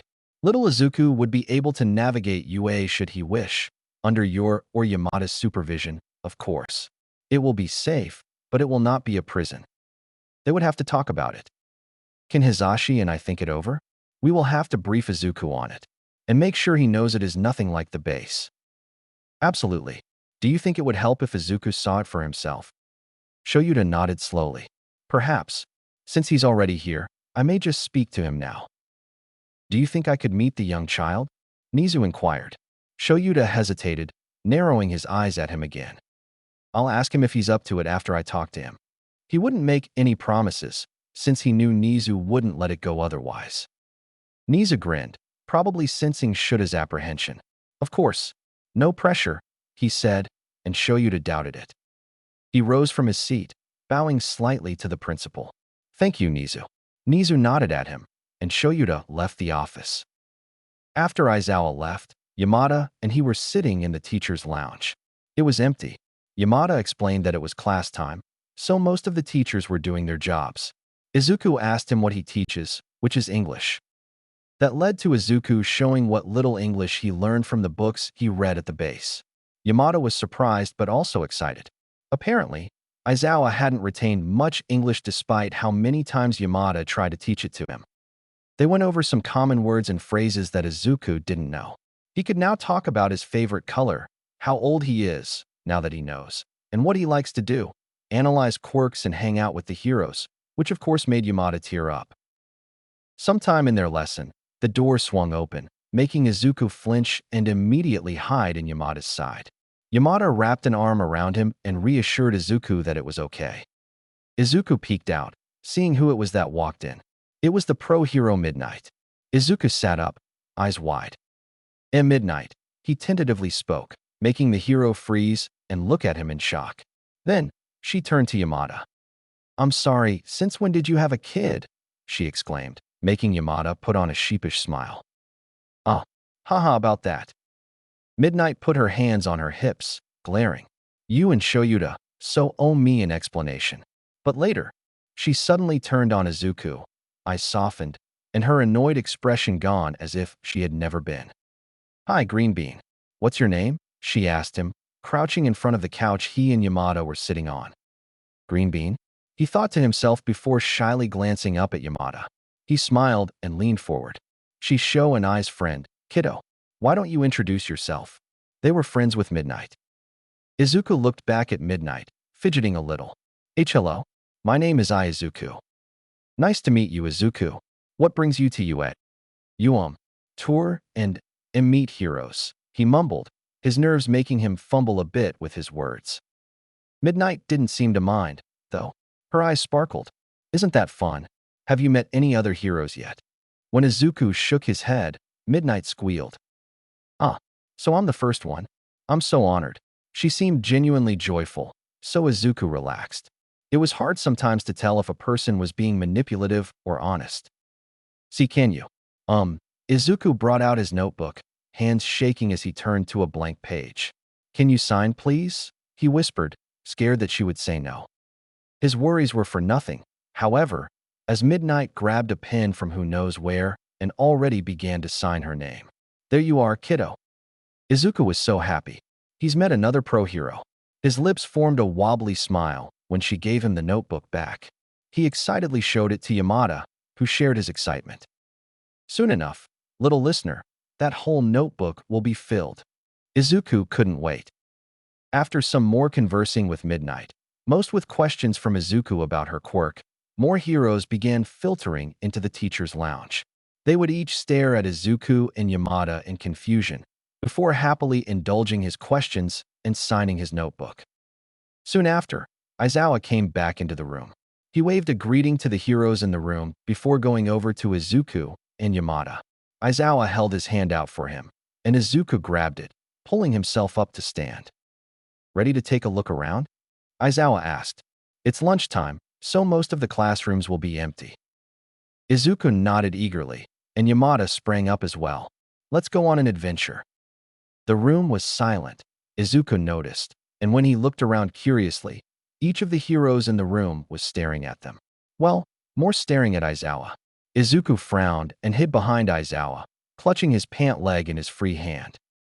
Aizawa must have done something because suddenly, everyone in the room looked away and focused on whatever they were working on or eating. Except Midnight, who just smirked at the heroes. "Come on, kid," Aizawa said, leading Izuku out of the teacher's lounge, Yamada close behind. The heroes showed him around UA. It was a huge school. He couldn't believe how big it was.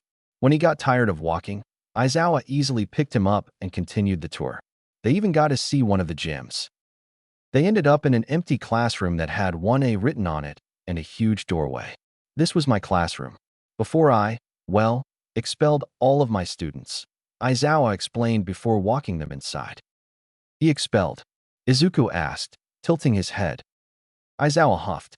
"The students showed no potential or promising heroic characteristics, so I told them to go home." It's seriously a wonder how Niza let them into Class 1A in the first place. Izuku's mouth shaped into an O before glancing at Yamada. He just laughed. Shows a very strict teacher, listener, and ruthless. Aizawa groaned. I'm practical. Being a hero isn't fun and games. If they can't handle it, then it's not the career for them. That seemed reasonable to Izuku. Aizawa sat Izuku down on the desk at the front, and he pulled up 2 chairs for him and Yamada to sit in front of him. They seemed more serious now, and Izuku anxiously watched them. We wanted to talk to you about something, kiddo, Yamada started, voice soft. Shoyuta continued for him. Izuku, I won't lie to you. It's dangerous for you and us right now. It's possible that anyone from the base could be looking for you. Izuku froze, his heart beating faster as fear washed over him. Aizawa noticed, and he got out of his chair to stand in front of him. He placed a hand on Izuku's. But Zashi and I are taking care of it, okay? We will protect you completely. The villains won't touch you. He felt a little better at his words, but that fear wouldn't be so easily diminished. Which is why we were thinking of staying somewhere safer for the time being. What do you think? Izuku frowned, uncertain. He was just beginning to think of the hero's house as a home, and now they were moving? But it was for their safety, and they wouldn't be leaving him alone. As long as he was with them, maybe it'd be fine? Oh, okay, where would we stay? Izuku asked, and Yamada also looked curious to hear this answer. Well, I was talking to Nizu, the UA principal. He has been building underground dorms for the heroes who teach here for safety measures. UA is the most secure building to be in. Nizu takes his safety precautions very seriously, so we will be in good hands. Izuku tilted his head, curious. Stay at UA? It was an interesting idea, for sure. He was a bit nervous to stay in a new place, though. Aizawa seemed to notice, because he said, would it help for you to take a look? So you know where you'll be staying? Izuku nodded. Yeah, it probably would be nice to know where they would be staying. Guess we're meeting Nizu. Then, Aizawa sighed, and before Izuku could question that, he was picking him up. Izuku wrapped his arms around Aizawa's neck. This should be fun. Yamada tried for cheerful, but seemed nervous instead. Now Izuku was nervous. Was Nizu nice? Shoyuta could tell that Hizashi wanted to ask him a lot of questions. He didn't really have a chance to talk to him privately before bringing it up to Izuku. At least the kid seemed receptive to the idea. They made it to Nizu's office quickly, and this time, Nizu waited for him to knock before he called for them to come in. They did, and Izuku stared at Nizu in wonder.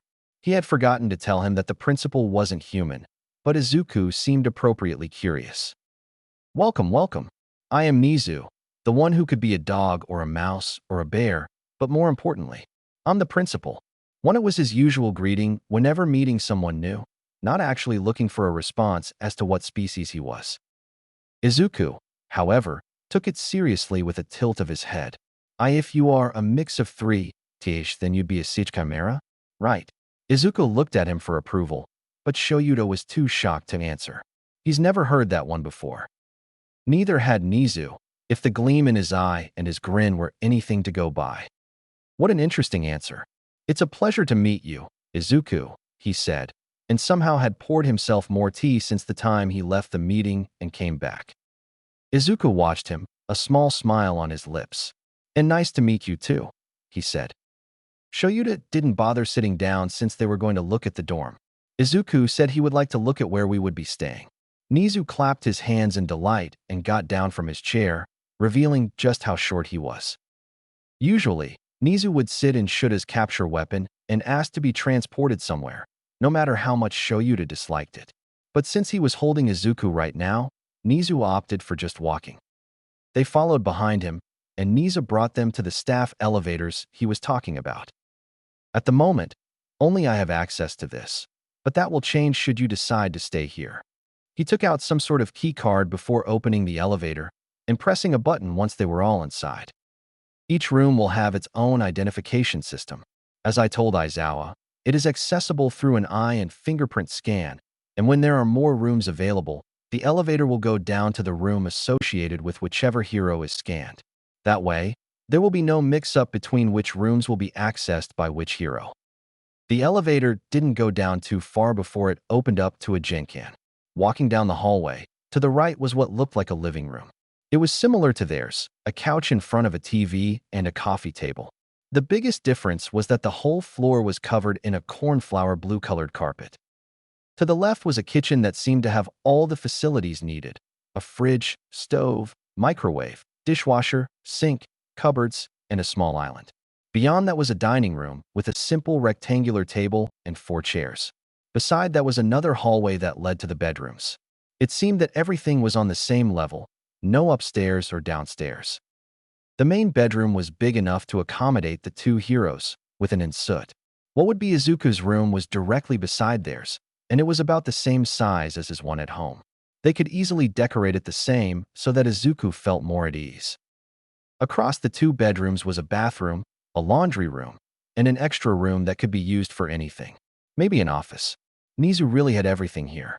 Throughout the dorm, there were multiple windows at the top of the walls that showed a healthy amount of sunlight coming in.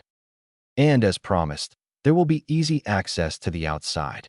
Nizu showed them another elevator at the very back of the hallway. If you press this, Nizu said, waving towards an up arrow button, it will lead to a small courtyard private from the other fields at UA.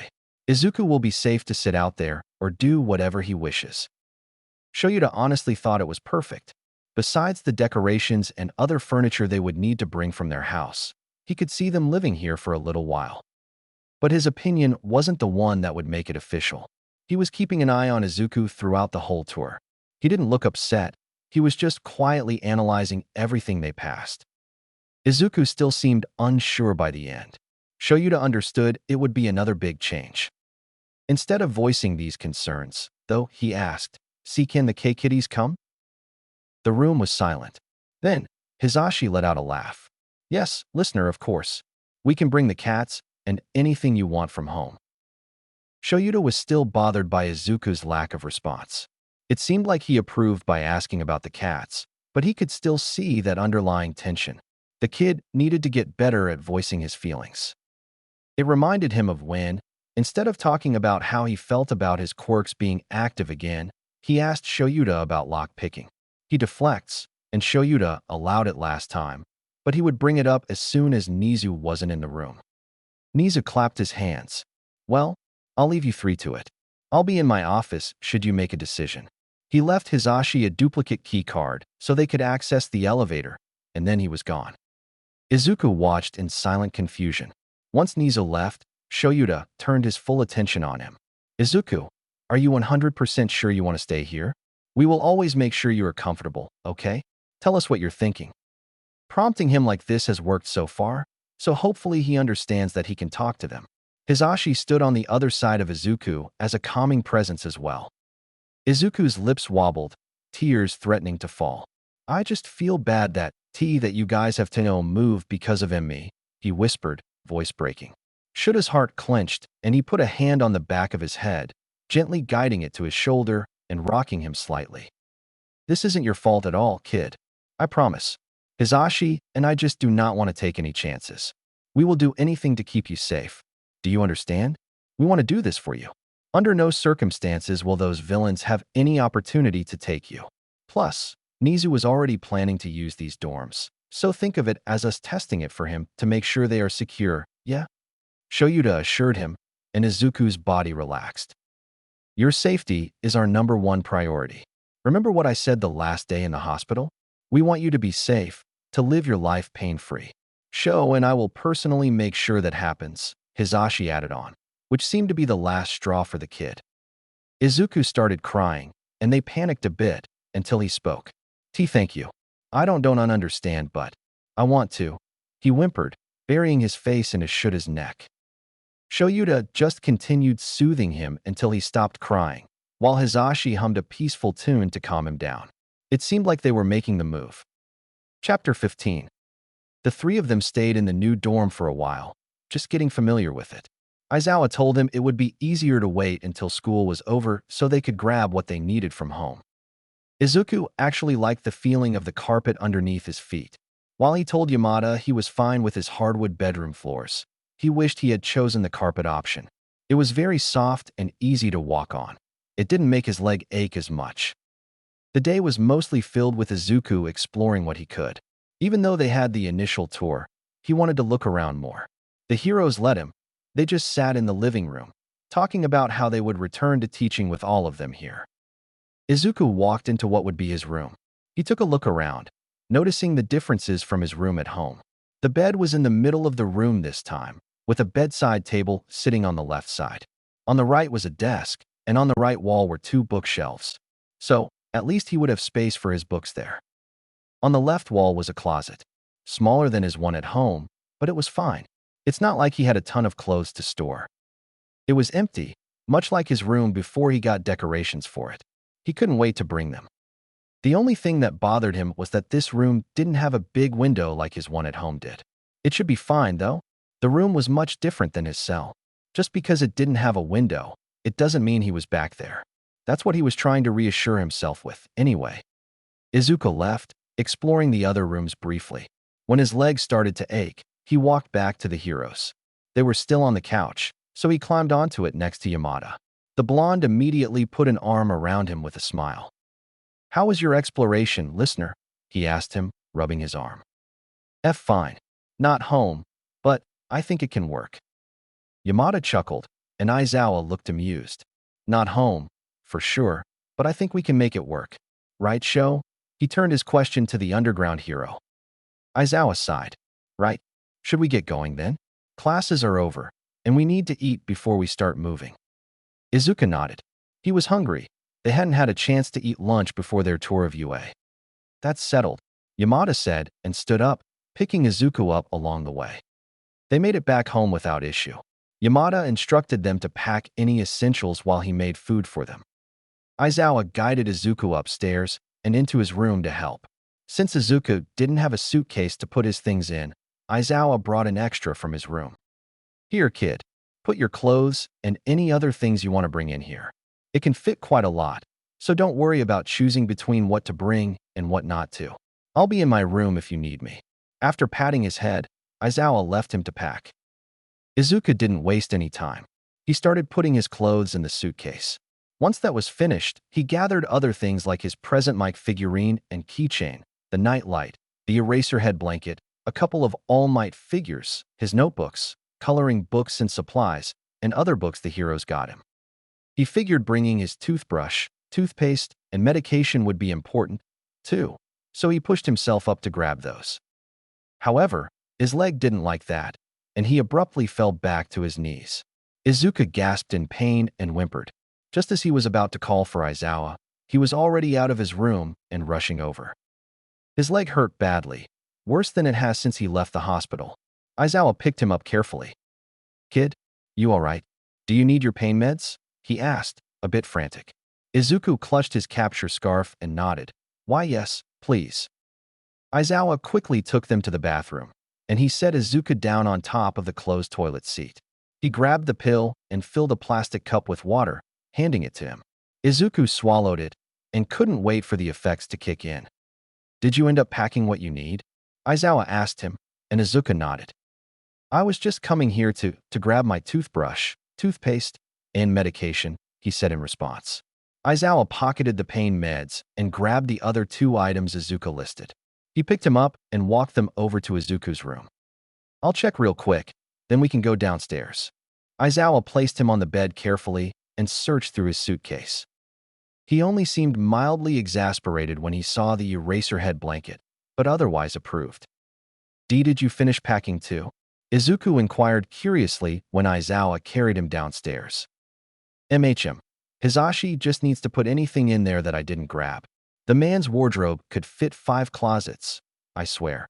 Aizawa huffed, making Izuku chuckle. "I can hear you," Hisashi cried indignantly.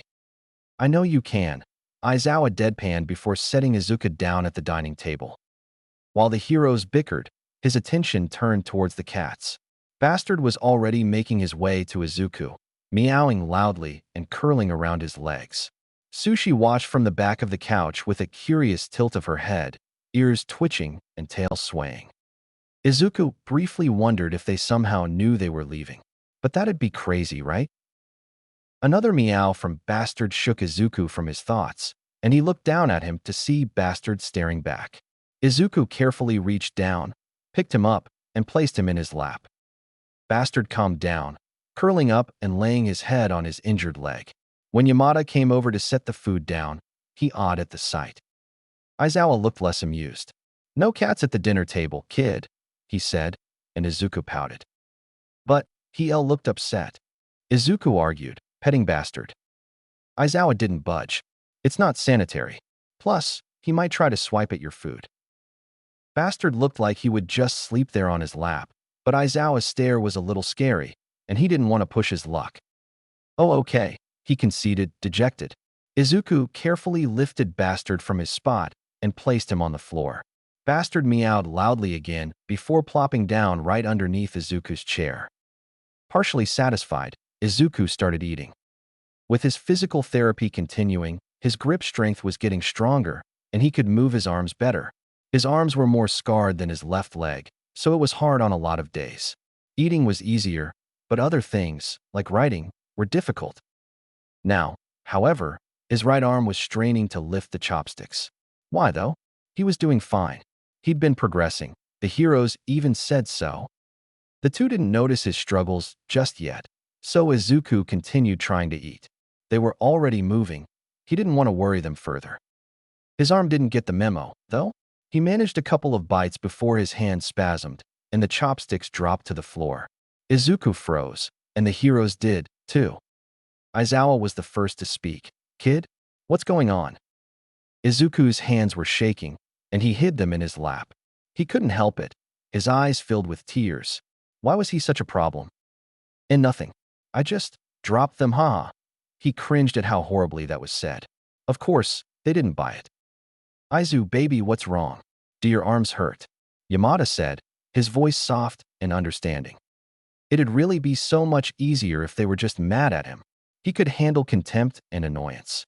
But this care, their two soft voices, their understanding eyes, he didn't know what to do with it. It was overwhelming. His tears poured over, and he hunched his shoulders so he couldn't look them in the eye.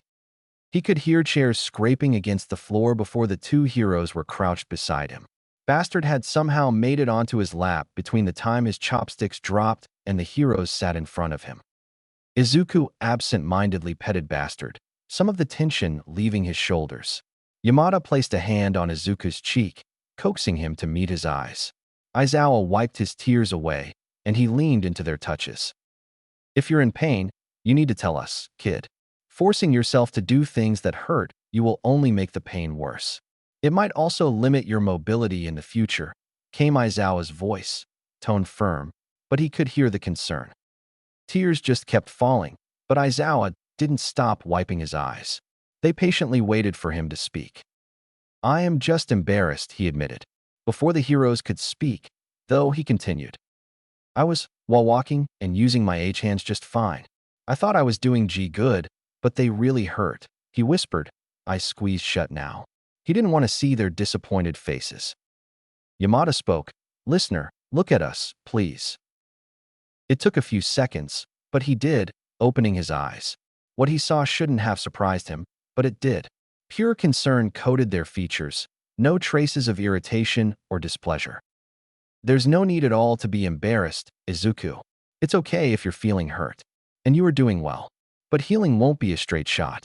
Your muscles and tissue have suffered a lot, kid, for years. It's normal that you won't be able to use them right away, even with the physical therapy you've been doing. In fact, I think you're doing too much," Aizawa explained to him, and he was confused. Too much. We should have kept a better eye on it, so don't blame yourself. While physical therapy helps strengthen your muscles, doing too much can be harmful, too. We may need to get your doctor to re-evaluate your situation." Izuku didn't like the sound of that at all. "Actually, since we're staying at UA now, can't we just get Recovery Girl to look at it?" Yamada asked him, a glint in his eye. But Izuku paused. "Our Recovery Girl?" he asked, interest piqued. Aizawa hummed. "True, and it would be easier. What do you think, kid?" This question was aimed at him now. "I can meet Recovery Girl?" Really, that was his main concern. Aizawa huffed. "Yeah, kid, you can. But you'll also be treated by her." Izuku sniffled but nodded. "Oh, okay." At least it was better than going back to the hospital. Aizawa had that unyielding look in his eyes again.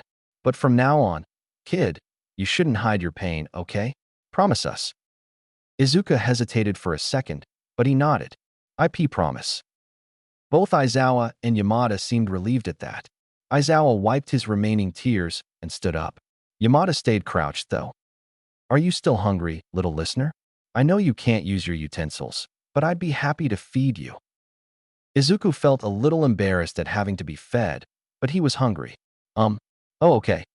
At Izuku's confirmation, Yamada happily sat down in the seat next to him. Just let me know if you're getting full, okay?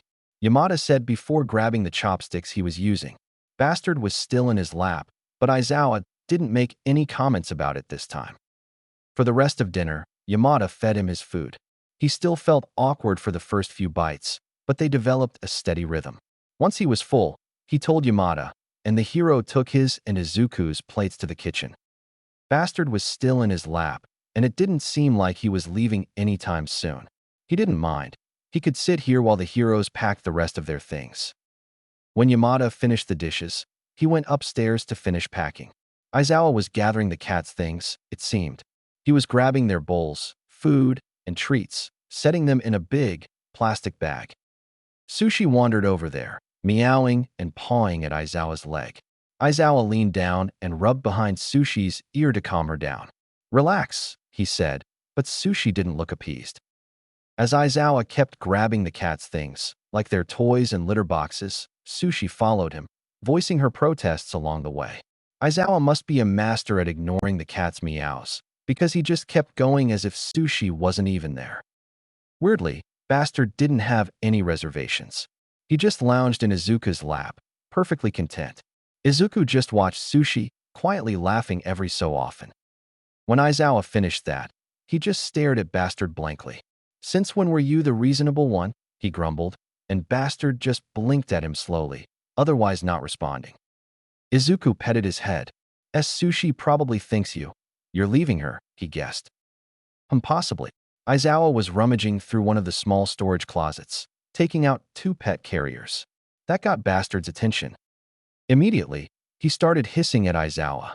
Izuku froze, wondering if, after all this time, Bastard's ire would finally turn on him. But he didn't. His attention was only on the carriers. Aizawa sighed. He always gets like this. We usually take these out if they have to go to the vet. Izuku tried soothing Bastard by petting him, and while he stopped hissing, he was still on edge. Izuku felt a little helpless. Bastard always seemed to calm him down when he was upset, but now he couldn't return the favor. Aizawa noticed his frustration and put a hand on Izuku's head. Don't worry about it, kid. He's had bad experiences with the vet, that's all. Even though we're not going to one, he doesn't know that. And then, he added, this is the least upset I've seen him react so far. Izuku tilted his head up to look at him. Really? Aizawa nodded. Yup. You should have seen the first time we had to take him to the vet. Hissing, yowling, scratching anything and anyone he could get a paw on. Zashi still has the scars on his upper arm from when Bastard got him. Second and third times weren't any easier. Izuku smiled a little and went back to petting Bastard. He was calmer now, but didn't completely relax in his lap. Yamada finally came downstairs, holding his and Izuku's suitcases. All right, I got everything here. Listener, you grab all you need. When Yamada rattled off some things, Izuku nodded to each one. Sho, you got all the cat's things. Aizawa confirmed, so Yamada started gathering everything at the doorway. Perfect. I'll start putting everything in the car. Sho, keep an eye on Sushi. With that, Yamada left with their suitcases. Aizawa grabbed the carrier again, and this time Bastard didn't hiss. Okay, Sushi, come on. Aizawa grunted, trying and failing to grab the cat. Instead, shockingly, she raced over to Izuku and jumped onto his lap, right next to Bastard. Izuku's eyes widened, and even Aizawa looked taken aback. Usually, the 2 cats wouldn't sit near each other. He didn't move, unsure of what to do in this situation. Now, Izuku could see a hint of mirth in Aizawa's expression. Looks like you're our cat carrier, Izuku. Izuku's mouth shaped an O, and he looked down at the 2 cats in his lap. Sushi now climbed up onto his shoulder, curling around his neck, and staying there. How was he going to bring them to the car? Aizawa walked over and picked Izuku up, settling him on his hip. This way, Izuku could hold Bastard in his arms while Sushi still sat comfortably around his neck. Yamada came back inside to this exact scene. He paused in the doorway, looking confused, then he laughed. Wow, listener. Look at you, our cat whisperer. Izuku giggled and reached a free hand up to pet Sushi on the head. Sushi purred, rubbing her face on Izuku's shoulder. They stayed like that while Aizawa brought him to the car. He carefully set him on his seat and buckled him in.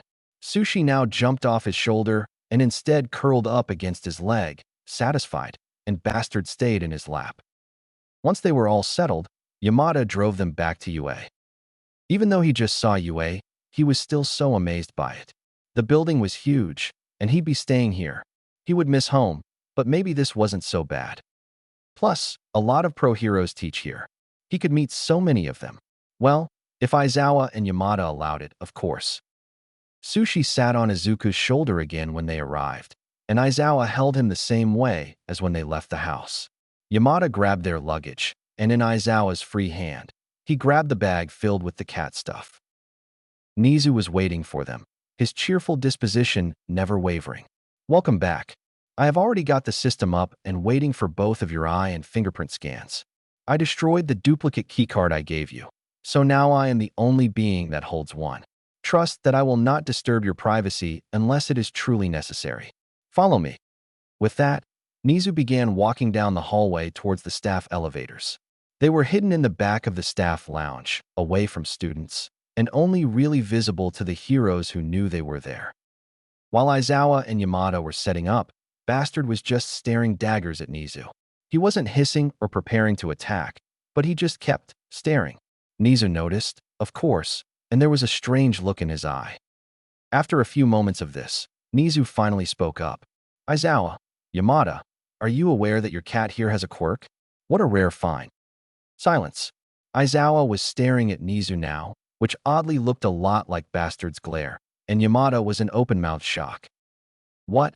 Aizawa deadpanned, eyes flickering to Bastard and back to Nizu. At the same time, Yamada blurted, How do you know? Nizu just smiled. It's in the eyes. It's really obvious if you know where to look. Anyway, I hope you enjoy your stay. And with no other explanation, he was gone. Izuku just looked down at Bastard in his arms, fascinated. An animal with a quirk? That was rare. The three stood there in silence. Then, that explains so much, Aizawa muttered under his breath, but Izuku heard it because he was carrying him. Izuku wasn't sure what he meant by that. He held Bastard close to his chest. He didn't seem bothered. Izuku had to analyze further. He wouldn't be intrusive, of course, just observing. Who knows what the poor cat went through if he had been discovered to have a quirk before. Maybe that's why he acted like such a bastard. The three of them were descending to their dorm, their shocking conversation momentarily forgotten. Once they were down there, the elevator opened, and Aizawa moved forward. He took off Izuku's slides and his own shoes, then set him down on the couch. Both cats jumped down from him, walking off to explore the new area. Izuku pouted, but he figured that would happen. Aizawa patted his head, bringing his attention to the hero. Do you want help unpacking? Izuku nodded and lifted his arms slightly towards Aizawa. He picked him up again, grabbing Izuku's suitcase and going to his room. Aizawa set him on his bed while opening his suitcase on the floor. Here, Aizawa said, giving Izuku his present mic figure and keychain, which he probably knew Izuku would like to have close to him. He grabbed them and placed them on the bedside table. Despite Izuku's protests to help, Aizawa did most of the unpacking. He said it was because of his leg and that he should be resting it, but Izuku still felt bad. With Izuku's direction, his posters and All Might figures have been placed in their correct spots. Aizawa plugged in his nightlight, put his notebooks, coloring books, and regular books on the bookshelves, and set all his clothes in the closet. It was feeling more like home, but not quite there. It may never be, but Izuku would have to deal with it for now. Their night was very similar to how they would spend it at home. They spent it on the couch, watching hero documentaries on the TV. Since their first night, it was easy to convince the heroes to keep watching them. Even Aizawa. Izuku was getting sleepy. He leaned sideways on Aizawa, who didn't even hesitate to wrap an arm around his shoulders. Yamada took hold of his hand, gently rubbing circles on the back of it. No, it wasn't home, but maybe home wasn't a place. It was whoever you felt safest with.